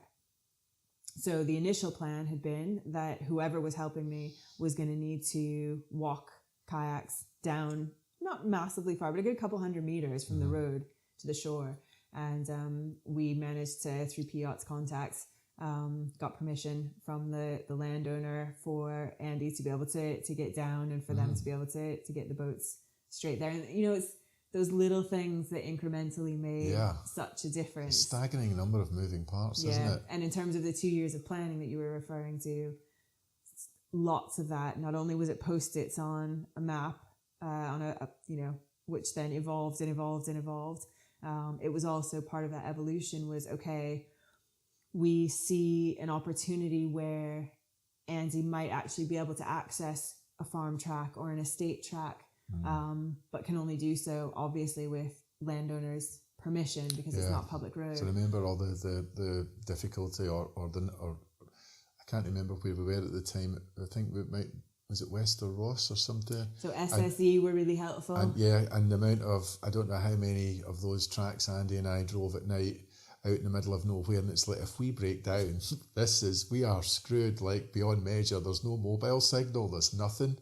And nobody's coming because it's not actually a public road. Yeah, I know, and nobody can get there because we've got the set of keys for all the gates. So it was extraordinary. So even just the logistics of organising land access. Yeah. And actually, this is important for anyone listening who's not from Scotland. So our right to roam, our access legislation gives any of us the right with responsible access to go anywhere under your own steam. So when I was running, hiking, cycling, I didn't necessarily need permission, but actually for anyone who was going to be accessing the tracks with a vehicle or anything motorized, then we needed permission. So the 2 years was also, the latter end of the 2 years was also spent sending emails, making phone calls, sending a handwritten letter to one farm that I couldn't find just sending a note, old school, to say with my phone number and my email address, to say this is what I'm planning to do. It will be roughly this day in June, but I don't know for sure. And would you be willing for us to have a car that goes in and out? And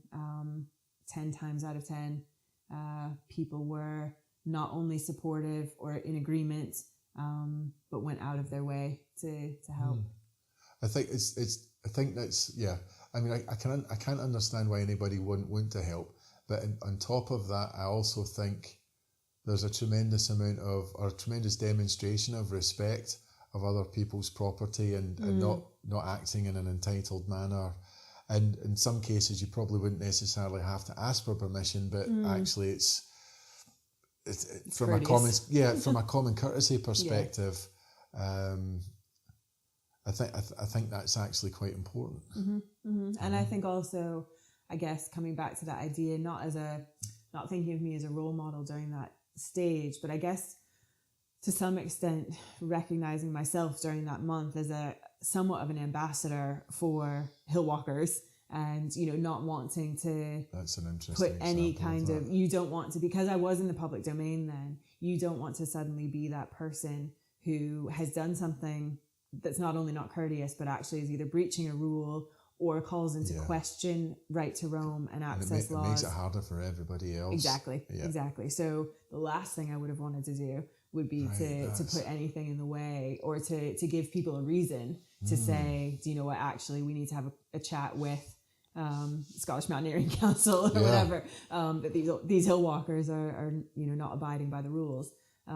So anything I did, I wanted to be very sure that I was adhering to access laws, being a responsible access, adhering to responsible access codes, that all the crew were doing exactly the same, that no one attached to our challenge was going to call into question kind of responsible access. Just basically total transparency. So if we move from the likes of capabilities and skills and everything you've just described, I'd like to talk about the concept of behaviours, which we've actually covered quite a lot of with some of the things that you've just demonstrated, how you went about things. But I'm also interested behaviours in the context of an action plan, and what I mean by that is, and I don't necessarily mean this for the event itself, but when I think of the concept of action plan, I mean objectives, metrics, feedback loops.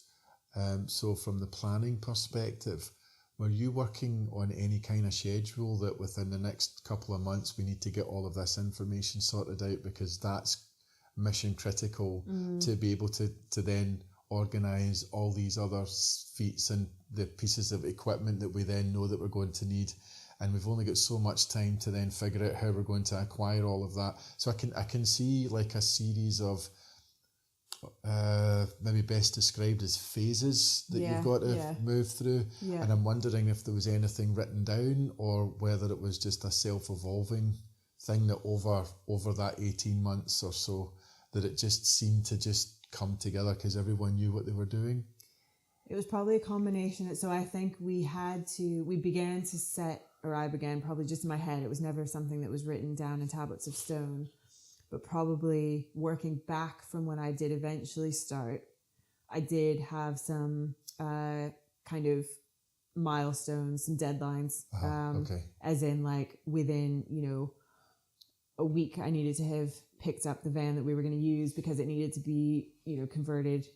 Yeah, I remember that race, I had a deadline for myself for when I needed to have heard back from all the estates and farms and SSE, because some of that access was really, some of our plan was quite dependent on some of those permissions. So, for example, if anyone had turned around and said, really sorry, but no, we would have needed to come up with an alternative access. Exactly. Okay. So some things that potentially had an impact on the implementation, we did have kind of lines in the sand for those. But when you go back to when I started, it was a very nebulous, let's look at maps and see if this is even worth kind of putting more effort into. It's kind of like a scoping project almost, which is a project in itself. Yeah, which was cool. And actually we did kind of think, because I was constantly trying to reassure myself that this wasn't time of my life wasted. It was sort of like, well, do you know what? Even if I don't end up going for this, we'll find another girl, because it was going to be a girl, that I would have gifted it to, or, we would have drawn someone else into the fold. So that it just felt like a cool project, as you say, in and of itself. And initially, I think I thought, did we start planning? I think initially I thought we'd take about a year to plan. And after about 6 months, it was very, very clear that we needed collectively a lot more time for just the route planning, for the planning alone, and that I just felt a million miles away from a fitness level that I felt was appropriate for trying something so big. And I was very conscious that, I've probably never gotten to a start line real or kind of proverbial feeling, that's me. I am right where I need to be. This is the best time to start this thing. And with the Munro Challenge, I think I was very conscious that there was never going to feel like a right time, because it felt like an incredibly big challenge. So eventually, about 18 months out, I did need to say, okay, actually, I'm not going to try it in 2022 because that's just too soon. But actually, I'm going to say midsummer 2023. And that's what we're going to start to tell people in about 6 months' time, when I'm ready to tell people. So at that point, we kind of set a tentative date of summer of 2023. So that's where my kind of training and stuff was working toward. And then in terms of intermediate milestones, then don't think we had many. It was basically just, let's get this route pinned down. I think I thought we wanted the route pinned down by winter of 2022. So that we had 6 months to pull the spreadsheet together, work out the logistics based on the route. So the logistics followed the route, not the other way around. And then slot all the different puzzle pieces together as best we could. There was a separate spreadsheet for the rota of people who were coming to look after the fluffs, because Andy and I were both going to be out. I had, and I still have actually, easily 50 lists of different things. So, we had lists of what was going in each big Tupperware box of kit, of clothes, of shoes, of food, of drinks, of caffeine things, of non-caffeine things, of, we had lists of just about everything you can think of. And then all the logistics of working out. So once the scope, once the support crew kind of started to take shape and people expressed interest, trying to then slot people into where they wanted to be, where they felt their strengths lie. Some people had very specific dates that they could only do. So it was kind of like, okay, I think I might be here then, so plan on that. But you're also going to need to be flexible because I might not be. Similarly, some people said, actually, I don't care when, but these are Munros that I still need, or these are Munros that I love. So whenever you're doing this section, I'd love to support you in that. Some people who said, I don't want to do any hiking or running, but I really love cycling. So, whenever you need a cyclist in the greater, Northwest area, give me a buzz, that kind of thing. It sounds like an awful lot of it. To go a little bit corporate for a minute, essentially what you're describing is stakeholder management 101, because it's allowing people to shine in their strengths, and is everything that you just described about mutually beneficial goals and alignment and all the rest of it. And I think the fact that it did evolve to be mutually beneficial goals, or people saw themselves in my goal. And that became, I think, how we established the community that eventually was all these like-minded-ish people who came together over what felt very selfish idea. And as you'll have seen from the film, my biggest pride, regardless of the record, by any stretch of the imagination, is that there was then this community of people who come together for a sense of an audacious idea, for a sense of adventure, for contributing to a challenge, for challenging themselves. I mean, for some people, whatever they supported me with was actually in and of itself them pushing their own limits or doing something they hadn't done before. So for example, a friend who had never been up a Munro in the dark before, and we did a section, a group of us together, an overnight stretch of hills.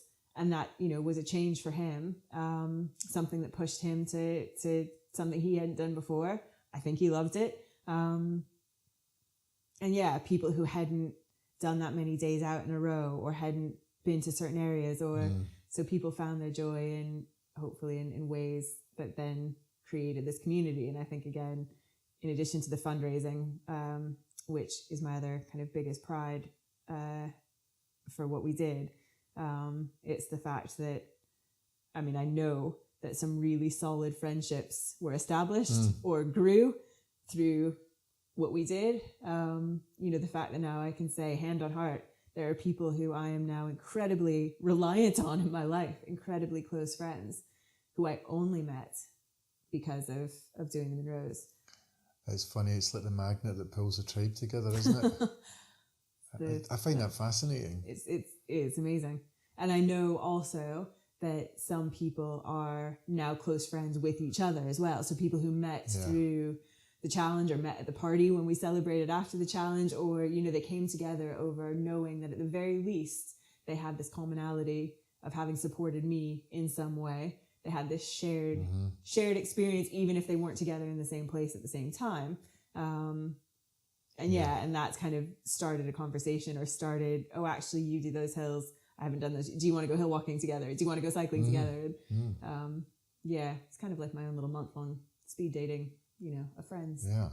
So from everything that we've talked about then, is there anything that's kind of jumping out? Because we must be coming up on, geez, that's 8:10. Is Louise here? Yes. Is she waiting for us? I don't know. Oh, right, She's okay. outside. 8:10. I had no idea it was 8:10. I'm starting to feel like I was sitting in the dark. So right, okay. Because the next thing I was wanting to go on to is, I'm quite curious to discover, but I think it's unfair to keep Louise waiting. Oh, there she is, yeah. So maybe put a pin in it and we'll talk about it possible, because I think there's about another hour. Because one of the things that I'm really interested to know is, she can come on in. Can she? Okay. Yeah. She can come in. I'm really curious, out of all the stuff that we've talked about, if you've discovered anything or learnt anything about yourself from all of this. Say that one more time. If I've learned anything about myself. Yeah, as a result of this unpacking that we've done for 4 hours. We're not going to do it just now. My therapy session. Okay, so can that be the hanger question? 1 week later. Okay, so to help us kind of step back into this, what can you remember from last week, if anything, given that you've just finished a day's work? I was going to say, I can just about remember what I had for lunch. Okay. So we were talking about, well, you started to sort of try and narrow down into archetypes. Yeah, okay. And we spoke about being kind of adventurer versus athlete. Yeah, so one of the things, I can't remember if we got definitions on this the last time. So I've started to fill in this 6 levels of the model. So I'm going to go through what I've kind of pinned down so far, bearing in mind that some of this is still abstract, because I'm looking at an underlying ideology that can be applied to lots of things, as opposed to the specific nuances of an actual event, if that makes sense. Yeah. So if we start at the very top, the highest level, the vision and mission, that's typically the most important thing in the hierarchy. If you think of Maslow's hierarchy of needs, where you've got self-actualization, in this context we've got vision and mission. So I've broken vision and mission down into 3 key things for when I do this with other individuals, teams and organisations. So the vision I've got, based on, I think it was some of the stuff that we talked about last week, was to be proud and feel like I've grown. That's the vision. Does that sound like that kind of fits? Yeah. We can tweak anything that you just go, that doesn't, no, that's a little. Yeah. And then the mission, as much as we spent a lot of time focusing on the Munro round and the Tour de Jante, the mission seems to me it's selecting an event that's bigger than the previous, and your life demonstrates that, because over time there's been this gradual, consistent escalation. Because one of the things that you highlighted, I think, in our first conversation was the notion that when you do the same thing again afterwards, it doesn't quite have the same quite sort of like dopamine or serotonin payoff. And then I've got as a North Star, which is something that I use is in business, it's usually a specific number that you measure yourself against on the basis that it indicates you're on track with progress.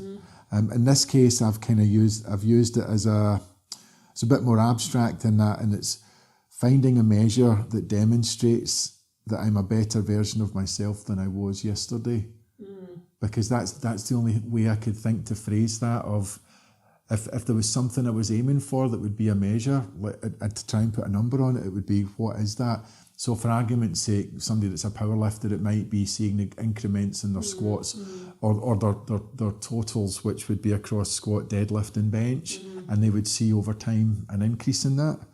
So that was the only thing that was the only way that I could think of framing it in the context of a North Star is, am I better today than I was yesterday? So do those three things sound like they fit, or would you change them in any way? I think the only thing I would consider tweaking is the notion of something always needing to be bigger than the thing before, because I think that misses out the concept of novelty, and there's something that's not distinctly about being always longer or further, but that actually there's something attractive to me about. That's and interesting. you're absolutely right that some of that is about me feeling like I'm pushing boundaries of what I did before, and that is often in the context, particularly in kind of running or sport, in duration. But actually there's a key element for me about, and I guess this ties into making sure it captures that it's not just about something that's longer or further.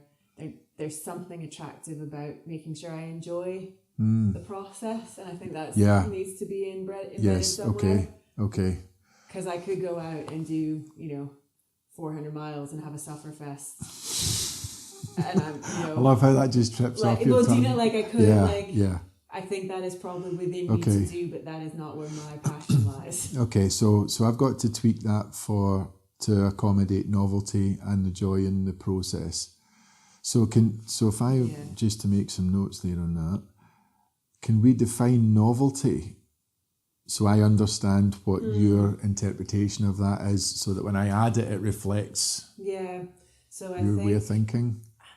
I'm trying to think if I have, because I'm not sure of this rule, but I suppose it's in the context of the activities we've talked about, and this is maybe diverting a bit from other North Stars of my life, which I think you're wanting to be proud encapsulates not just sporting achievements, but also just truly how I want to live my life. I want to be proud of how I work and my relationships and all of that. So I realise that we've kind of focused on the sporting aspects, because I think for a lot of people it's maybe much easier to use those type of examples to deconstruct them, but also highlight that these are principles that you embody across all aspects of your life. So that's true. So in terms, coming back to your question of novelty, I'm sure there are exceptions to this, and I'll be proving myself to be a hypocrite as soon as it comes out of my mouth, but definitely in the context of wanting to be outside, there's something about wanting to be outside, experiencing nature and seeing sights that are new to me.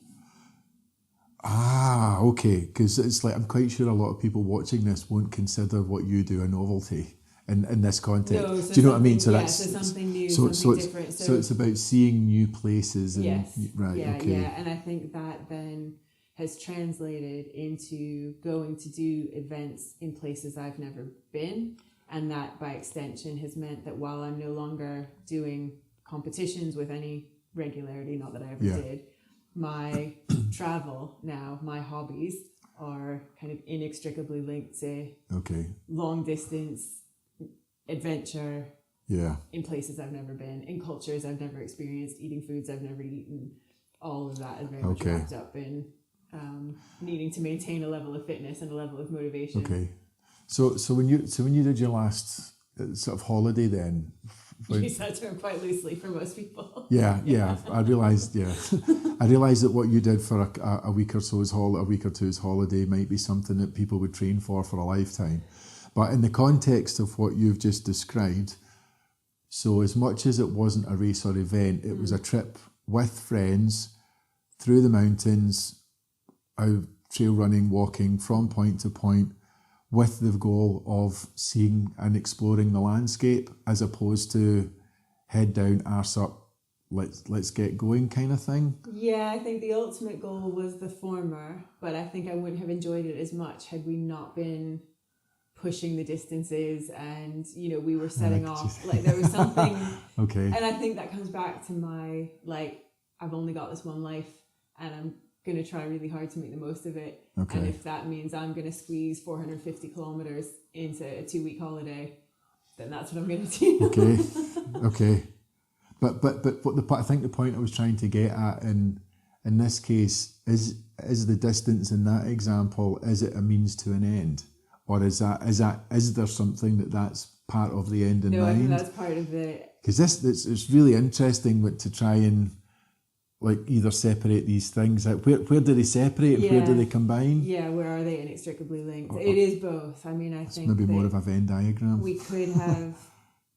We wouldn't have seen as much of the countries that we went to. We wouldn't have met as many people. We wouldn't have seen as many villages or as many things if we hadn't covered as much distance as we did. We wouldn't have climbed as many mountains. Okay. We wouldn't have. We did squeeze a lot in. So distance in that, would I be right to say that distance in that context equates to more time looking around, or when you've got limited time, it's like you're compressing everything into the distance into a short, so that you can still cover all these things. Yeah, I think that's an accurate assessment. But I there's part of me that can't help but think, even if I had all the time in the world, being honest, I would still be wanting to push quite hard to say... Is it always a race then? No, because, it was a race against sunset to make sure that we were somewhere safe and sound before. But it didn't feel competitive in any way, shape or form with anyone other than myself, to make sure that I felt satisfied at the end of the day. What about Louise? Or can you not speak to her experience in that regard? I think she's really similar in that. I think, all right, okay, that's fair enough. I think that's what we spoke about the first. So you're well day matched. Was like, yeah, and so too are other friends I've done similar trips with, and I think that's that snowball effect of kind of finding allies, finding friends who are like-minded, and you have silly ideas or they have silly ideas, and how awesome would it be if? Yeah. Okay. I've never been. I saw this article about. So it's interesting because I've now got this idea or an image in my head of when I think of maybe some people think, oh my God, I'm going to do my first 10k or 5k or first half marathon or marathon, and potentially being overwhelmed with the distance. I actually perceive you as being really excited on the basis that if distance equates to some degree with you get to see more, the more time you're on the ground and the more ground you cover, the more things you get to see. I kind of have this sense of like unbridled childlike excitement at the thought of actually doing those 400 or 450k, because it's 450 opportunities per kilometre or whatever it is. Yeah. Do you know what I mean? Yeah, I do. I really like that. And actually, when we left last week, and I was thinking about words I would use to describe me, or and it might not be kind of archetypes, but there's that sort of open-minded curiosity. Yeah. Okay. And I kept coming back to the word trier, and I think it's just that whole thing of like, I want to always try my best. Yeah. Some might call that trying.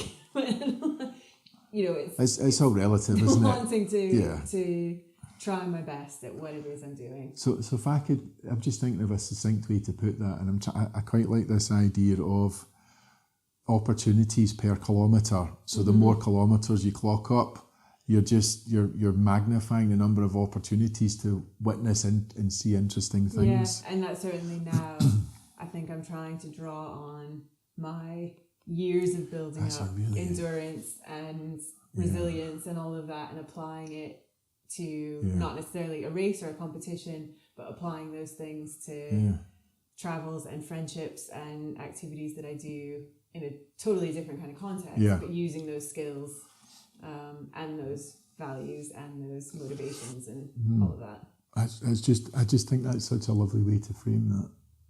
I like it. Yeah. Okay, so... And also it draws on trips like that do need an element of logistics and planning and route plotting, and that again taps into those things that I do enjoy. Which everybody is now well versed in, given all the things that have come to pass. Okay, so was there anything? So I had novelty and joy in the process. So I needed to tie that in. I don't think I need any. I think that's self-explanatory. I just need to make sure that I include that somewhere. Mm-hmm.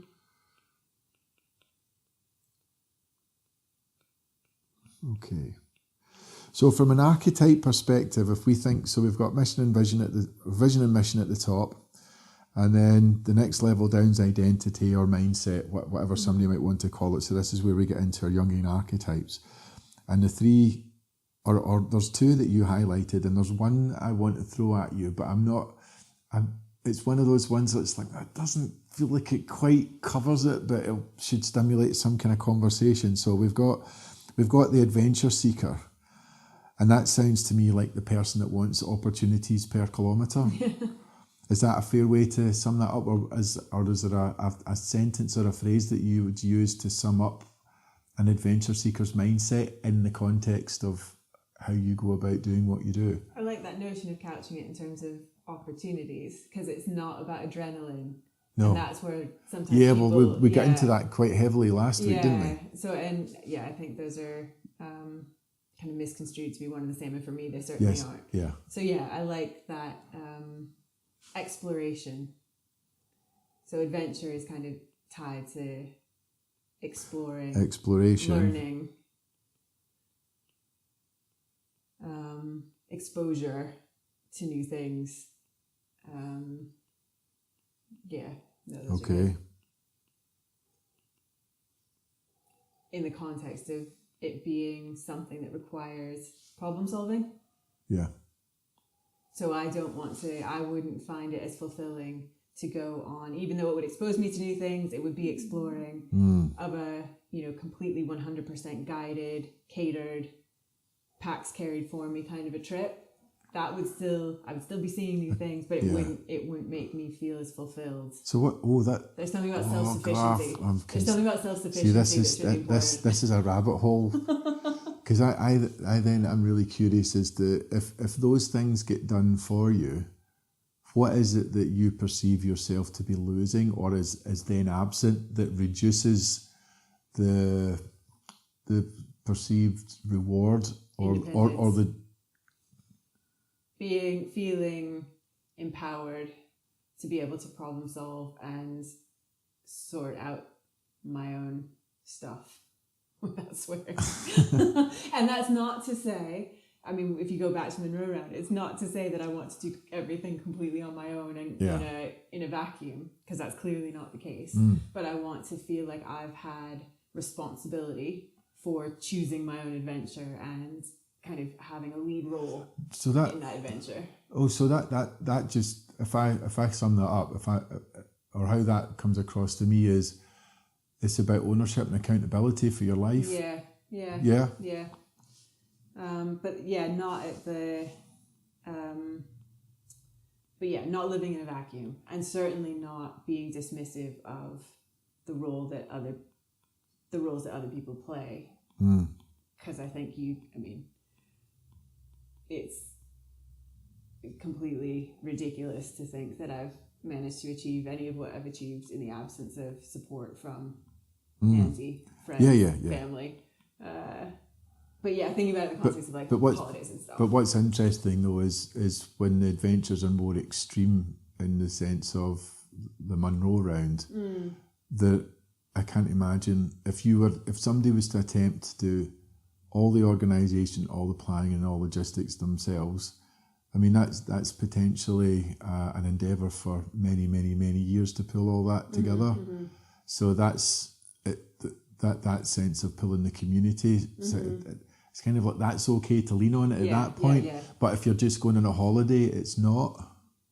Yeah, and I suppose the community on these holidays that we're talking about become the people in the villages who welcomed us the random drivers who pick us up when hitchhiking, that you draw on other supports along the way. So it's not trying to kind of go out and be a solo kind of traveler without any connections to other people. Connections are important. Well, that's something that came out very early, and I think in our first part of this conversation a few weeks ago was the importance of community and shared experience and all that kind of stuff. Okay, so the next one, so that's Adventure Seeker, I think kind of wrapped up enough. And then when I go back and deconstruct this through the previous 4.5 to 5 hours of footage that we've got, but I am interested just to expand on the archetype of role model, because I remember that jumping out, but it wasn't one of those things where you perceived it as an aspiration. It was almost like a symptomatic thing that happened as a result of the things you've chosen to do. And if you're going to end up in that role, there was a certain way that you wanted to conduct yourself. So I just kind of wondered if you could throw some more thoughts in there on that. I guess you're right. It's a consequence, not an ambition. Yes. Because it's to say that I want to be a role model would be quite narcissistic. There's not, and that is definitely not the case here.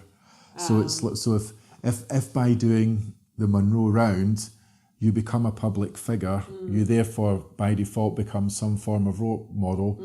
For example, Lily loves mountains. Lily's Munros, So she's somebody that's how old is she? 12, 13, 14 now. And so she sees you as an aspirational figure. So you didn't choose to be the role model. That's something that a young girl has actually seen that and thought, oh, that's something to aspire to as a positive female role model. Yeah. So does that come with any sense of pressure, or is that something that it's just the cost of doing business kind of thing? The cost of doing business. Feel like a burden. I know it certainly doesn't feel burdensome.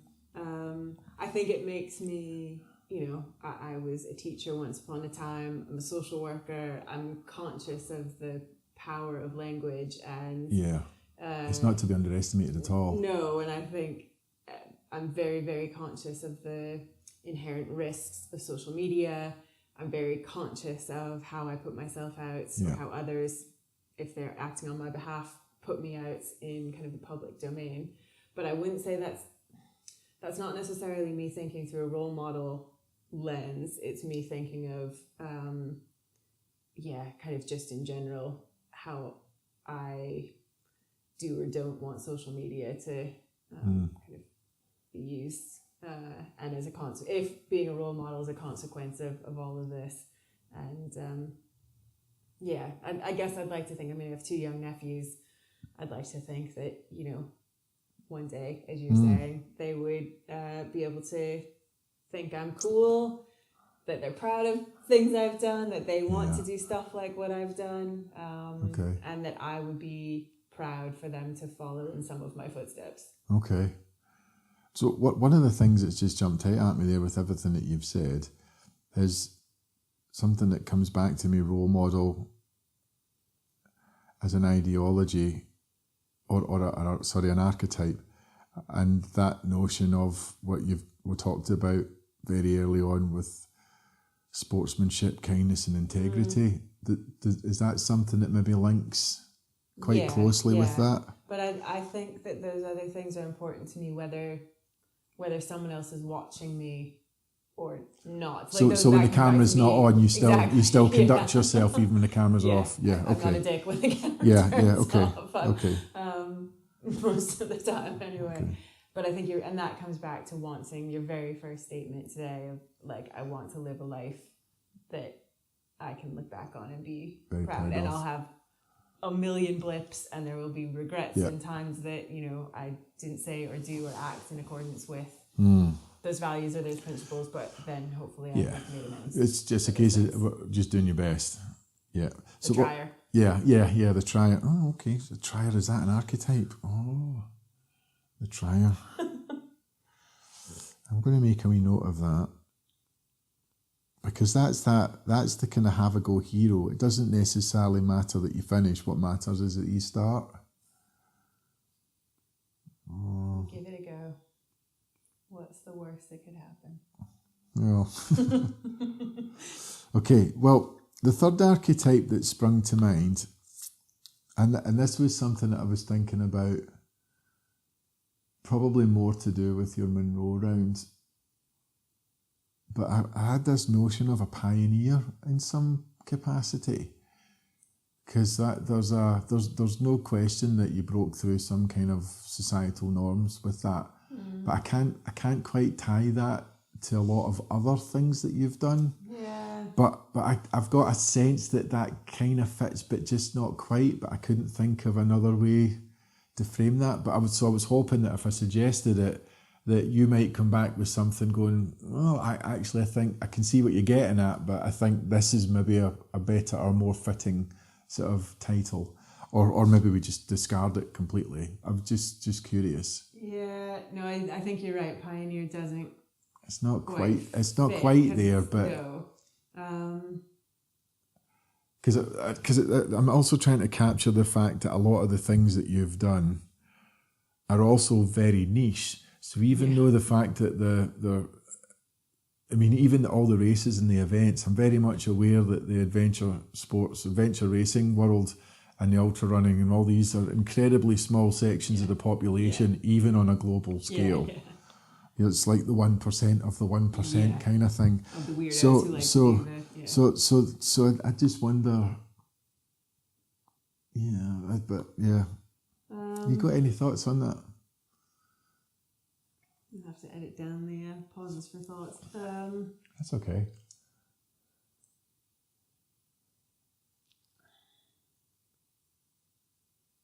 If nothing's springing to mind, it's fine. We can just move on. Yeah, we'll come back to it, and I'll have a think. Okay. Trying to think of So in terms of, definitely not a pioneer. I don't think I'm the first to have done anything. I don't think my ideas are especially novel. But there's something about maybe there's something about a willingness. I don't know how you turn this into an archetype. That's okay. Let's just play that it kind of out. willingness to give ideas that are novel to me a space to kind of fester and then implement. So there's something about being a risk taker, but not in the traditional sense of taking big risks. It's like trying new things. So it's about that strikes me as we're in the world of either or creative or experimental, or I've got the notion of a scientist now, but it's not a scientific approach or endeavour. But creativity implies that these ideas are my own, and they're not usually. But I think it's more the kind of willingness or the intrigue by new ideas.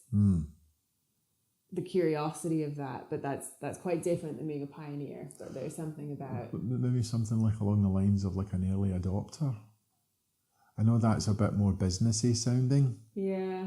And it stems from the law of diffusion of innovation, because that's one of the categories where you've got the innovator, which is the person that comes up with the idea. Yeah. You've got the early adopter, that is the type of person that wouldn't necessarily have come up with the idea, but they get what the innovator's about. And then you've got the early majority, which are the section of the population that are willing to get on board once they see someone else has tried it first. Then you've got the late majority that get on board once because they've got the FOMO, sort of fear of missing out, and then you've got the 16% laggards at the end, which no matter what you do, they are not coming with you. In fact, they're more likely to be defiant and sabotage and exhibit sabotage orientated behaviours, or just saboteurs even. So so I don't know where you might think you would sit on that. In a business context, it's a little bit difficult to make the direct kind of parallel. It doesn't quite fit. But I think that concept is probably right, but it's maybe about putting it in the context of the curiosity of that sort of glimmer of maybe this is a thing for me. I am curious. I am an adventure seeker. I am a role model. I am curious. Could we get away with that? Is that a bit cheeky? It's your podcast, mate. Yeah, no, I'm just... I think it's about being open-minded, isn't it? And open-minded with other people's ideas, open-minded to my own ideas, open-minded to, the things that I read or see or watch and observe, and kind of allowing those ideas, being open-minded enough with those ideas to not close them to me as opportunities right away. Yeah. And I'm actually thinking the first things that come to mind are actually in the context of travel and like adventure holidays. So it's reading an article in the newspaper about a particular country and thinking, do you know what, I don't know very much about that place. I'm going to do Let's go there and that's my playground for a week or two. Yeah. Or I'm going to do some reading. I'm going to see what trails, if any, they've got. I'm going to see if there's anyone who's done that before do you know what, that I can learn from. I wonder if that, because everything that you're describing just kind of further builds on the notion of adventure seeker, so maybe there is no need for another one, and adventure seeking just has a whole load of subheadings. It's got a lot of offshoots. Yeah. Okay, so that's it. We've got vision and mission, identity, and our sort of the archetypes that we've come up with, and then the next level to go down to is our beliefs, values, and principles. And you've actually got me thinking to how to change my model, because normally in here when I'm working with businesses or whoever, individuals or whoever that is, I normally break belief, values and principles down because it's all about trying to fix something that's broken. That's typically why I've been hired in the past. So I would normally break those down into problem, solution and purpose.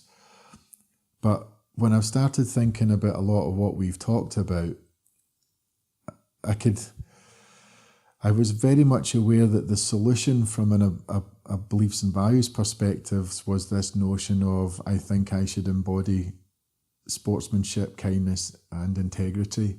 And I've gone away and got the dictionary definitions of those, and I'll add that in at a later date. But then it got me thinking, if that's the solution, then what's the problem? And then I started thinking about some of the other things that you'd said was, or one of the things that where a lot of these things start, and in particularly to when you became aware of Donnie's Munro round, and if what's the best I could do if I did that. So then I thought, well, that's not really a problem, because a problem, the word problem to me implies that there's something wrong that needs to be addressed. In a lot of the contexts where I've applied this, that would be correct, but I actually think it's what's the challenge, because that can have a positive or negative connotation to it. So the challenge, if we were to look at the beliefs, values and principles in terms of challenge, would it be fair to say the response to that would be, what's the best I could do if I did that? And then the solution is to embody sportsmanship, kindness, integrity in a way that means that you go and find out. So it's like a proactive, action orientated, let's get the answer to that question. And then the purpose, that would be summed up in to live a life well lived. I like it. There's something in there about needing to actually train physically for something like that. Yes, we'll get to that. To me, that comes under capabilities and skills, because bear in mind that I'm trying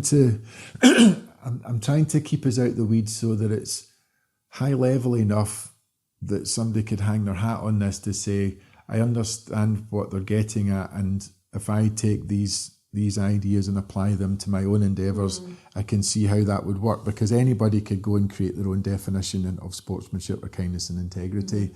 So what does that look like for them to then go and overcome whatever their challenge is?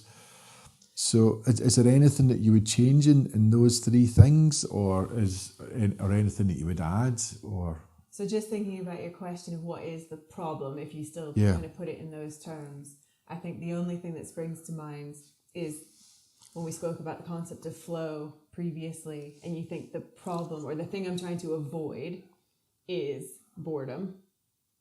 So if you look at the kind of spectrum... Oh, that's brilliant. Oh, yes, that's brilliant. Yes. The problem is boredom. The problem is, there's a few things. The problem, I would have a problem. I do have a problem with boredom, there's something here wrapped up in feeling lazy, feeling guilty about being lazy, which comes back to wanting to live a full life. Okay. And not making the most of my opportunities. Okay. So those are the things I want to avoid. So that to me is the problem. So if I'm looking for opportunities to not be bored, to not feel lazy, and to not feel like I'm, I want to feel like I'm making the most of the time that I've got. Okay. God, there's a lot now in there. That's really good though. The problem is boredom. Therefore, the solution is to seek adventure. And to be curious. Find those things that push, and then obviously thinking about it in the terms of flow. You know, there's boredom on the one hand, there's overwhelming anxiety and stress on the other, and there's a sweet spot in the middle, and that sweet spot moves as the problems I choose, the challenges I choose, they move, they change, and so too do I grow and develop, and that means that the challenges that keep me from boredom need to adapt. I need to adapt the challenges I take and pursue, because I have grown and learned and experienced new things and all of that. So the things that make me anxious and stressed are different than they were 5 years ago. Yeah. So I tweak my challenges to make sure I'm always in a sweet spot. Okay. There's something quite profound about that. Thanks to 𝗪cie 𝗶𝗲𝗕𝗿𝗄. Nothing to do with me. I don't think I've got anything else to add to that just now. That's one of those ones that I'm going to have to go away and sort of like chew that one over. You and me both. Yeah, that's really good. Okay, let's leave those for just now, because I'm also aware that I've got to go back and review all the stuff that we've talked about from the last couple of weeks.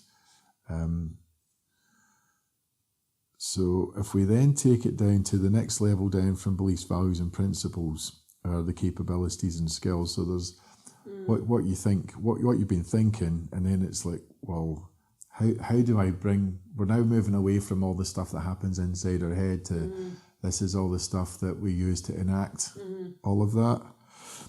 So capabilities and skills I typically break down into 3 categories as well. You'll see a theme at every level that's typically 3. I like a list. Yeah, so I like a drop-down box. Yeah, yeah.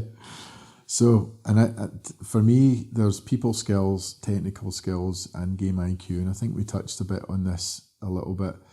So the people side of it, just for a quick recap, is the ability to influence and interact and collaborate, all those sort of things. So that your ability to be a social being in order to collaborate on projects and endeavours that would then result in mutually beneficial outcomes, whatever that is, whether it's in business, whether it's a team in the military, whether it's a sporting endeavour, a band on stage, all of that.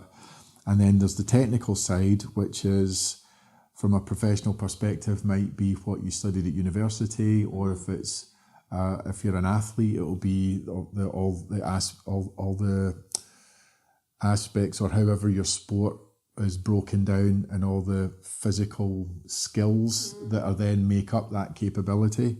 And then the game IQ, which is the ability to exploit the rules of the game within the rules of the game. So strategy. Yeah. So the ability to think strategically, identify opportunities, or it's almost like a SWOT analysis. I mean, there's a whole other series of factors that you could take on. So to summarise all 3 of those very briefly for you, what I've found is, from a people perspective, and again I was thinking more of the Monroe round, it was almost, the way it struck me, it wasn't like you actively recruited people as such. It was like socialising the idea and then ask maybe who wants to help out or be involved or not. Do you think it's as simple as that, or is there anything else that you would add? So do you see that as different than recruiting people? Because I felt very much like we were recruiting people. Well, I think because I see recruiting much more as a, how can I put it? I guess because if I think of coming from a business perspective, that, I mean, and this is really interesting that you might perceive this the same way. So I had the idea of recruiting where you're proactively going out to try and secure an individual with some form of compensation or remuneration that if we pay you this, will you do that for us? And it's much more transactional, whereas this, it's much more, I got the sense that it was a bit more ideological because it relies on, because we're about to skip down to when I look at resources, but that's kind of further down, but they kind of overlap. Because I've got people under capabilities and skills to do with what I've just described, and then there's people under resources in the terms that we have got. Funny, I've actually used the word recruit. Recruit volunteers with the right supporting skills and then let them shine. But there's the step before that, which is which was the socialising the idea and what does everybody think. And then because of the type of people that are in your social group, it's not necessarily an endeavour. It's not like a recruiter going out into the market to just like scattergun to try and find somebody that can do this job. There's actually already a lot of people that even at the mere mention of the thought of doing something like this go, oh, I could do something for that. And it's potentially much more proactive that they're likely to want to get involved as opposed to a recruiter that's actually got to go out and sell something and hope that somebody bites. So I think it's important to make the distinction between the two. But you might be about to tell me that your experience of all of this is completely different. Because I think of when I came out to 𝗘𝗵𝗀𝗵, it was just one of those things that was just like, well, that's clearly that's just what you do. And it was exciting and it was good fun to come out and participate. So I didn't need anybody to I just needed to know what was happening. And I'm like, right, where do I need to be? Yeah. Do you know what I mean? I think so.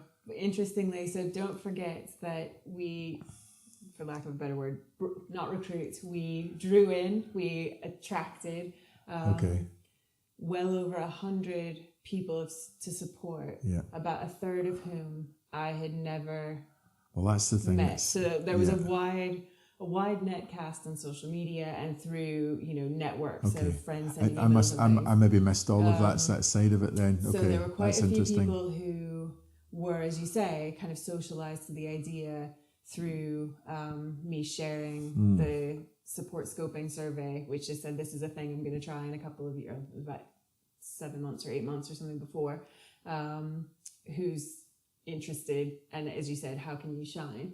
But I think talking about, you made reference to, it's not strictly speaking recruitment because there's not that transactional compensation kind of relationship. You're not making a deal. No, but as such, but there is a social contract of sorts. Yeah, and also I think I keep reflecting on your point about kind of pushing back on that notion that I felt that people were sacrificing something to be with me, and to turn that on its head. People were people must have found themselves to be compensated in some way. People must have been getting something out of, whether it was a sense that they could feel smug because they were altruistic for the day, whether they hadn't done that hill, so they got to do a hill they hadn't done before.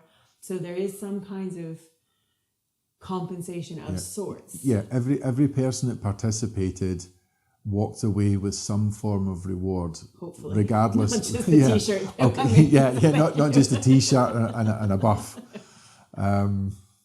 But because there must have been some incentive for each of those individuals to say, I want to be a part of that.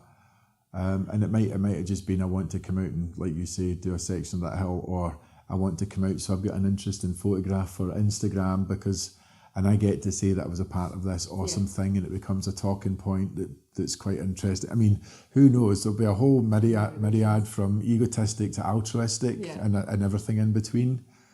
So in terms of the sort of person skills, or what you were talking about that kind of went into that process from my perspective. Did you actually work quite hard at that then?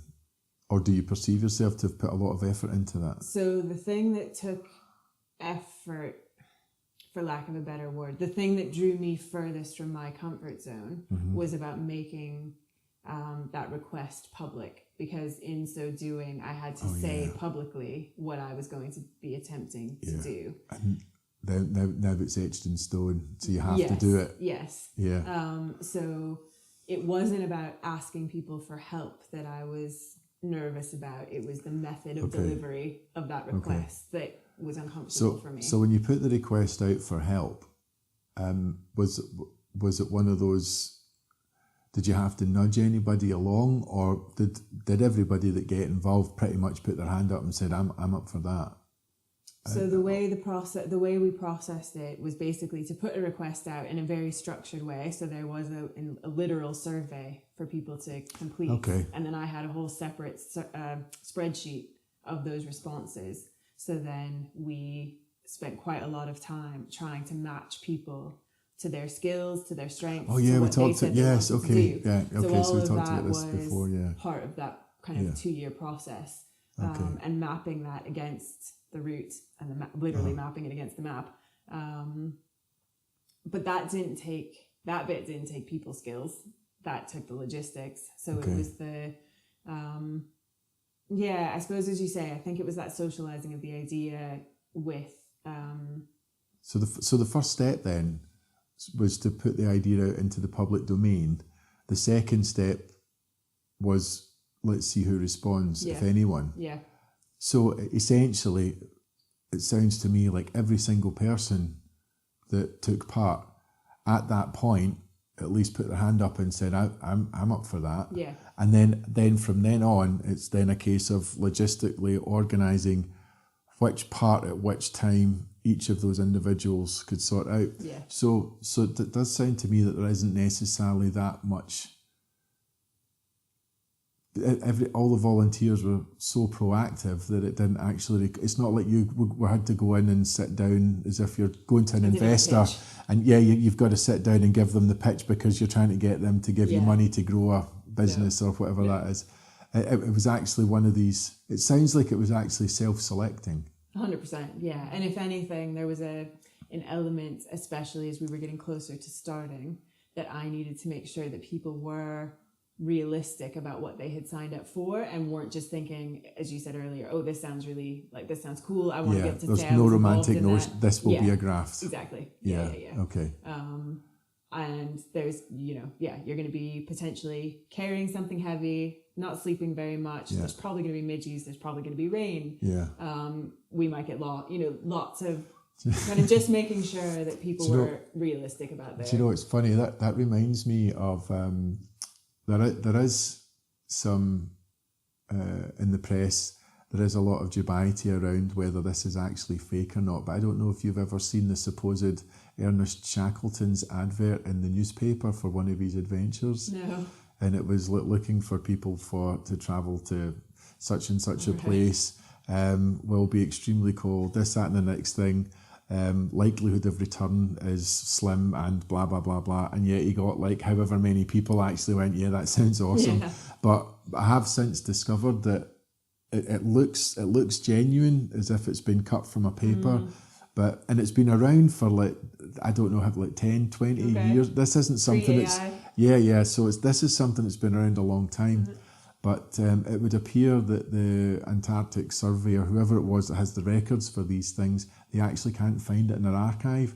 So nobody can prove that it was something that would really happen, but nobody can say that it didn't. So there's in that kind of limbo state. But I just like the idea of that being real, and it's just interesting how we've got this example right here where actually in this instance that's precisely what happened.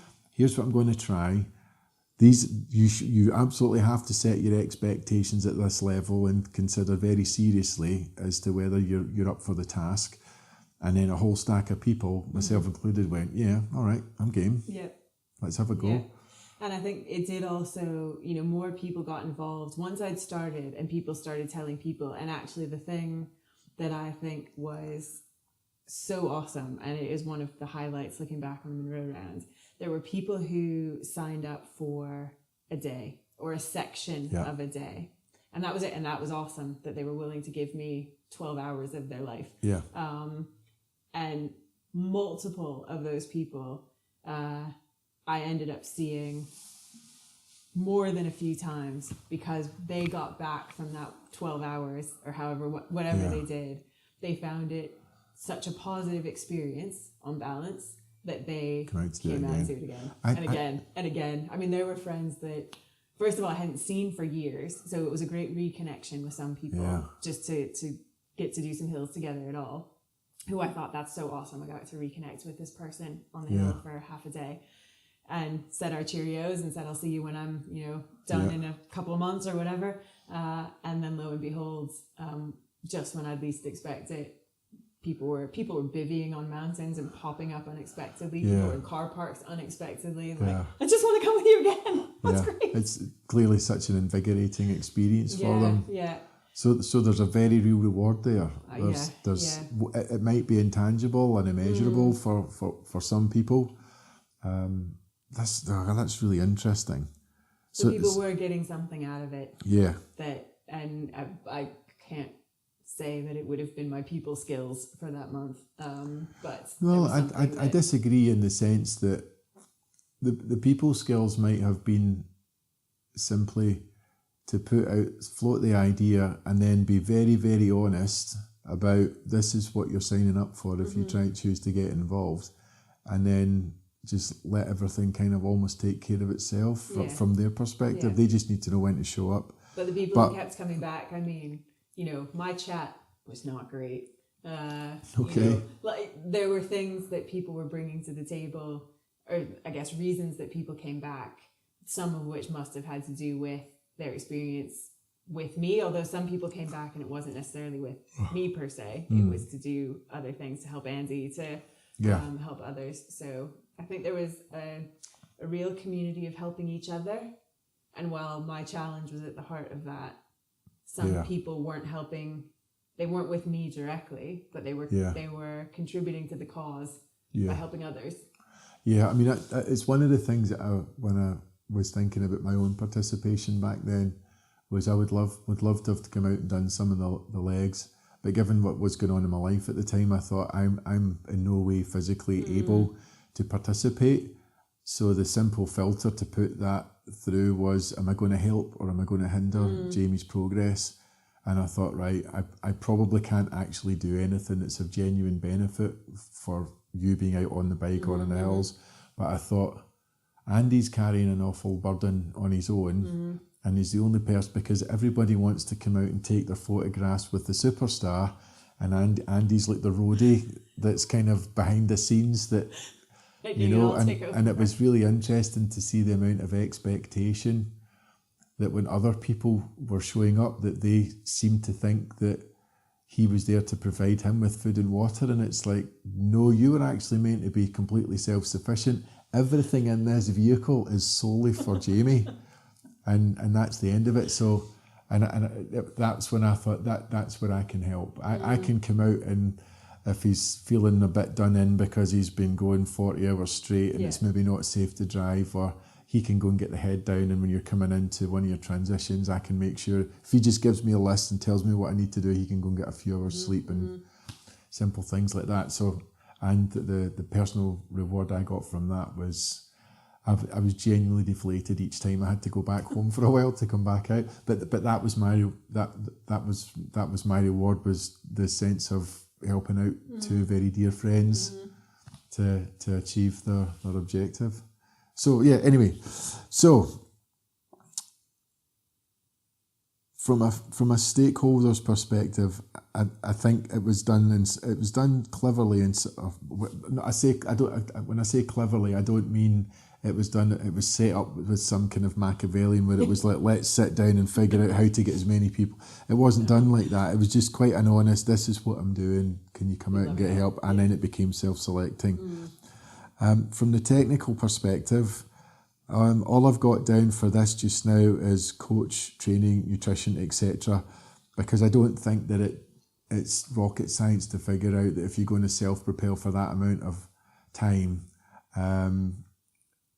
it's all about your movement efficiency. So whether that's to do with running, I don't know if you got any coaching around that, or whether you just had somebody building a program to help you maximize the distance that you could cover for, or how that worked, because then obviously you've got the element that you've been running for many years, you've been cycling for many years, you've been kayaking, so all of those things were kind of, the boxes were already ticked. But I can imagine that there would have maybe been some level of revisiting them to refine them so that you could tweak each aspect to become more efficient and effective in that. Is that a fair assumption to make? Yeah, you're right. I mean, the foundation was very much there for all of the main activities. Absolutely. Yeah. And I suppose, contribution of coaching was very much around making me as robust of a human as I could be. So there was part of the coaching was about injury prevention as much as it was about speed. Oh, of course, yeah. So this was to say, I knew from past endurance endeavors, I'm capable of going one pace for a very long time. Yeah. So some of the coaching was to say, okay, well, let's make that one pace a little bit quicker, but also recognize that you need to be able to sustain for a very long time in the absence of injury. So a lot of the coaching was about making me as close to unbreakable as I was capable of being. And that wasn't about speed most of the time. Well, so that's really interesting then, because that's a little bit different from somebody that's maybe just looking to prepare for their first ever 5K. 100%, yeah. So can you give us a little bit of insight into, because I'm assuming you had an actual, I can't remember whether you did or not, but I'm assuming that there was an actual coach that did some programming for you. And can you give us a little bit of insight into, given that you're from a discipline perspective, your technical skills were up there, but what you've highlighted is that making yourself bomb-proof is really quite interesting. So would you be able to elaborate on that just a little bit? Yeah, so I had never had a coach since my swimming days. So I was a teenager the last time I'd had I did have that 1 year at rowing at uni, which is still when I was a teenager. So for all intents and purposes, I hadn't had a coach in any of my sporting things since I was a teen. And one of the kind of key parts, my sort of rationale for bringing a coach on board, was a recognition that the planning for the Munro rounds was so big. It made sense to sort of outsource that bit of my brain and planning to someone I trusted completely, to just tell me what to do. And there was definitely a degree, and Paul Tierney, my coach, I was just about to say, would you like to give him a little shout out Paul to Tierney recognise him? Link Coaching.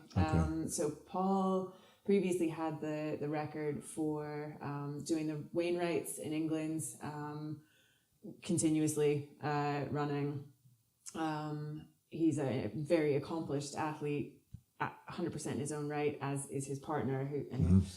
So Sarah's amazing, Paul is amazing. Together they are Missing Link Coaching.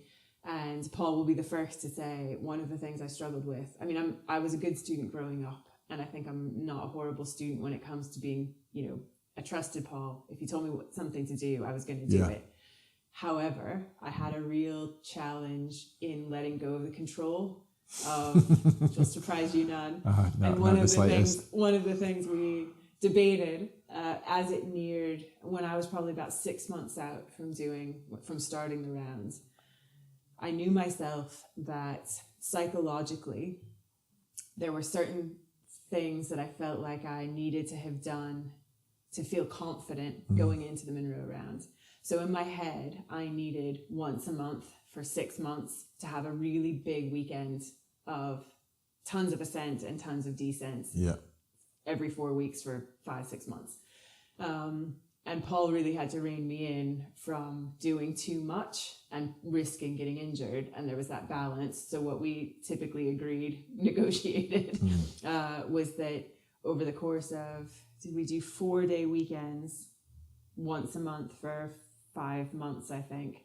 I would do 2 really big days, a smaller day, and then another big day. Can you give us an example of a small day versus big day? So my big days, in my head, based on what I thought I was wanting to achieve each day of the Munro round, what I thought I was capable of, I tried to do a proportion of that 3 days in a row.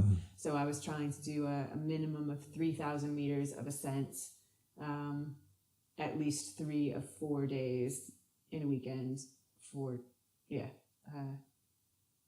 once a month, as I said, for a good couple of months. If I'd been left to my own devices, I probably would have done more than that per month. Okay. But as it turns out, it worked quite well. And there was also obviously the multi-sport element of it. So I couldn't just be doing hills on foot. I also needed to be cycling at least a bit to get those muscles kind of used to cycling. Yeah. And then there was quite a lot of just general conditioning. So I've always liked doing core work. I've never understood not liking doing a sit-up. To do an exercise that you can just do laying down, sign me up. It's great. If I can get stronger by sitting on my elbows watching TV, sign me up. Yeah, okay. That's great. So I've always had a relatively strong core, which I think has helped in the endurance stuff. But then with Paul, it was very much, any kind of assessed weakness, and my calves are incredibly weak for how big they are. It's ridiculous how weak they are. Tight hamstrings. We'd identify the things that I was getting, like wee niggles or things that would cramp. So coming back to the 𝗘𝗿𝗃𝗃𝗃 and all those years ago when I torn a quad muscle that started as a cramp. So making sure that those niggles didn't become something that was going to either prevent me from being able to train for a protracted period of time, or if during the round those niggles became something sinister. So, Paul is exceptionally good at kind of giving really realistic, really doable, really effective conditioning exercises that are targeted to you, that are very personalized, I guess. Okay. So for me, it was such a lovely balance, because I don't want to run every day. And I didn't have to for this. I don't want to go biking every day. I really want to be mixing things up. So again, it was like being able to do that cross training. But cross training was almost literally exactly what I needed to be doing. I needed to be doing each of the sports. I needed to stay fit, to eat mostly well, to get sleep, to recover. And did he help? That's something else. That leads nicely into my next question, was the looking at likes of fueling and recovery. So did he give you any kind of insight, or even be quite the disciplinarian around sleep quality and making sure that you achieve minimums there? And did he help you plan the fueling for the event and your training in that? Or was it purely to do with the preparation from a physical training perspective? He was very open to having conversations about all of that, and acted as a really, really effective sounding board. So, and a good kind of ideas guy. So, try this in training so that then you can see how it works for how you feel. Okay. But there wasn't something that was specifically prescribed as such? No, but he's very, and I think all good coaches would be kind of attuned to and want to know about not just you in a vacuum of how did that run go, what was your pace, what was, not that I've ever kept track of my heart rate, but also what's going on at work. Have you been sleeping? Have you had any stress that's not anything to do with your training, your sport training? It all carries over. It does, 100%. And if you're not kind of paying attention to those things and looking at your kind of sporting stats in isolation, you're doomed to fail, because it doesn't take account of the other 20 hours of your life. So I'm fortunate. I'm someone who has generally slept quite well. I don't have so the sleep stuff, I've never slept enough, but when I sleep well. So there was definitely an element, even if it's only for about 30 seconds to 2 minutes. Whatever it takes, man. I sleep well when I get it. Awesome. So I think having that coach, having Paul, and that that was very much, more than anything else, about just being able to put my faith in the process and trusting someone in whom I have a huge amount of respect, and being able to say, right, I'm just going to need to go with that, and having the belief that it would be okay. And then actually during the rounds, Paul not only came out to help me in person, but he was also a bit of a lifeline at the end of the phone, both for me and for Andy. And I think Andy really appreciated having him there. Again, that sort of the mental health side of sport. Loads of elite athletes now have their sports psychologists, and, a recognition that you cannot separate your mental health from your physical health if they're unrelated to each other. Ironically, that's because modern medicine's become so segmented. I think it's almost become siloed. But yeah, I do remember when I was in the fitness side of things for a while, it's very much, and it always surprised me that the people I would be dealing with just always perceived these things as two separate entities in their own right, and it's like, no, it's one system. Yeah, and we've not talked at all about my physical activities and the impact on my mental health, and why, some of my motivation for doing what I do. Is that going to be interview number 4? Probably. I'm certainly not unique. Like, I'm not unique in that. I just think a lot more people are talking about that now, and you hear about, lifestyle prescribing, or, being able to say, actually, just being outside. And I couldn't tell you the scientific evidence about it, but I know that I don't spend time outside and feel worse. I might have more midgy bites or something, interacting with nature has a knock-on effect. I think it's psychologically, I think it's more to do with the notion of being present, or as opposed to, if you're in the house, it's quite easy to, if you imagine looking around the room, and if you had like a screen in front of your face and seeing all the to-do list as you scan around one room, and then as you walk through the house, and being constantly overwhelmed with all this input and reminders of all the things that need to be taken care of all the time. And then suddenly you go outside, and even if you're just sitting up at Loch Lomond watching the sun go down at 𝗪𝗁 𝗶𝗶𝗄 with a cup of tea, that's quite extraordinary in itself. And that's before I've added on any form of physical activity. So like I'm somebody that's predisposed to low serotonin levels. So I find that if I don't do any physical activity for a week, my mental state can be almost in the toilet after like 7 days. And then I go out for one run, and it's like, woof, straight back up again, because I suddenly, it's truly fascinating how the impact of that. Yeah, the reset button. Yeah, it's extraordinary. Anyway, because I'm aware we're going to finish on time tonight. So we've delved into the coaching and the training there from the technical skills perspective, and then lastly, was game IQ. And the thing that sprung to mind for this, and it kind of takes off from, I think, some of the stuff we talked about last Monday, and specifically Donnie and your approach to, you had the rules of the Munro round about self-propelling, and which basically meant at no point are you allowed any physical assistance in terms of movement or motion.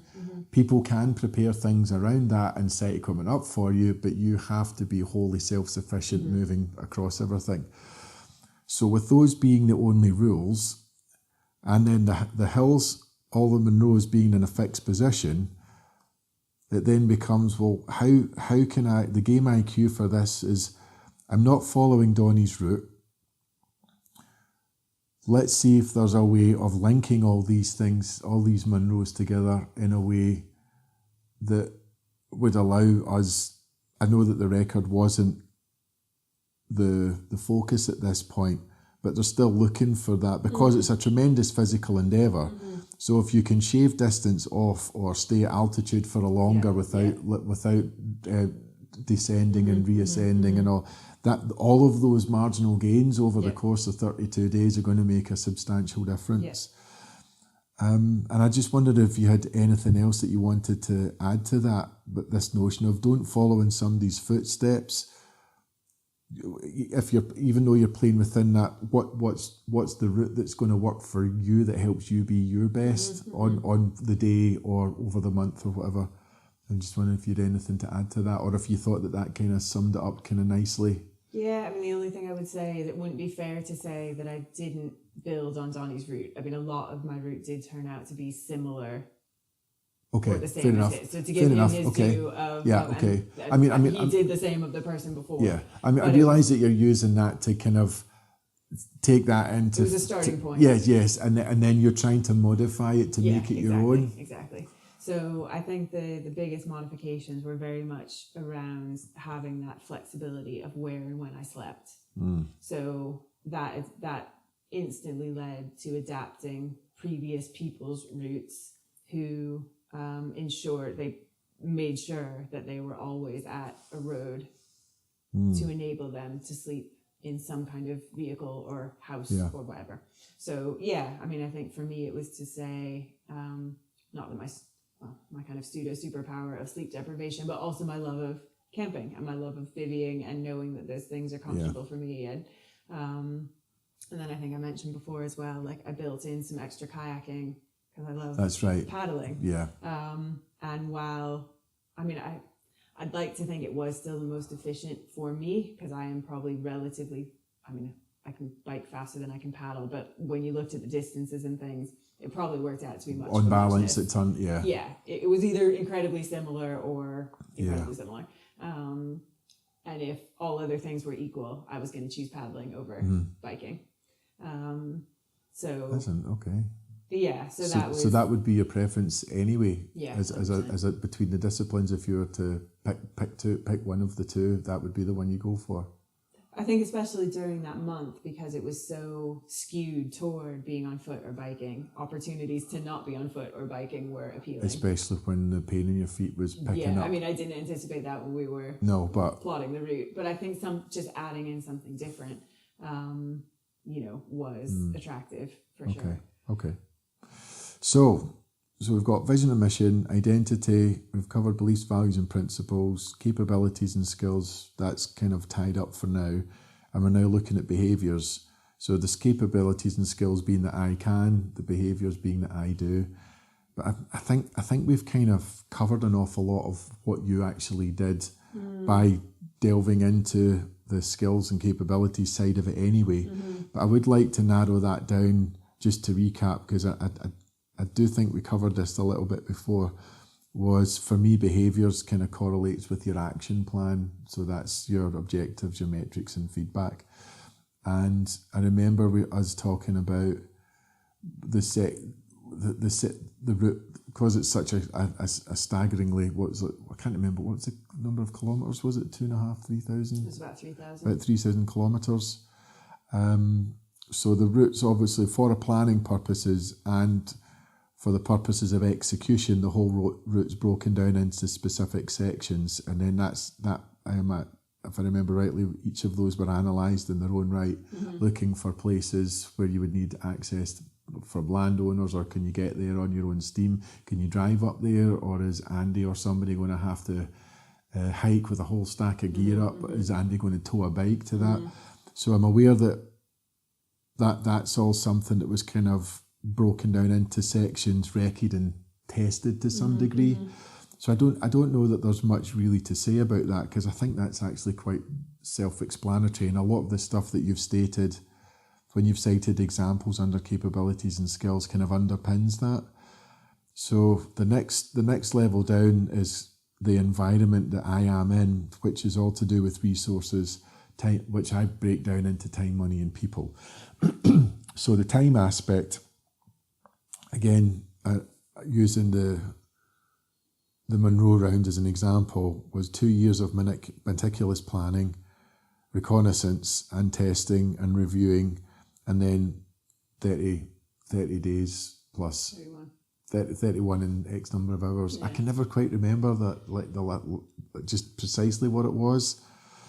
So anyway, so I think that's quite self-explanatory, because I think we've already delved into an awful lot of what was involved in the planning by getting people involved who can do what. We've talked about Jenny Allen, aka Spreadsheet Jenny, and all of that side of things. And then the money was, Yeah. Do we have to? Yeah. No, but we don't have to go into it in any detail, but I've summarised it by saying everyone was self-funded, with Jamie getting some sponsorship in some level, but I don't know that was necessarily came in the form of finance, but it did come in the form of goods that you might otherwise have had to pay for. So, for example, the van. The van was the big ticket. That's the one that made hire. Yeah. I know Moggins were in there with socks and whatnot. Yeah. So, but the van was a big thing. But it's also really interesting. Even I think that everybody that pitched in was so invested that they were happy to invest their own money in ensuring your success. And I think that's quite an extraordinary, but I also think it shows the level of buy-in of each person that wanted to come in and play their part. So do you mean people obviously, people had to pay for their own fuel? Yeah, because some people travelled considerable distances and stuck around for extended periods of time, or they were up for a short period, went away again, and then came back out and did that multiple times. And some people stayed in hotels between sections of being with me. So that to me kind of demonstrates that people were willing to invest so much of their time and money that there's clearly some reward that they're getting out from the participation. So I don't know that there's anything else to really add in terms of resources, because I think that's self-explanatory. And then the people, we've already kind of covered that. So moving from people skills to maybe a bit too clinically thinking as people as a resource, but for the purposes of analysis, is the recruitment of volunteers with the right supporting skills in a way that lets them shine, which ties back into the planning with where is this person best suited. That will probably increase the likelihood. See, that's another thing, is that actually a hidden people skill? Because by taking someone that you might never have met and dropping them into a part of the program that allows them to shine, increases the likelihood or increases the drive to participate without any words being spoken. There's no need to sit down and influence, because they just get to go, that's absolutely my wheelhouse. I'm going to come out and play at that. Yeah. I mean, we did ask people as part of the survey what they wanted to do. So people were already saying, and most, it was, as you said, like a self-selecting. And I had put, I think, in the survey, the rough estimation of pace that I would be going at least on foot. So I think people would have only kind of ticked that box to say, I'm up for doing some hiking with you, if they knew or they were confident that they could maintain that pace. But I think through all of that, what everyone was good at doing, and this was by, I suppose, luck rather than design, was being able to go with the flow when, so yes, we had 2 years of meticulous planning, and we planned for as much kind of risk aversion or kind of risk mitigation as we could in terms of the factors that we could anticipate. Yeah. But people, especially Andy and especially Jenny, needed to be able to adapt when those things didn't go exactly to plan. Yeah, so you're talking about strategy versus tactics. Yeah, and people being able to,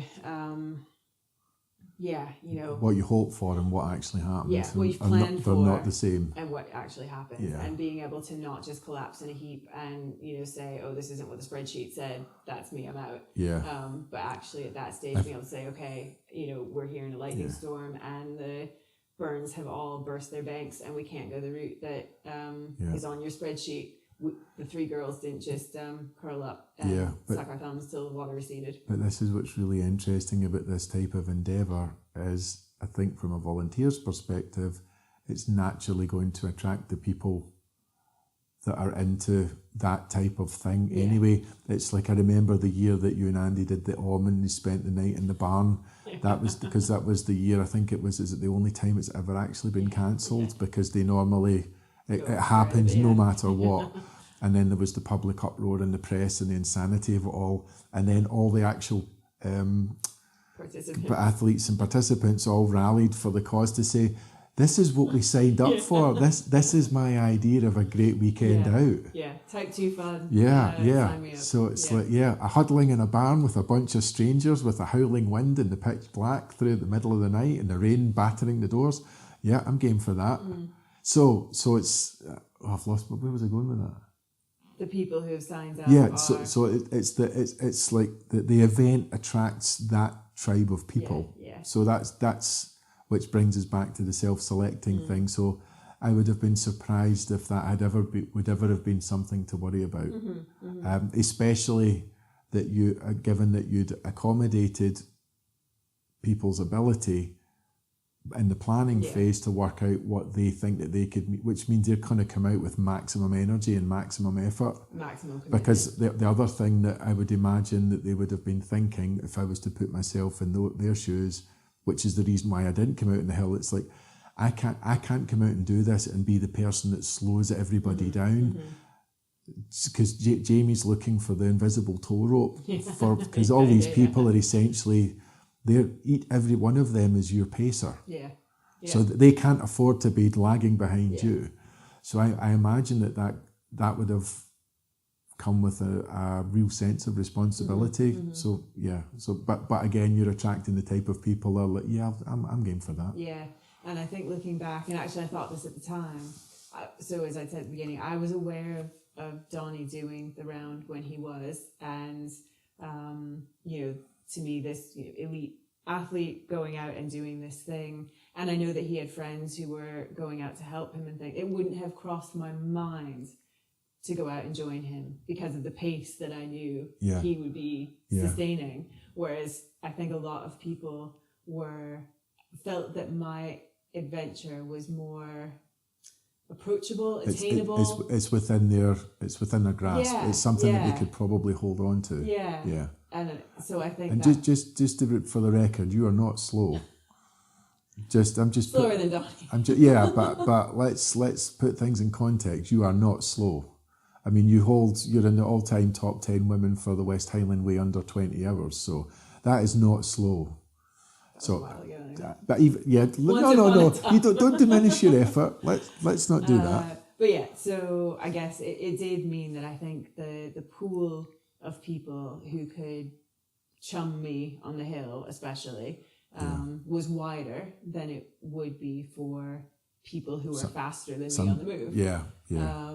And for that reason, I do agree, though. I think the commitment that people were bringing, and I know that I've got a couple of friends who were not shy about saying, their time with me kind of broke them.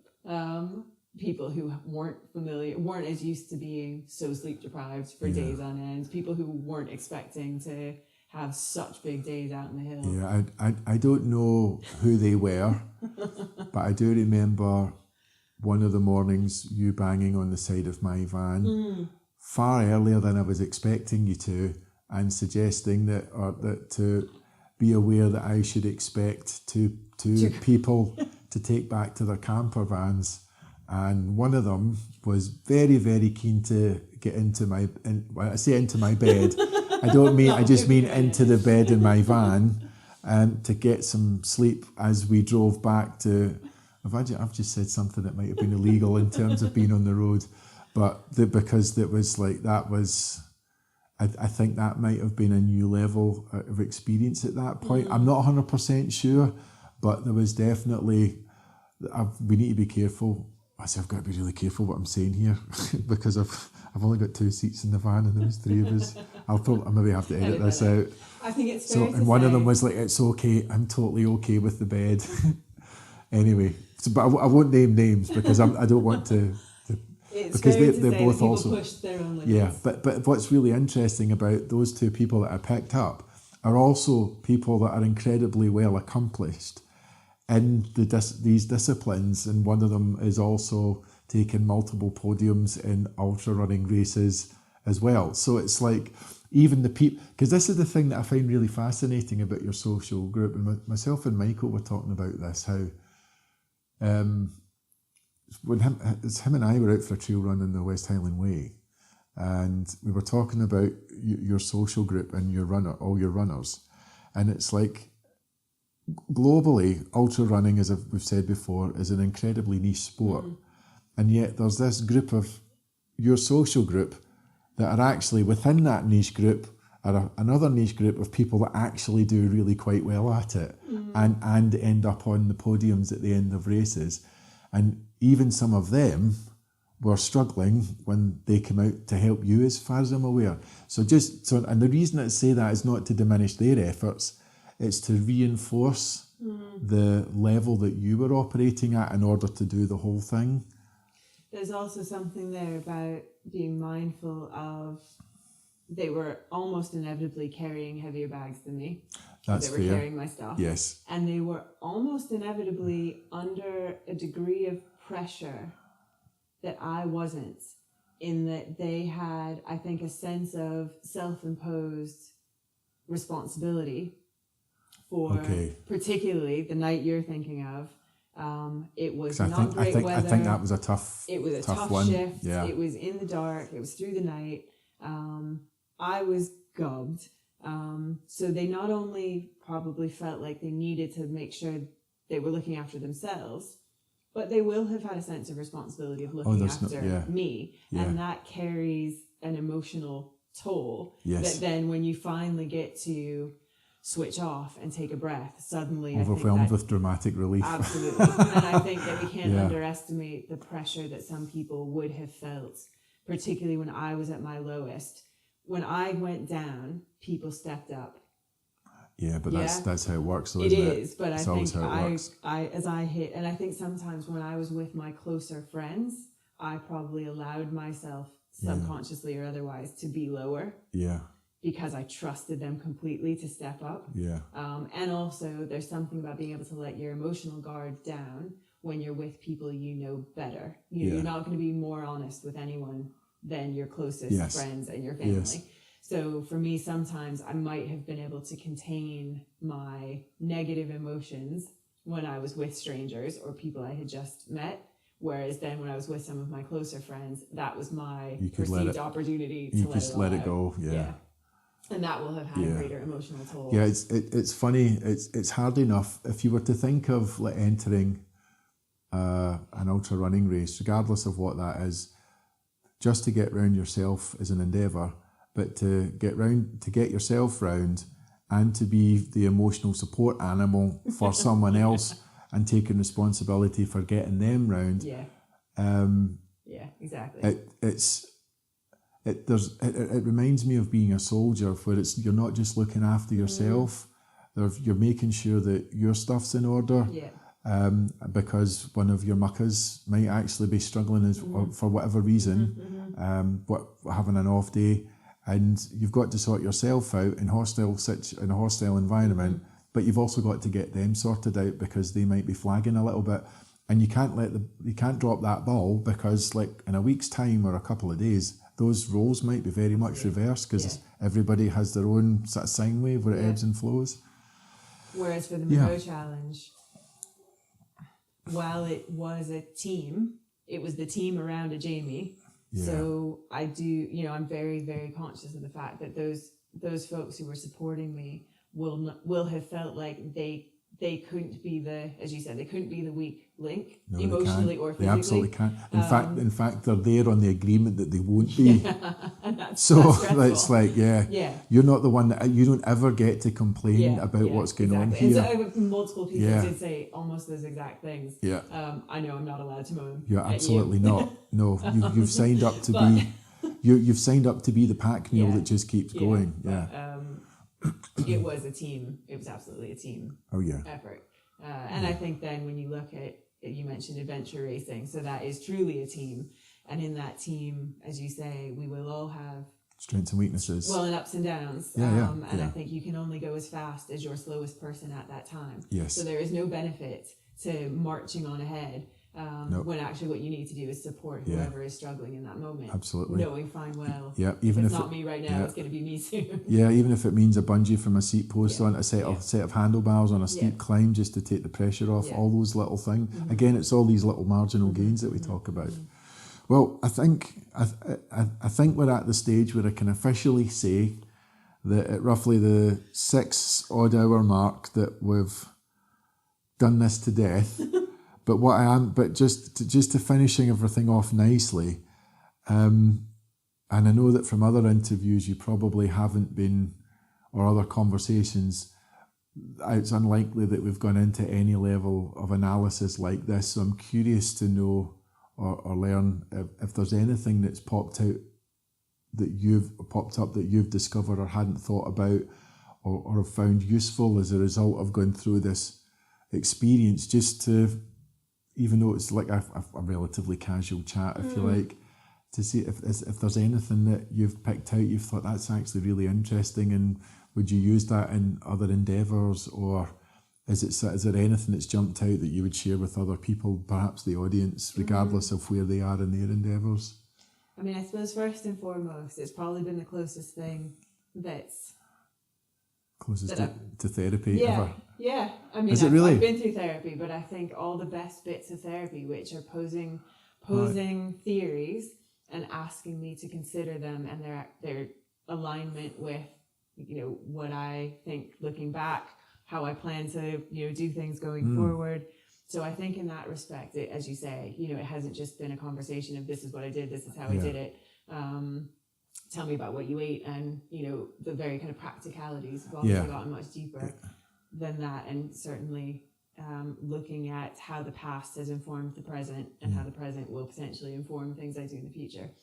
I think in terms of what that has brought me has been, I think, saying some of these things aloud, particularly around the kind of sportsmanship, kindness, integrity, is making me very, very, and the whole notion of being a role model, I think it's just brought probably to the front of my mind more than ever before about practicing what I preach and actually living, like making sure... There's a responsibility that comes with it. Yeah, and being, not... Because it's, again, while people might know me from the Munro round, that is not how I that's not my identity. No. But I'd like those other things to be the constant in terms of identity. So I guess it's made me very thoughtful about how I apply those values to things that aren't just sporting endeavours, and thinking about my life more holistically, and how do I conceptualize sportsmanship in non-sport kind of situations. What does that look like in work? What does that look like in my friendships? Well, funnily enough, guess what the next question is, because once we've covered the learning, it's then what are the implications, and that's been a really nice segue into the types of things that with everything that we've talked about, and we haven't really gone into your professional career, but I'm curious to understand, with all the stuff that we've talked about, is anything that's popped up that you're actually going to take with you into your day job as a social worker that advises the Scottish Government on national policy, and that was a deep breath there. It was what can I say without you're conscious about who you're driving in your van. Yeah, I know. No, I don't. I'm not looking for any kind of name and shame. It's that whole kind of feeding into the notion of, am I a better version of myself today than I was yesterday? And if we take everything that we've talked about, is there anything that jumps out at you that you think, from a professional basis, with how you earn your keep, so to speak, that you think that's maybe missing, or I can do better at that, or whatever, but without naming anybody, because that wouldn't be appropriate. No. I mean, the day job is how I pay for the adventure seeking. Yes, so that's essential for more than the just trying to make a difference on a national scale. Although that's the underlying, the fact that it pays my bills, and is certainly a bonus. I think it's about trying to just draw the parallels and not looking at those values and principles as just being applicable to sport. So I think bringing into work, there's something there about collaboration and team work, community. Socializing ideas. That I liked that kind of phrasing. And then you get what was the phrase that I used? The self-selecting participants based on the socializing of the idea. But the challenge we often, I think, I'm certainly not alone in this, lots of people, in your in working in business life, in you know, whatever, you don't necessarily have the gift of everyone being self-selecting, because a lot of people you mean like your teammates? Job, yes, I understand. Or other policy colleagues, or you know, civil servants, ministers, whoever. You're part of a team that's been assembled by somebody else through some form of demonstration of competence, as opposed to I'm going to put an idea out into the world and then see who signs up. But wouldn't it be great if that's how projects worked, where you send an email to the whole of you know, the whole business and say, this is my idea, who's up for it? So actually it's not just about self-selecting individuals, it's also about being able to gain buy-in and bring people with you, and be open-minded and curious, and not say, this has been my idea and this will be the idea, you know, and over my dead body, is this idea going to change in any way, shape or form? You're married to the idea.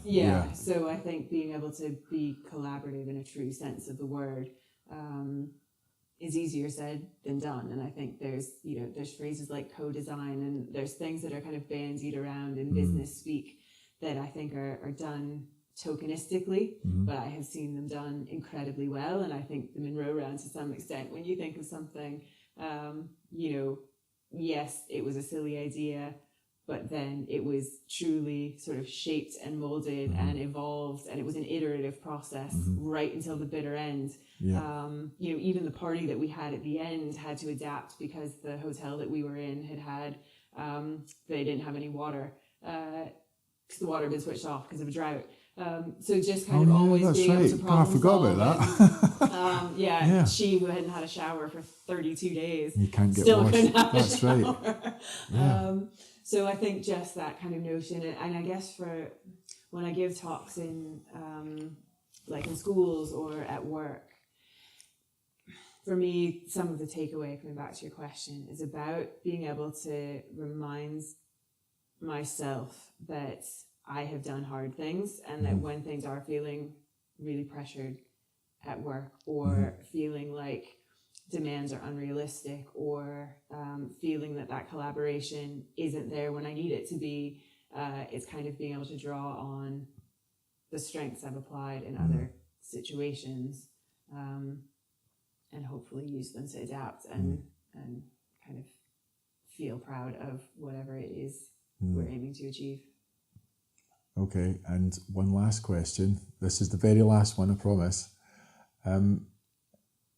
If there was one, two, or three things that you could take back to the 4-year-old that we talked about way back at the beginning when all of this launched, is there anything that you would say or advise them on that could maybe also impact or be effective for younger people or a younger audience that might discover this podcast when it goes live? So framing it for that context in a way that somebody younger that's don't lose the joy. Don't throw out that Coca-Cola bathing suit, because it was really cool. A Coca-Cola bathing suit. Okay. When I was about 4, shouldn't have let that go. Okay. No, in all seriousness, I think don't lose the joy,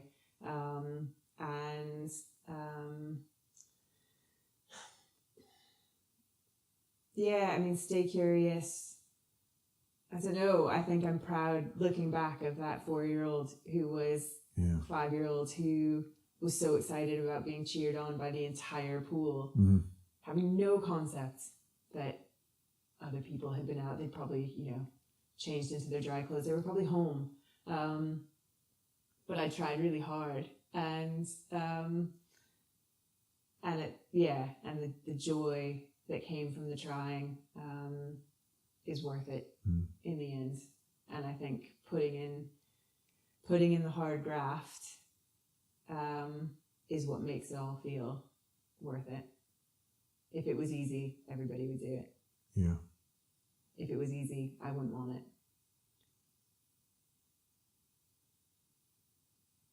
With that, I just want to say thanks very much. I've had an absolute ball doing all of this.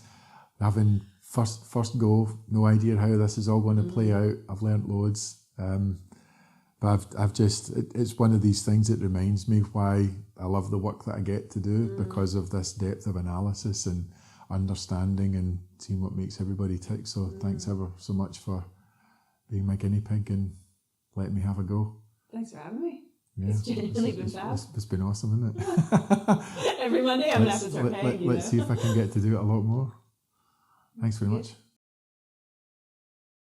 Jamie's story shows us what high performance looks like when it's built quietly, without ego, and embedded so deeply the person doing it barely notices its sophistication. She operates from a level of unconscious competence that masks the depth of her system.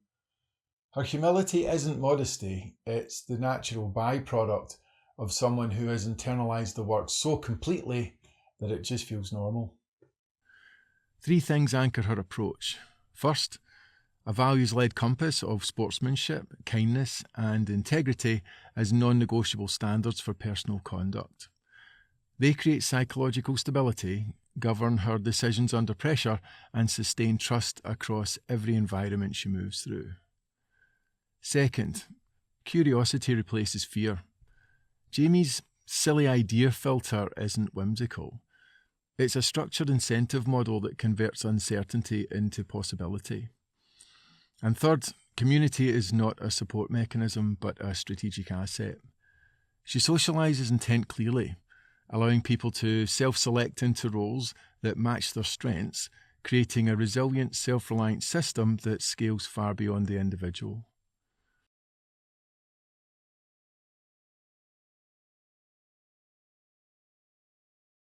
These elements combine to form a self-reinforcing loop. Values make exploration safe, exploration creates new challenges, and those challenges attract the people who help her execute at scale. What matters most, though, is the underlying principle this loop creates. It enables Jamie to reframe any challenge through the most appropriate lens, cutting through noise and restoring clarity. That's why she can achieve what others label unthinkable. It isn't heroism, it's actually systems architecture. We can see the same principle in how Jamie uses identity. She shifts between the adventure seeker, the architect, and the role model to reframe the challenge depending on the context. Each identity has a specific job. Switching prevents emotional overload and preserves energy. Most people burn out because they try to solve every problem from the same psychological position. If we step back and look at the model as a whole, it's clear that Jamie appears to process suffering very differently from most people. Jamie treats discomfort as data. Fatigue, doubt, frustration, these are signals to reevaluate pacing, planning, or technique, not reasons to stop. When discomfort becomes information, resilience becomes a deliberate response rather than an emotional reaction. Another thing that becomes clear is how Jamie leverages novelty. She deliberately engineers exposure to new places, people, and environments because novelty forces adaptation. And it's that adaptation that drives personal growth. Speed and distance are performance byproducts. They exist only to increase access to opportunity. Growth is the goal, measured in the number of opportunities per kilometre. The same thinking shows up in how Jamie approaches planning. From the outside, this could easily be mistaken as a need for control. In reality, it's about cognitive economy. By removing unnecessary decisions in advance, such as routes, transitions, logistics, Jamie preserves bandwidth for execution. In Jamie's case, peak performance isn't a moment in time or a psychological trait. It's a system refined over decades to the point of mastery. Values that stabilise, curiosity that mobilises, and a community that organises. So the practical question becomes, what can we do with this insight? Well, in terms of individual identities, which hat do you need to wear for the task in front of you? And what would change if you treated discomfort as information rather than obstruction? In terms of team culture, where can clarity of intent replace recruitment and persuasion, allowing people to self-select into roles where they can excel rather than just simply comply?